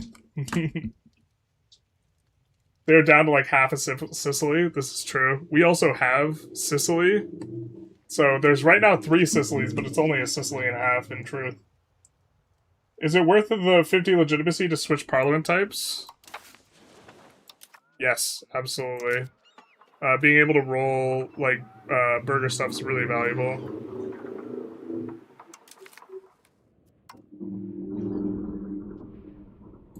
I'm not sure we're going to get enough support to do another thing. I'm gonna be right back.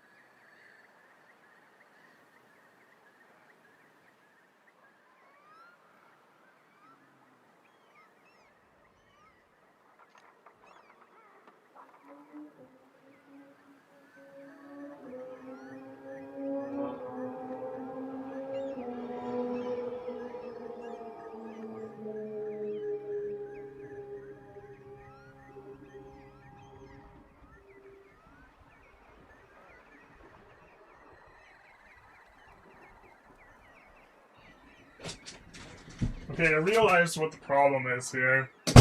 What our problem is, fundamentally, we got too many boats. Too much of this,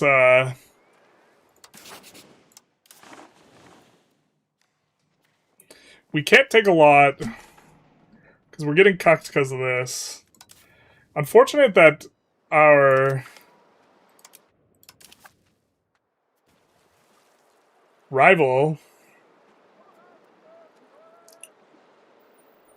Can we delete this? How do we delete this? Alright.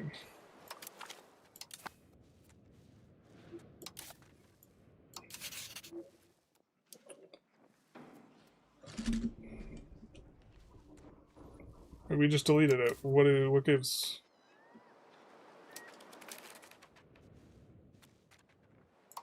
Bueller? Okay, cool. Greater than 15 heavy ship.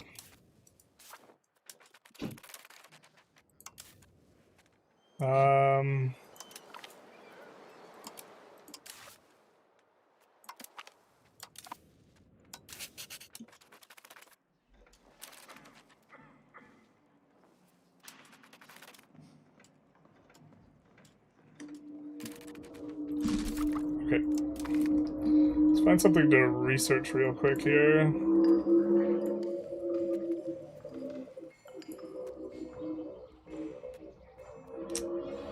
We want to get to this eventually. Let's do that. And now, just to be clear here, this costs us 53 NTAG right now. 53 NTAG right now, and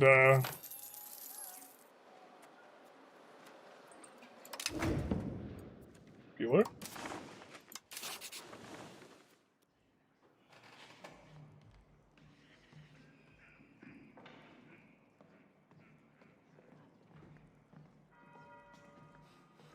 Why is this not switching?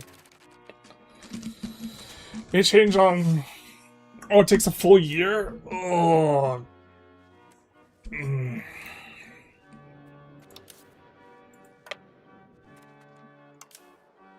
Right.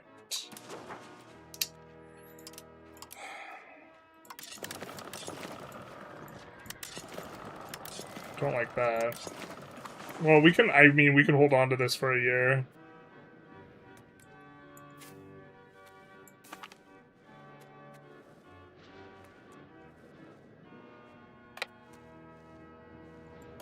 Don't go that way. You will no longer be black flagged if you go that way.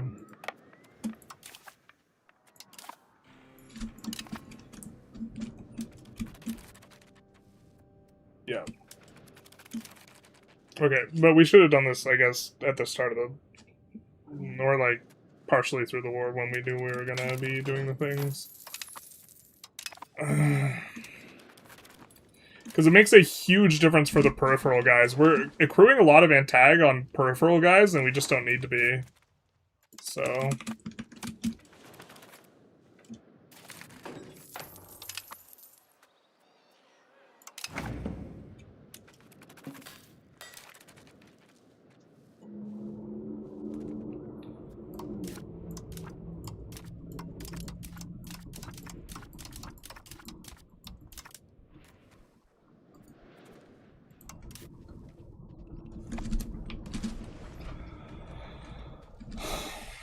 I mean, we'd get Pavia too there. We're actually just not very concerned about the...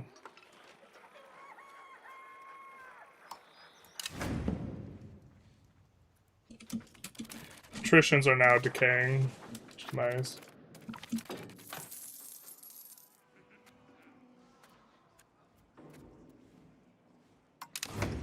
We have support to spare. I guess we passed it for the stab.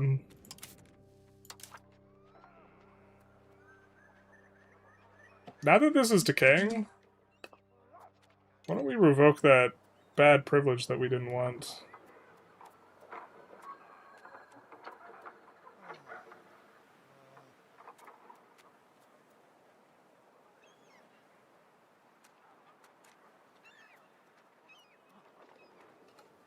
This one. 86. Wowza. That's going to be kind of painful.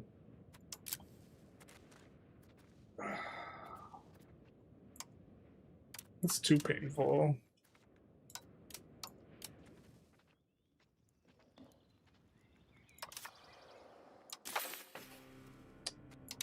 I mean, we're not going to have more communalism anytime soon, though.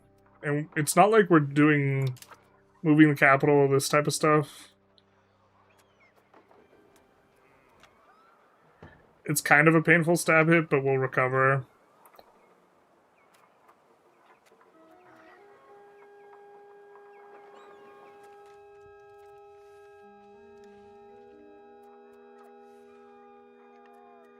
I don't think we have a really good way to temporarily decrease their satisfaction or change satisfaction. And right now their satisfaction's uber decaying. And we also don't want this.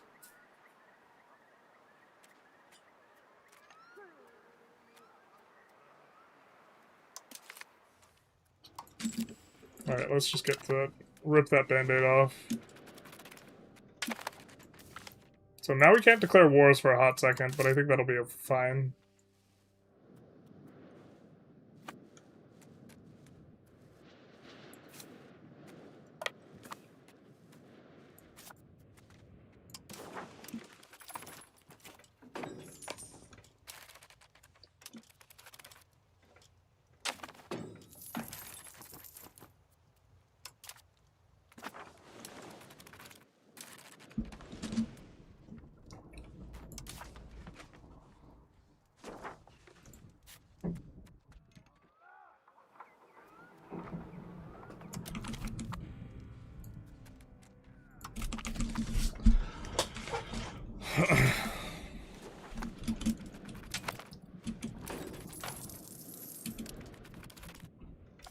We have November, December, January.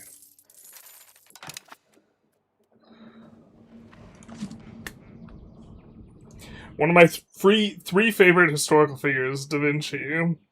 We'll tell him to kick rocks. +20 innovative. My man. What is this? Why is this only 95? Terrible. A true Renaissance man. A generalist, if you will.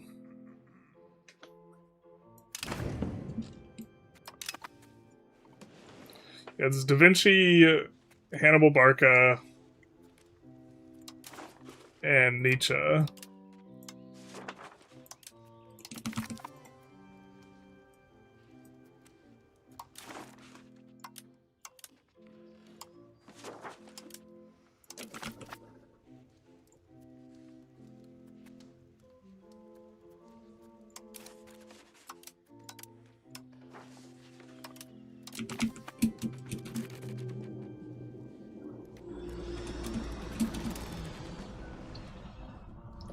Take a little bit of a slow ride on getting this.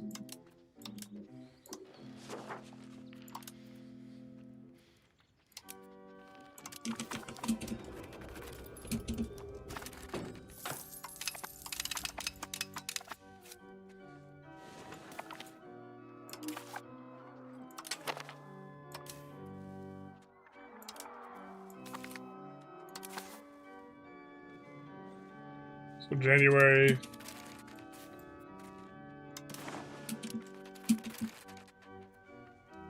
Wait, why did it change everything?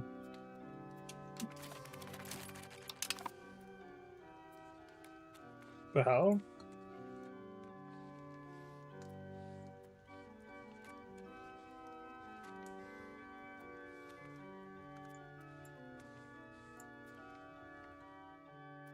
Okay, we're looking at 49 there.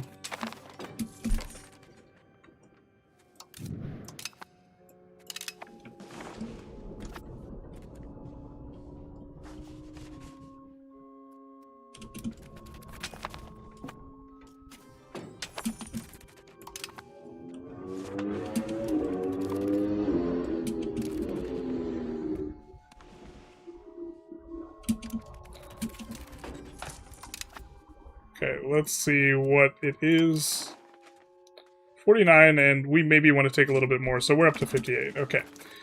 If we let this tick through, we're no longer the hegemon. The removal of the hegemon reduces it to 52. But in particular, all the periphery guys that were gaining like 7 and 8 and like this type of stuff, I guess they're still kind of gaining quite a bit. Okay, but it does save us 6 antagonism, so it's gonna be nice.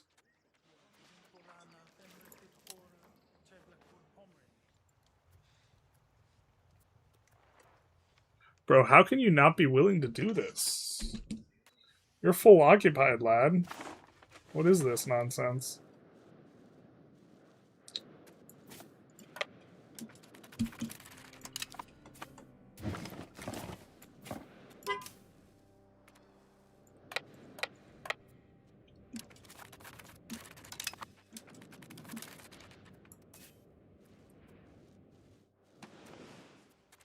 I'm sure if I just white piece this... Oh, but we don't want to white piece because we want to take some of their land. I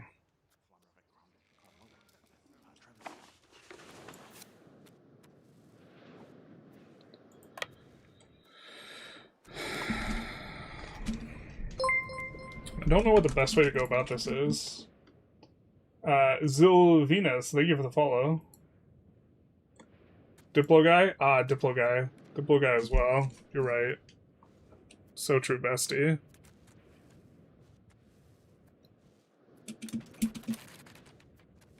With 6k, we might actually even beat this.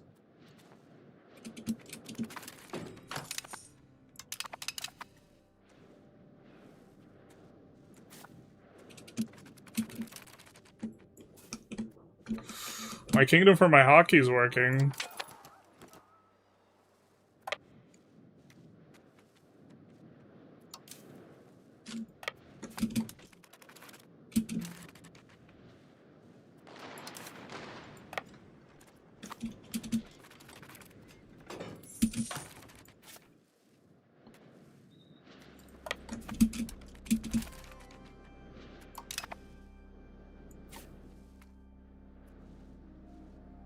It's very sneaky, huh?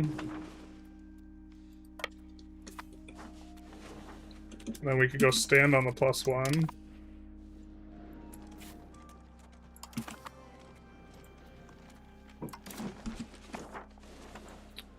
I don't think we have 10 war score on them. But if we get 10 war score on them, we could actually just separate piece them instead.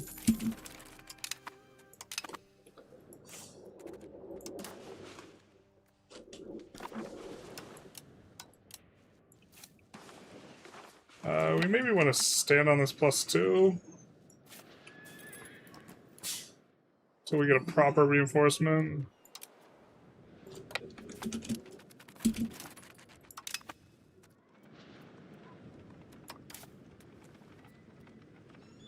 Oh, I didn't realize we were at...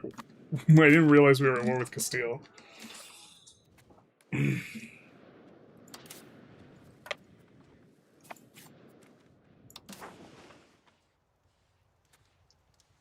Well, we can separate piece him now.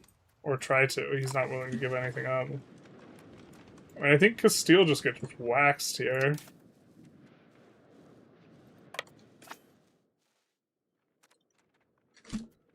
But if they don't get waxed, it's really bad for us.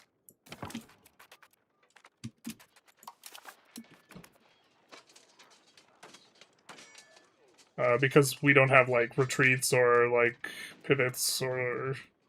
There's no, like, infrastructure and forts and places for us to fall back to, recruit mercs, any of this, but it doesn't matter because it's not close. Okay, so... They're still not into it, but... These guys might be into a white piece. They are. Okay, that solves all of our problems.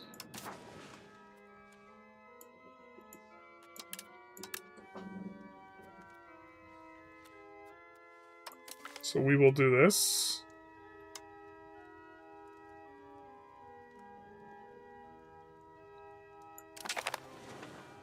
Shit. I forgot to make this guy a Diplo guy. That was my bad. What's disgusting is I actually think we want Diplo endeavors anyways.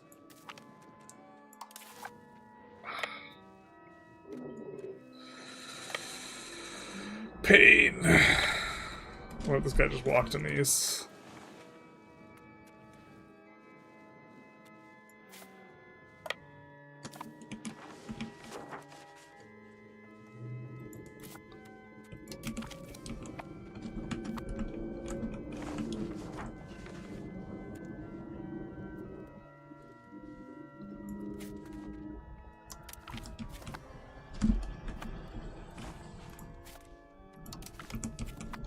Kinda don't want them to deck us, but we're at the point where we have to do the things.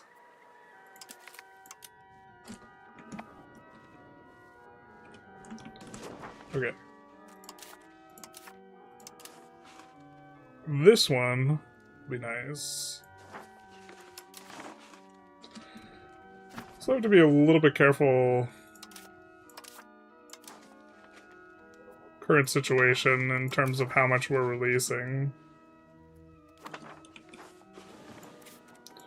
We give Spoleto...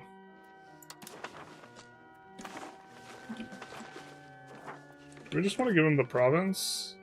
Oh, we're integrating the province. Disgusting. Didn't mean to do that. We're gonna give him one location, though. Or didn't mean to, like... Our plan was to give him this province. It's fine. And then... Because funny business of rebels. I think we hold on to the rest here.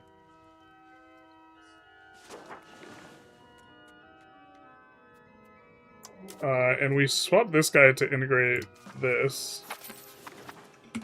That'll be quick. This one's almost done, too. Naples is going to be very nice for an integration. Doesn't have an enormous tax base, though. Art time? Diplo guy? Diplo guy. Heinous borders? You've been at war with the Pope for how long? Chinese Italy has girth but no length. It's not like this. With the Chodoli. You thought it was Italy? Nope.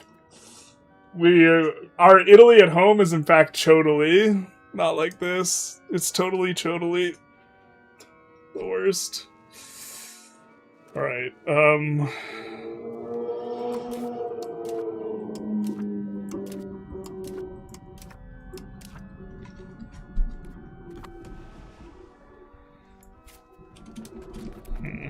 good relations with them.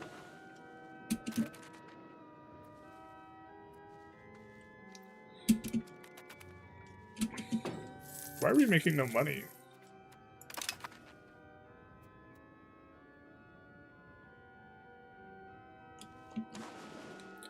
I feel like we were making more money before.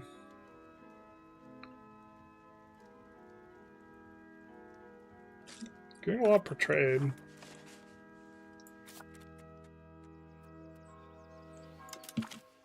Alright, that is kind of one of the better price collapses we've seen in a while.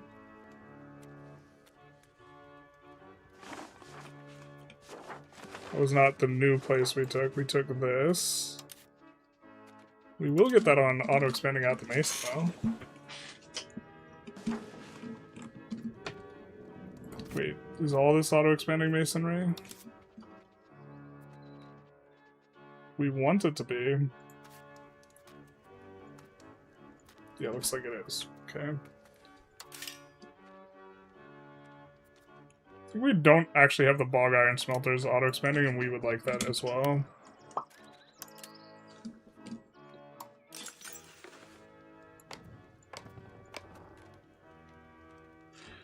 We may end up urbanizing some of these locations, and since bog iron smelters scales with,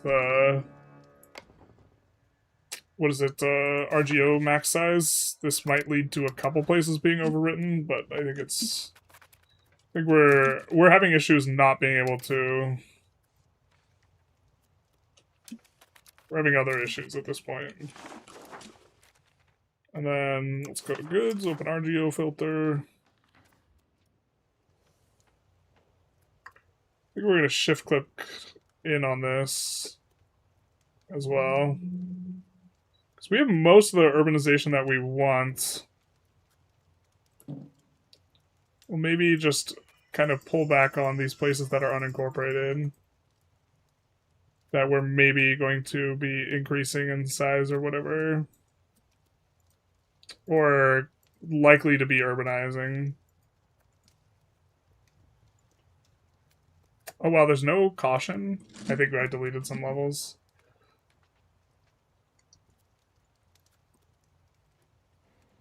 Not ideal.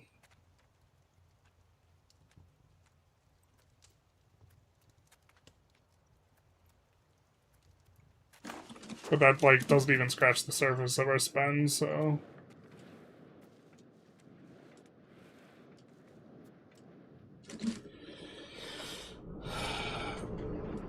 Decent clip.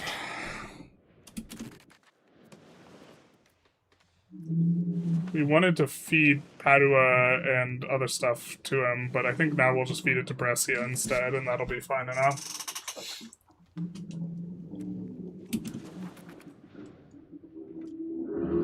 From a wide perspective on unifying Italy is focusing north, not better strategically due to its higher value.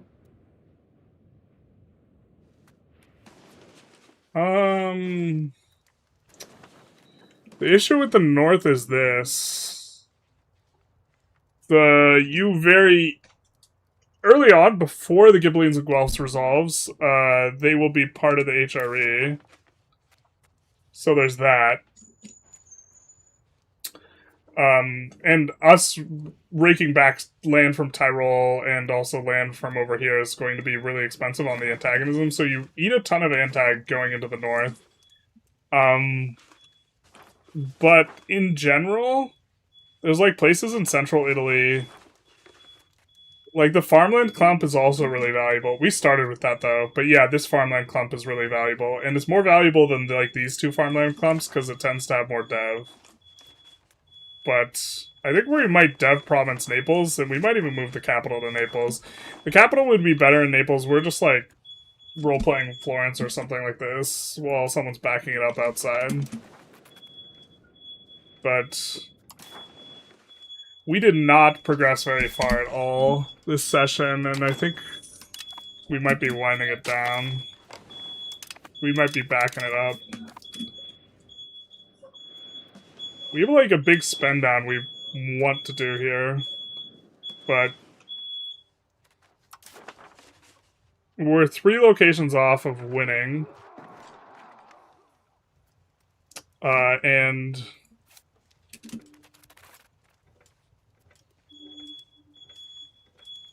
or having enough to win. And as I understand it, we are improving relations with these guys. As I understand it, it's on the end date, so we don't even need to, like, rush it here. We could just play, like, low and slow on this.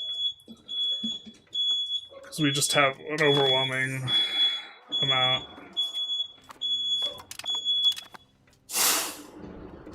Guys trapped in Aragon? Are they? Did they take a wrong turn? No, they didn't. They're safe. They're out. Shower stream after this? Not like this. Was that a smoke alarm? No, someone was just backing it up outside. Have you been anti-capped in the north since Gibbling Guelphs, or that's all you got there? Is there room to grab more? We've just kind of been anti-capped, like, the entire time-ish. And we maybe give up with some of them. I don't know. We maybe are just looking to annex Verona and the other ones, but we're not looking to annex...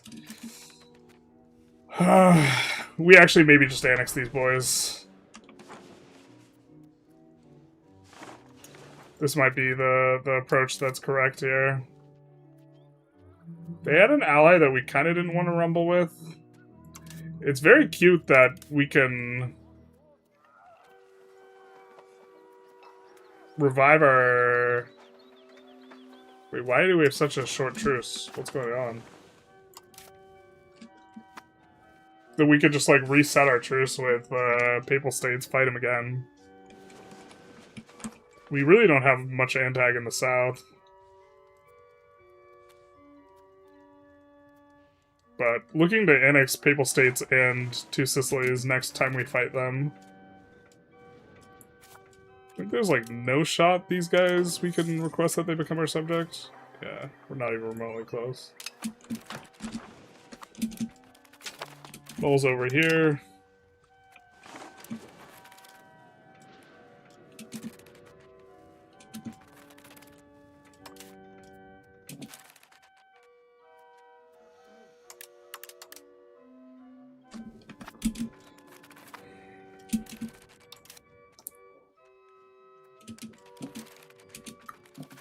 Lower the satisfaction target. I guess that's part of why we're not making as much money as we'd like to be.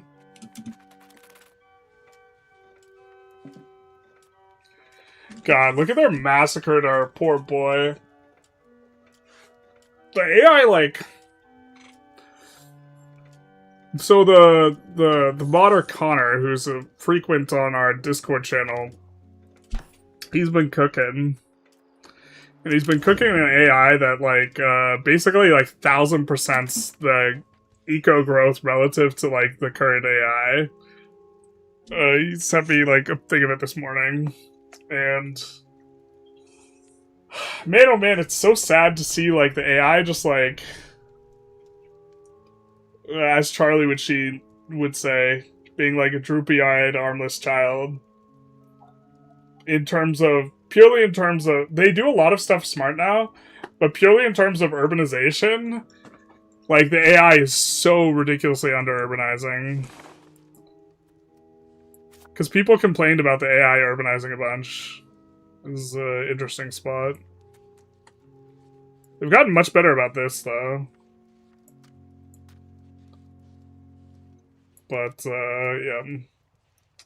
The level of urbanization is not it for the AI.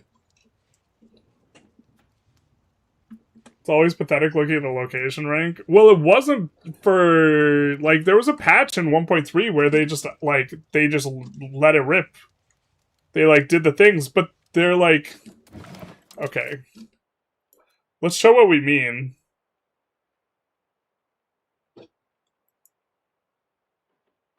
They're just like sitting on gobs of cash and then they're not urbanizing. And it's just like actively like so bad. Wait, where's all their money?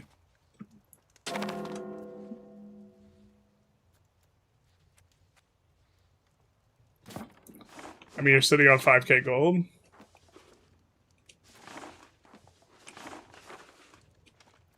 Around the capital.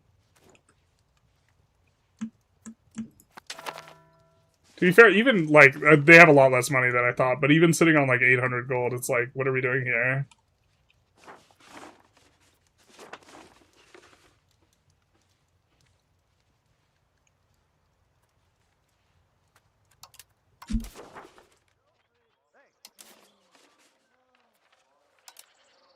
What does their best building even look like?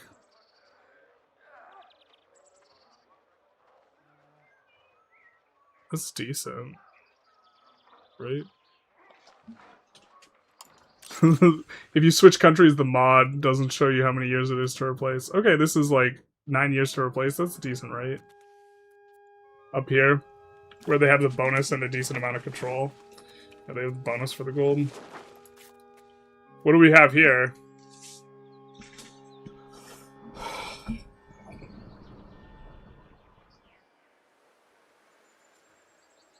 Was the AI even building, man? Nothing.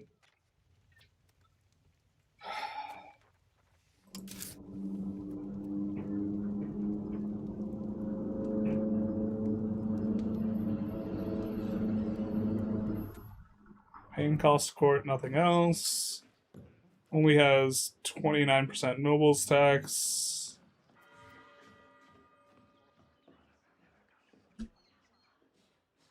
I mean, it's putting in some of the right laws. The burghers would eat into the nobles' power a lot and allow you to max tax them more. But this is just such a layup.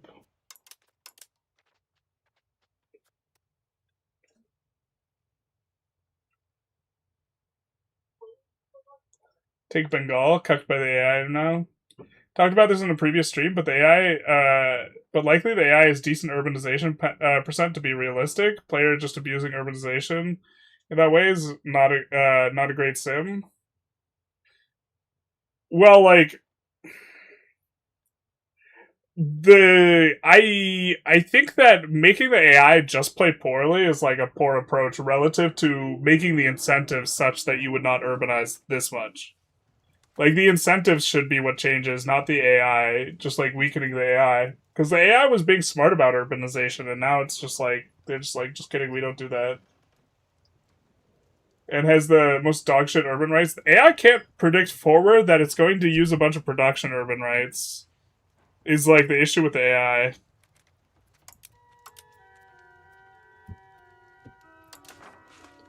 Like, the AI is just like, oh, well, nothing good to have here.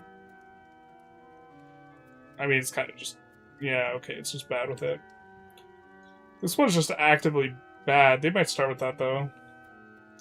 Don't make fun of the AI, it's doing its best. Mr. Gaming being a bully again. Realistic urbanization. I mean, like, So, like, in terms of realism, like, the having just 3 levels of a thing is, like... There's a lot of things that are, like, very...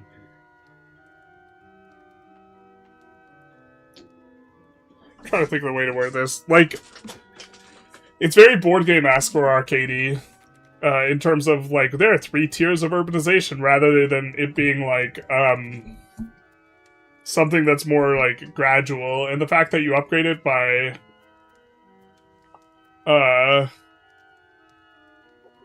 you know, just... paying a bunch of gold, like, in itself, like, in terms of the sim, like, is a little bit weird. We're gonna maybe work on a video today about, units acting as, like, game pieces, like...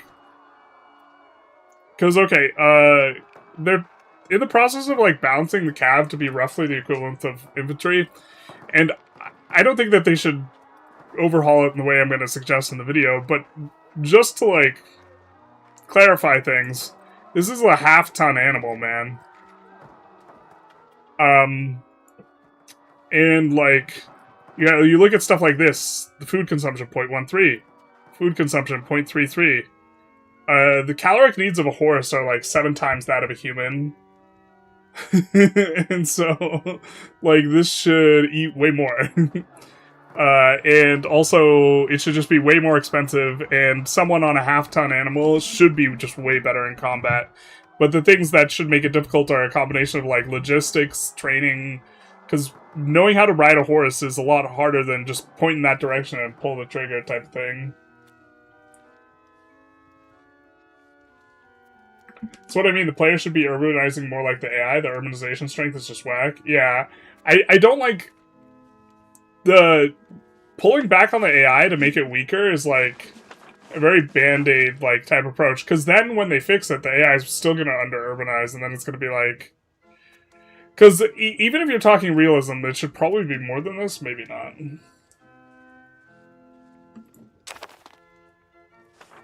Let's see how Timmy's doing.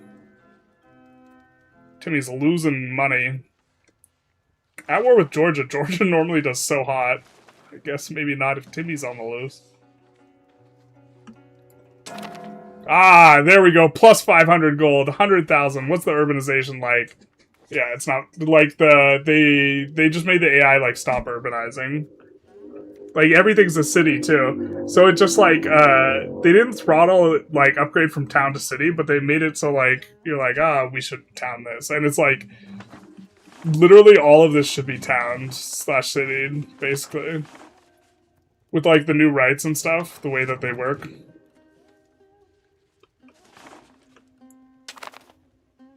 Ming is struggling. Haven't really seen Kumai get this strong before. And Pinya! That's not a normal... They're even expanding into, like, Bengal. How you doing? What is this? What is this? Don't you have, Oh, you can't form Bengal. I thought this was the formable. Maybe this is the formable? That's fun. Also got Malaya.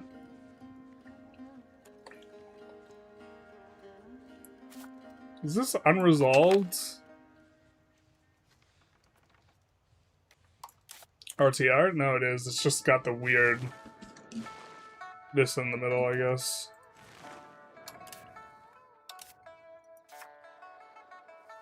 Gross.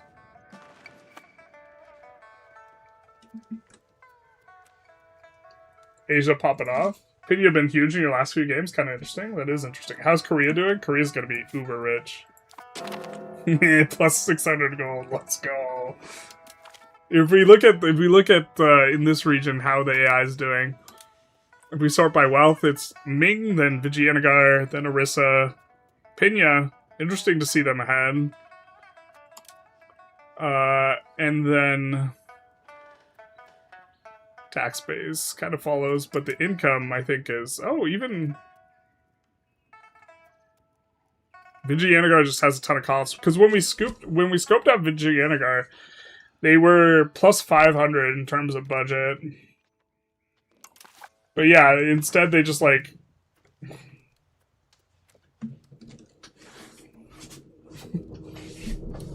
why is Ming dark orange? I don't know. Ming's, we've seen some interesting color things. Thank you for remembering to give my cities urban rights. Could have reminded me to watch my legitimacy before I spent all of it, though.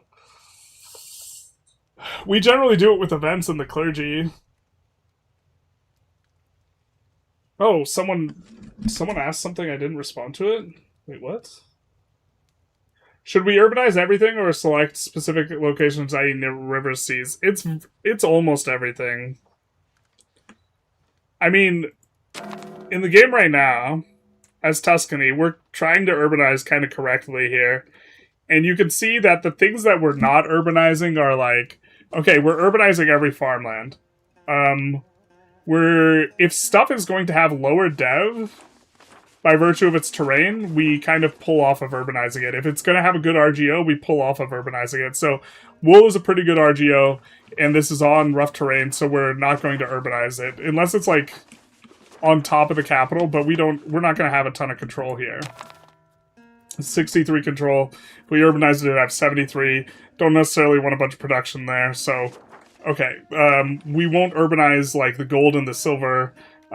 We are going to keep some locations for bread baskets, so we won't urbanize some things on the river that have, like, really high food. We won't urbanize, like, we left the cotton behind, because cotton's a really solid RGO, but maybe this is even incorrect because it's so close to the capital. There's so many, and it's also on a farmland. So as much as we like the cotton, this actually might be better as an urbanization. But you get so much out of urbanization. But, like, how should we put it? If the RGO is really good, maybe you don't urbanize. So, gold, silver, iron. But you can get the RGO output urban right. And if you're in Germany, you can do even better. And then, if it's got poor, like, infrastructure, then maybe you don't urbanize. And then, in, like, some conditions, you would care about urbanizing or not if it had, like, low control, kind of. But even then, there are low control urban locations that are going to be good.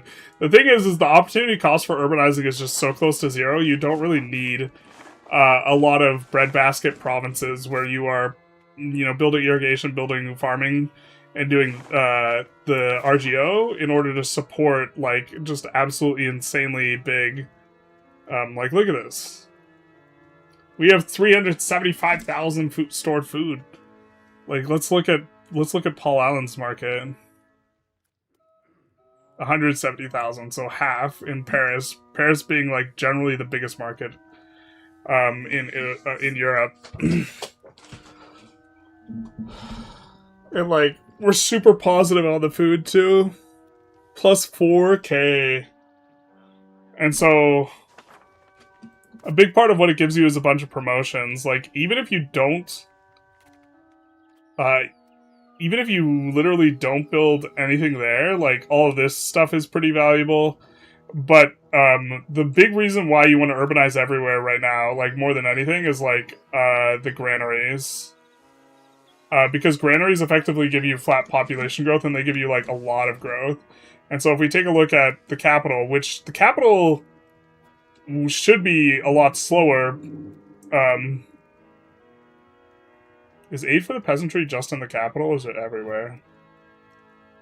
Bro, that's so insane.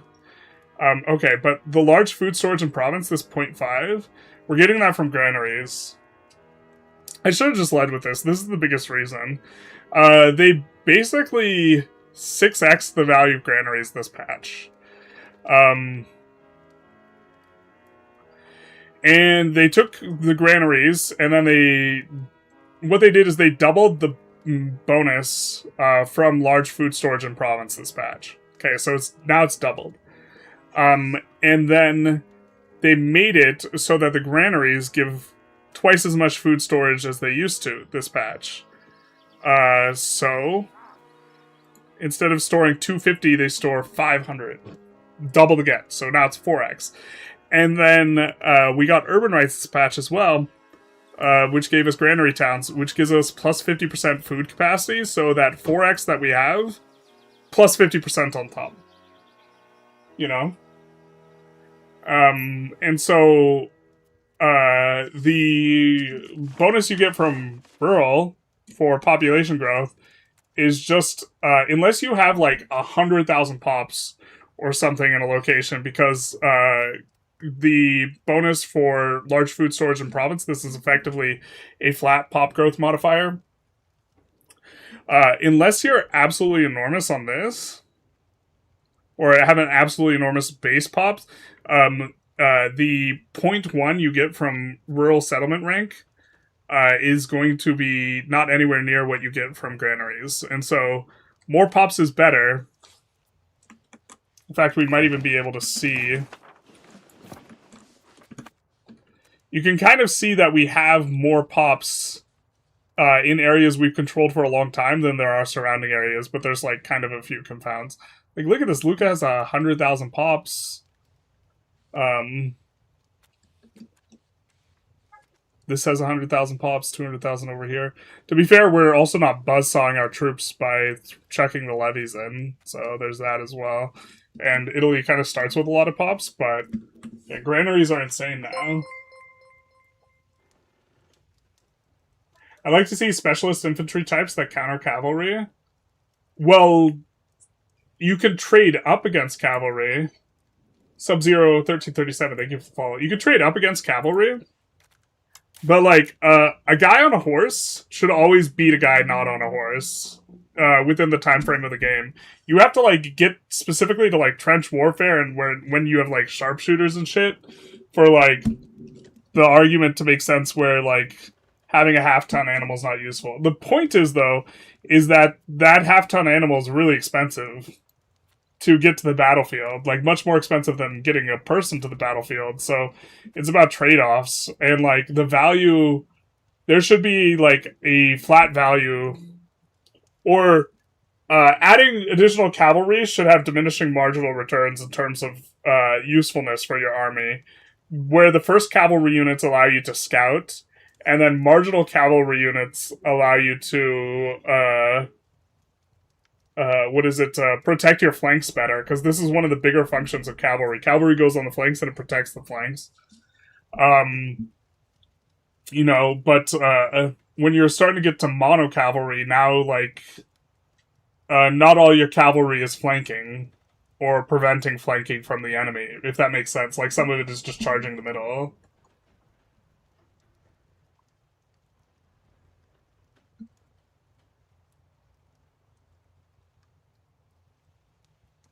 I'm playing Vigianagar soon. I have a non-river locations and bad ports. Should I just go full-on cities everywhere? Vigianagar, like, going full cities everywhere is even better because they have the unique building that can be built in urban areas. But I think it requires rivers. I think it's, like, literally, like, 100% of rivers is Vigianagar you want. But the base amount of food you get from... Once you're in, like, India, the base amount of food you get from just peasants... is, like, enough to cover, when you stack a bunch of food modifiers, it's enough to cover urbanization, so you kind of urbanize everything.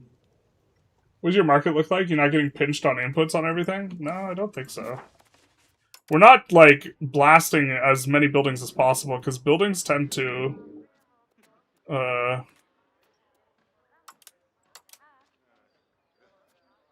yeah, we're not getting squeezed on inputs. At all. Yeah, we have a surplus of everything.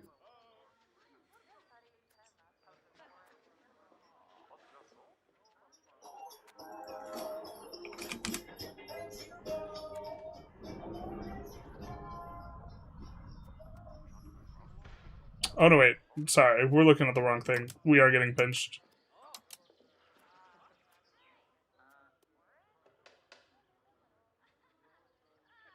I definitely need to be producing more tools ourselves. We just haven't had access to iron provinces, but I should have set some of those up. But yeah, this is what we're importing. We're just exporting an ungodly amount of this stuff.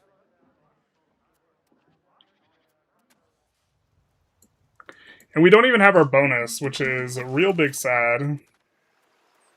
But we're still getting nearly a ducat of tax per level. Need an updated RGO tier list video? We're going to do that next patch, because they're going to make food good again. Smyrna Market has something to say about urbanizing your food, RGO. This is true. Like, so there's a few market areas, in particular the topography of Greece is real bad for producing food, and the RGOs kind of suck balls there. So you will have food problems, like, specifically in the Smyrna market, or really bad food problems if you make a Greece market. Like, these guys probably... Or they're not having trouble because the AI is not urbanizing, but otherwise they would be having trouble. And also North Africa tends to be rough, because basically anywhere where you're not getting access to rivers can be rough, because the river is what allows you to stack up a ton of food modifiers, because irrigation is just really strong. Like, from a just pure food perspective.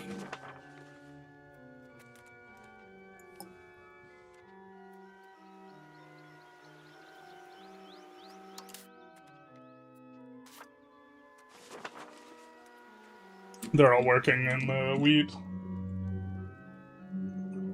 So it doesn't matter if the province is losing food as long as the market has it. As of right now, I think what they might do is they might make it so that you care about the province balance. I don't know how I feel about that. That's going to make some really wonky-ass balance and weird-looking pop maps if that's how they do it, because areas that have, like, the good food RGOs are going to be really nice.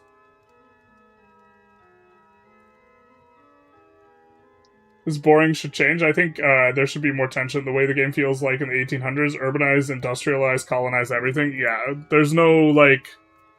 The issue is that there's so much sources of money, and then there's so much sources of money incineration, that, like, if you handle one side of this, like, effectively... Like, there's not enough tension. If you handle one side of it effectively, like, money just becomes uber free. And then there's, like, no constraining... Like, nothing holding you back. What's that aid for the peasantry? It's an event.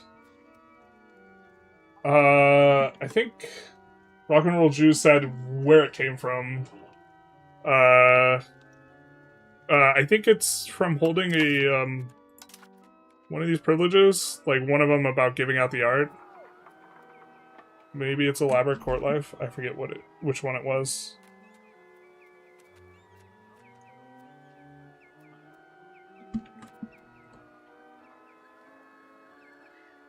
Is the Imperial Breadbasket Urban Ride any good? Yeah, it's good. I don't know necessarily the optimal way to play it, because it's, like, biz content.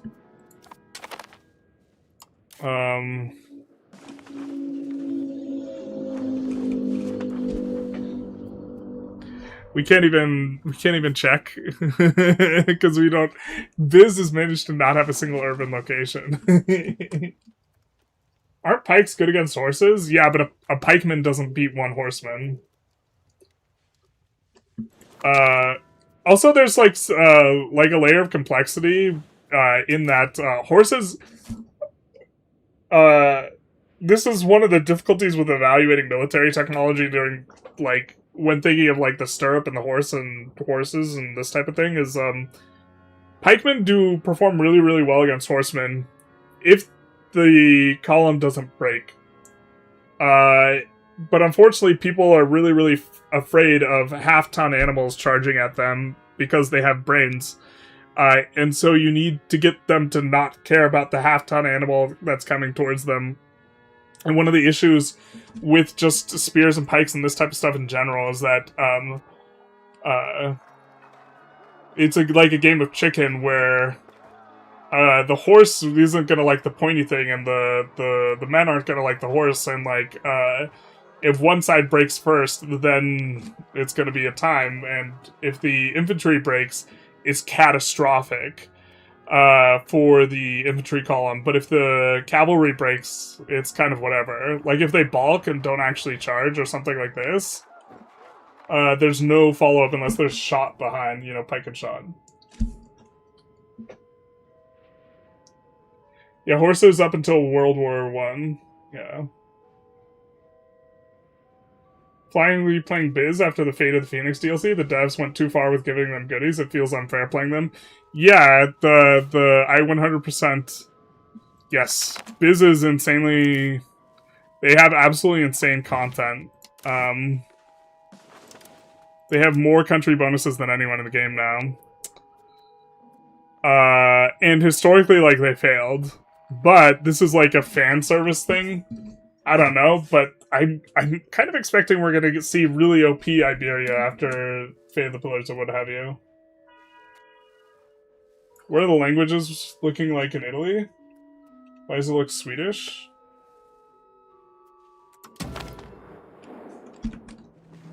Would you ever be interested in trying out some mods that address issues? Maybe? I think, modded content tends to do a lot better. Magnon? I don't know why this is titled that. We could rename it if we wanted.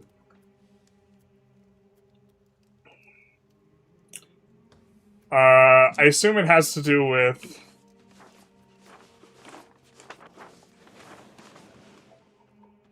Not Tuscan. That's something we have to fix.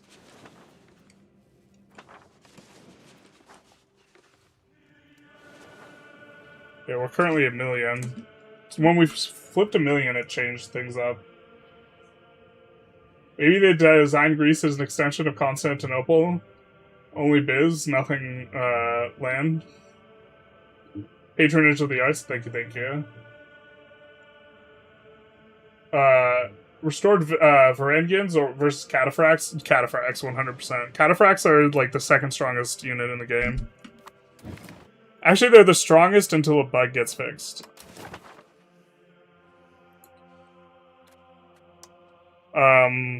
Just because you care about unit power, although Varangians are pretty nice too.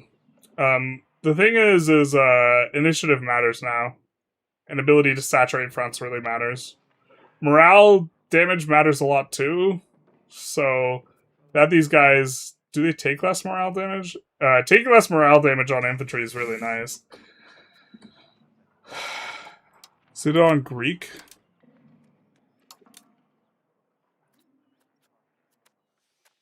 But the Cataphracts are just 33% morale damage done, and morale damage is basically how fights are being won, especially in the early game, and the fact that they get a plus 33% modifier on it is very, very strong. So they will just absolutely buzzsaw through everything. And you care about initiative, but right now there's like a bug that caps initiative at 5. And you can get up to plus 100% initiative just off of your general alone if he has 100 Diplo. And so when you consider those things together, you can get to the cap very easily. And so you have this 4 damage unit that does plus 33% again morale damage. And it even has less... oh wait, this is movement speed. For a half second, I thought it was this, the combat speed. Combat speed's an actively bad modifier, but it's not, like, super, super bad. Even if the half-ton animal gets speared, it's still moving forward because of inertia. Yeah. The cavalry charge is always going to be at least, like, minimally effective. And also, if the cavalry routes in response to the pikes, then they, like, nothing... Like, then the units are preserved and they regroup and whatever. But if the pikemen rout, then they just get trampled by the cavalry. It would feel better to remove the Restore Roman Borders CB entirely. Yeah, that CB is, like, absolutely insane. But, like, I don't know. I don't really care. I don't care that much if Biz is OP, because Biz is just, like, fantasy land, and AI Biz basically doesn't exist. But if this is setting the tone for every other subsequent, like, flavor DLC, this is going to be the power level. Then it seems like the really power creepy. Because it's just going to be like, whatever country has received DLC will be OP, and whichever one hasn't will just suck balls, like, relatively. They still need to sell all those DLCs. Yeah, Tertios are also really, really nice. I think it's in here. No, it's not. Yes, it is. Also really, really nice unit. So age 4 is when infantry gets better. And this is a heavy infantry that gets 3 initiative. So Tertio is also just absolutely incredible. Also takes less morale damage. So the morale damage buff on a heavy infantry that acts as a light infantry, once you consider the fact that initiative caps at 5. Sign me up, baby. If they fix that bug, the best unit's going to be an English unit in the entire game. I thought about doing a video on this. Maybe I will do a video on this. The top whatever units. The thing is, it requires looking through everyone's content. Do we not see it in here? Yeah, the experimental rifleman.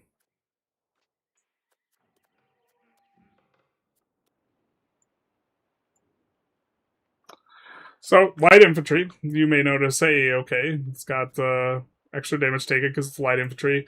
Does get bonus to flanking. 10 initiative. Making every country OP is one way of balancing. Honestly, it might be a corrupt option based on your game audience. Yeah, that's kind of what I'm thinking. Like, I don't know, a lot of people like the arcadey feel. It's fun playing with, like, Omega modifiers and then, like, moving on to the next thing. The thing is like,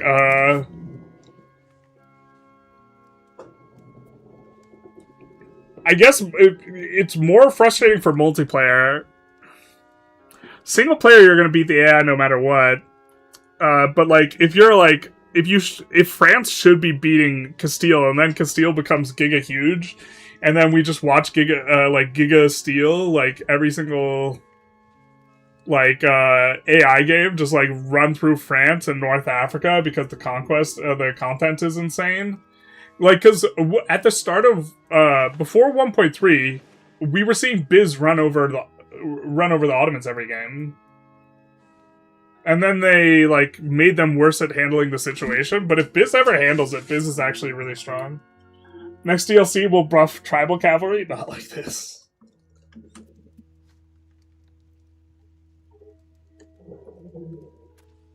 But with Biz, it's kind of special because they start with a lot of issues. Can't really translate that to Castile because they're strong at the start. I mean, we'll see. We'll see what they do. We will see. Iberia already has... Like, of the Europeans... Castile might already have the strongest content in the game if you exclude Biz. They have the strongest content in Europe. And I say in Europe because the Ottomans start outside of Europe. Otherwise it would be the Ottomans, but just overall. It's between England, France, and Castile, but I think it's probably Castile. So they're already just insane going in. You can only have one experimental rifleman, however. Is that true? That sounds like something made up. It's makes me so happy that Ottomans are back to being the big bad. I think the Mamluks actually should become the big bad some of the time. I think the Mamluks' content should be stronger, but they should get a disaster that like causes them to lose the Ottomans like somewhat frequently. But this is a situation or disaster combined with a situation. Ooh, girl, you a situation that allows the Ottomans to like conquer all of the Mamluks sometimes, because the Ottomans would be really big bad if they had access to all this, you know, and they have a governor down here. Then the Ottomans get really spooky if they start being able to like leverage this type of thing, and the game goes particularly long. But also, this is like, the game start is basically the peaks for the Mamluks, like, historically speaking, and if they did handle stuff, they very easily could have been the one running over the Ottomans. And it's like, they only really collapse like 80 or 100 years after, and that's like far enough after game start that I think that I would want to see occasionally them be successful. I think I was one of the most vocal content creators about not nerfing the Mamluks. In terms of specifically their content. The thing that they should have a nerf from is like a disaster, and Pops should actually just be weaker than they are. Like, having a lot of population is just so insanely strong. And they have a lot of population, and they have a lot of population all scrunched together, which is just insane for getting a ton of control there. I don't think the current cavalry balance is terrible overall, but most people only play during the centuries when cavalry is dominant. Yeah, it's such a weird spot, though, because they say explicitly they want cavalry to be better. And right now, everyone's building mono-cavalry. The thing is that they made initiative matter, because it used to be that you would just get into combat instantly. After the battle had already been, like, once you're past, like, a day or whatever, you just get into combat infantry instantly, so initiative was a completely dead stat. Morale damage is so much more punishing if you can't fully saturate the front. And it just, like, causes you to single file really, really, really hard. and initiative allows you to do that, but cavalry do way more morale damage too. And maybe infantry should take less morale damage. But someone was pointing this out the other day, and it's something like I knew but like had forgotten type of thing. But cavalry effectively take 2.5 times as much damage. And they effectively take 2.5 times as much damage because your strength level is going to be basically how much HP you have. And this is much higher. I think they might have a modifier where they took less damage, but then they got rid of it. I'm not sure the exact status on that modifier, so maybe it's not 2.5 times as much. But they do 4 times as much damage, right? Or not 4 times as much damage, 60% more damage. Because the amount of damage you do, and this is not very intuitive, like, especially to new players, is your strength here multiplied by your combat strength, how many guys you have. Honestly, it'd be way more straightforward if they just actually showed, like, it expressed, like, they already do that math for you. Before release, it used to be the case that if you had a unit that was, like, 50% depleted on a front, then another unit could reinforce into that if it only had 50% frontage. And so having full and complete units was not as important. But what I'm getting at is the infantry will have a lot more HP from the perspective of strength damage to strength, but they don't have more HP from the perspective of morale. So they just get routed by cavalry super hard, and they get buzzsawed, and then they get single-filed, and you'll get like 4-on-1 situations, and then the cavalry just rips through them. To be fair, cavalry should just do more morale damage, but they, like, kind of get to double dip on their extra morale damage, because they are going to be doing more morale damage from a modifier, but also, like, the infantry is insulated against strength damage by virtue of having higher having higher strength levels, having higher men, but it's not in any way insulated in terms of the morale damage. And then, since you're morale routing first, having less strength on your guys actually ends up not mattering. Right? The fact that cavalry has less strength and would die faster to strength damage becomes a lot less relevant when the way that they get kind of forced out is through morale damage anyway. Scotland is also underrated. Scotland's real strong, yeah.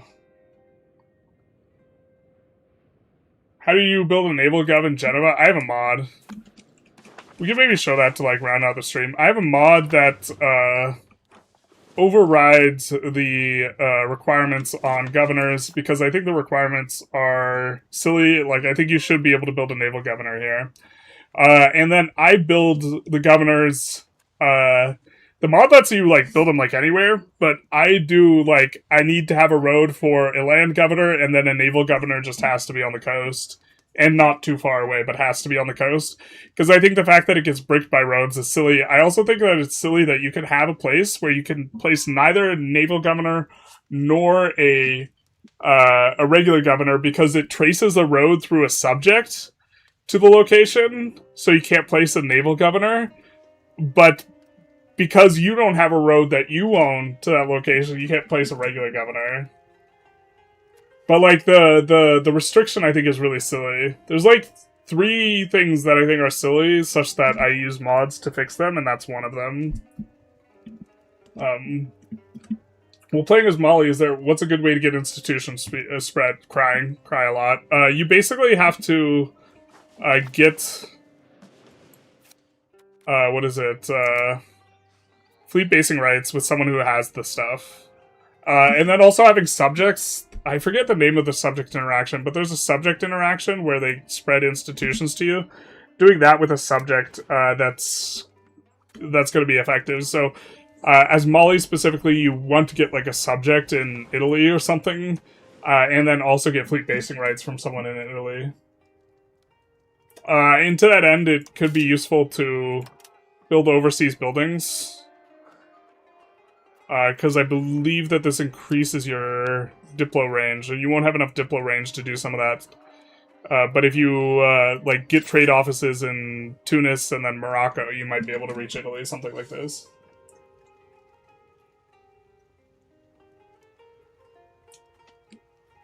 Yeah. There is another way to get a governor here if you, like, were determined to, which is to create a subject and have them cut off the land, and then release that subject.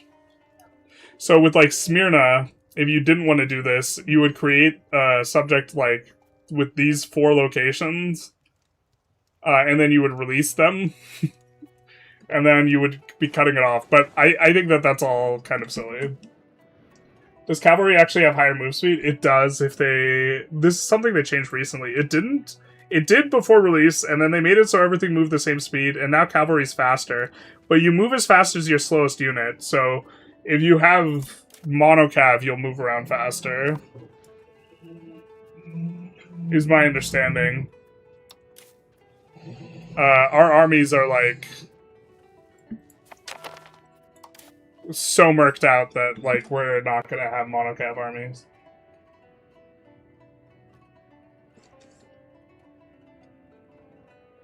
You used to do it by making random vassals for disconnection, which they fixed. Yeah, they fixed it. I think that this is just this. I think it doesn't make sense that like from a simulation perspective, it just doesn't make sense that owning more land somehow makes it so that you can't put a governor there.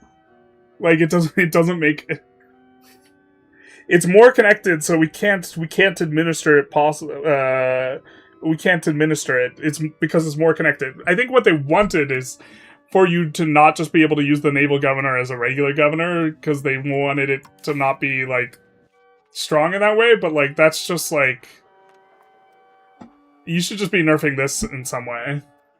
What this should do, what the naval governor slots should do, is they should just allow regular governors to be overseas, and you shouldn't get free governors from this. But what it should instead do is allow some to be, not overseas from the game mechanic overseas, but like disconnected, but on the coast. And so it should just allow an anywhere governor versus a land-connected only governor type of thing. Just got here, stream is ending quickly. Yeah, it's going to be ending soon. We're going to take a look at my mods, because people were asking about it. And we were poking around the world. Like, Timmy's really huge this game. And Asia's, like, kind of looking interesting. Make naval governors have a requirement that it has to be on the coast. That location having under, like, 10 control. Yeah. Mods should be included in the base game, basically. I don't use a lot of mods to, like, fix things, but the mods that I do use, it also affects development. So we have a road here? Yeah.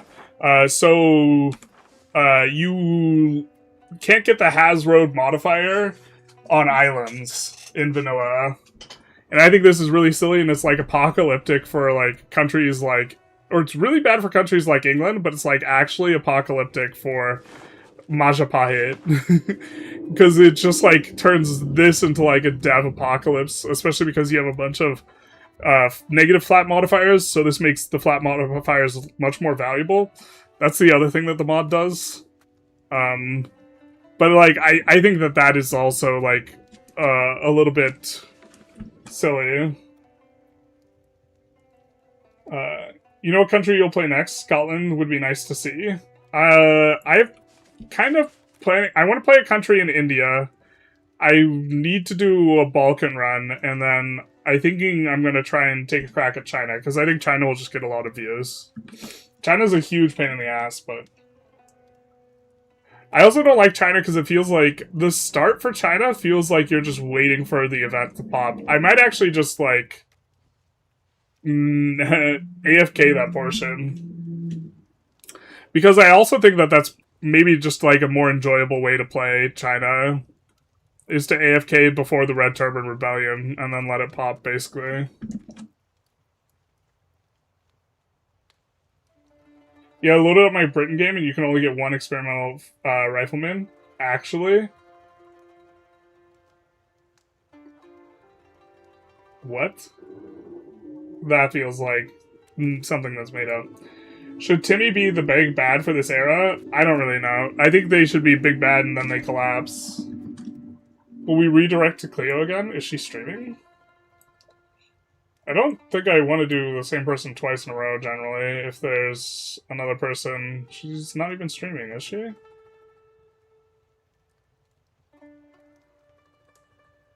Oh, Playmaker's streaming. So we'll probably redirect to Playmaker. Yeah, Cleo... Cleo's like...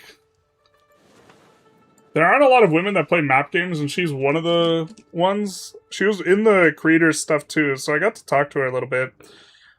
She has like a graduate degree also in history, specifically like with a focus on Venice.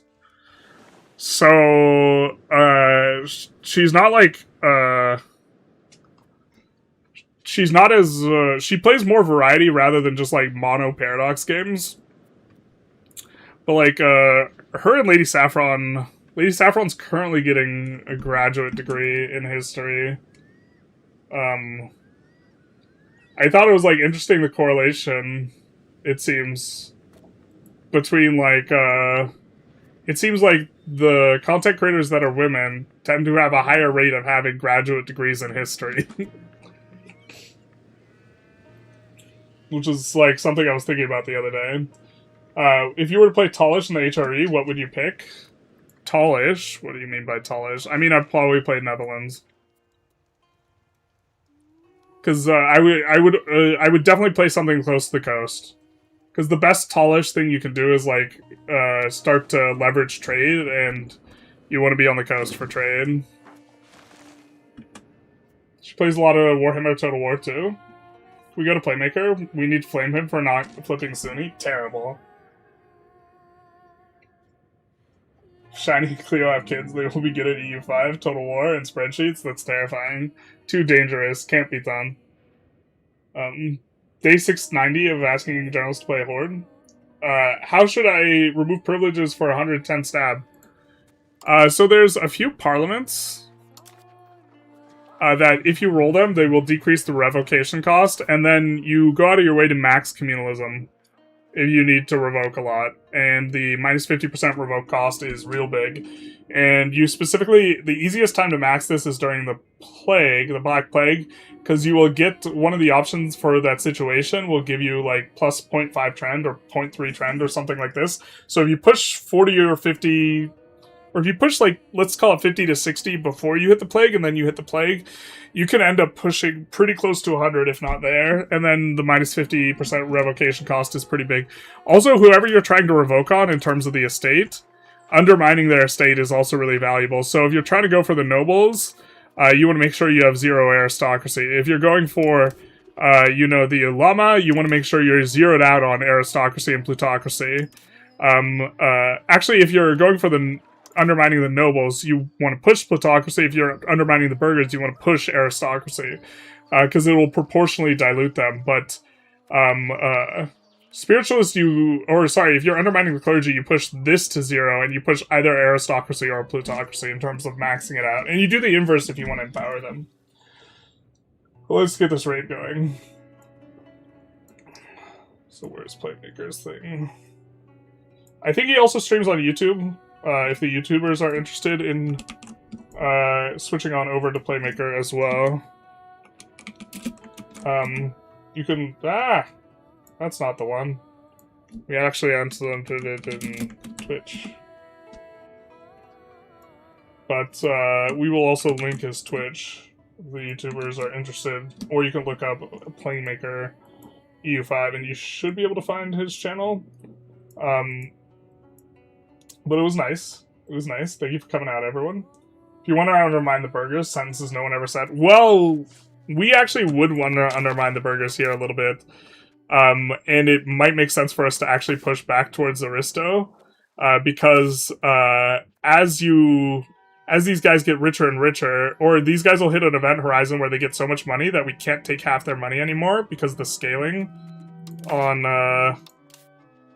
the way this works, it has like a ceiling. So we won't be able to take their money anymore, and our burger max tax is impeded by the burger power, so long term, eventually, we actually do want to repush aristocracy. Aristocracy. Yeah. But anyways, take care, everyone. We will be saying goodbye to the YouTubers, and then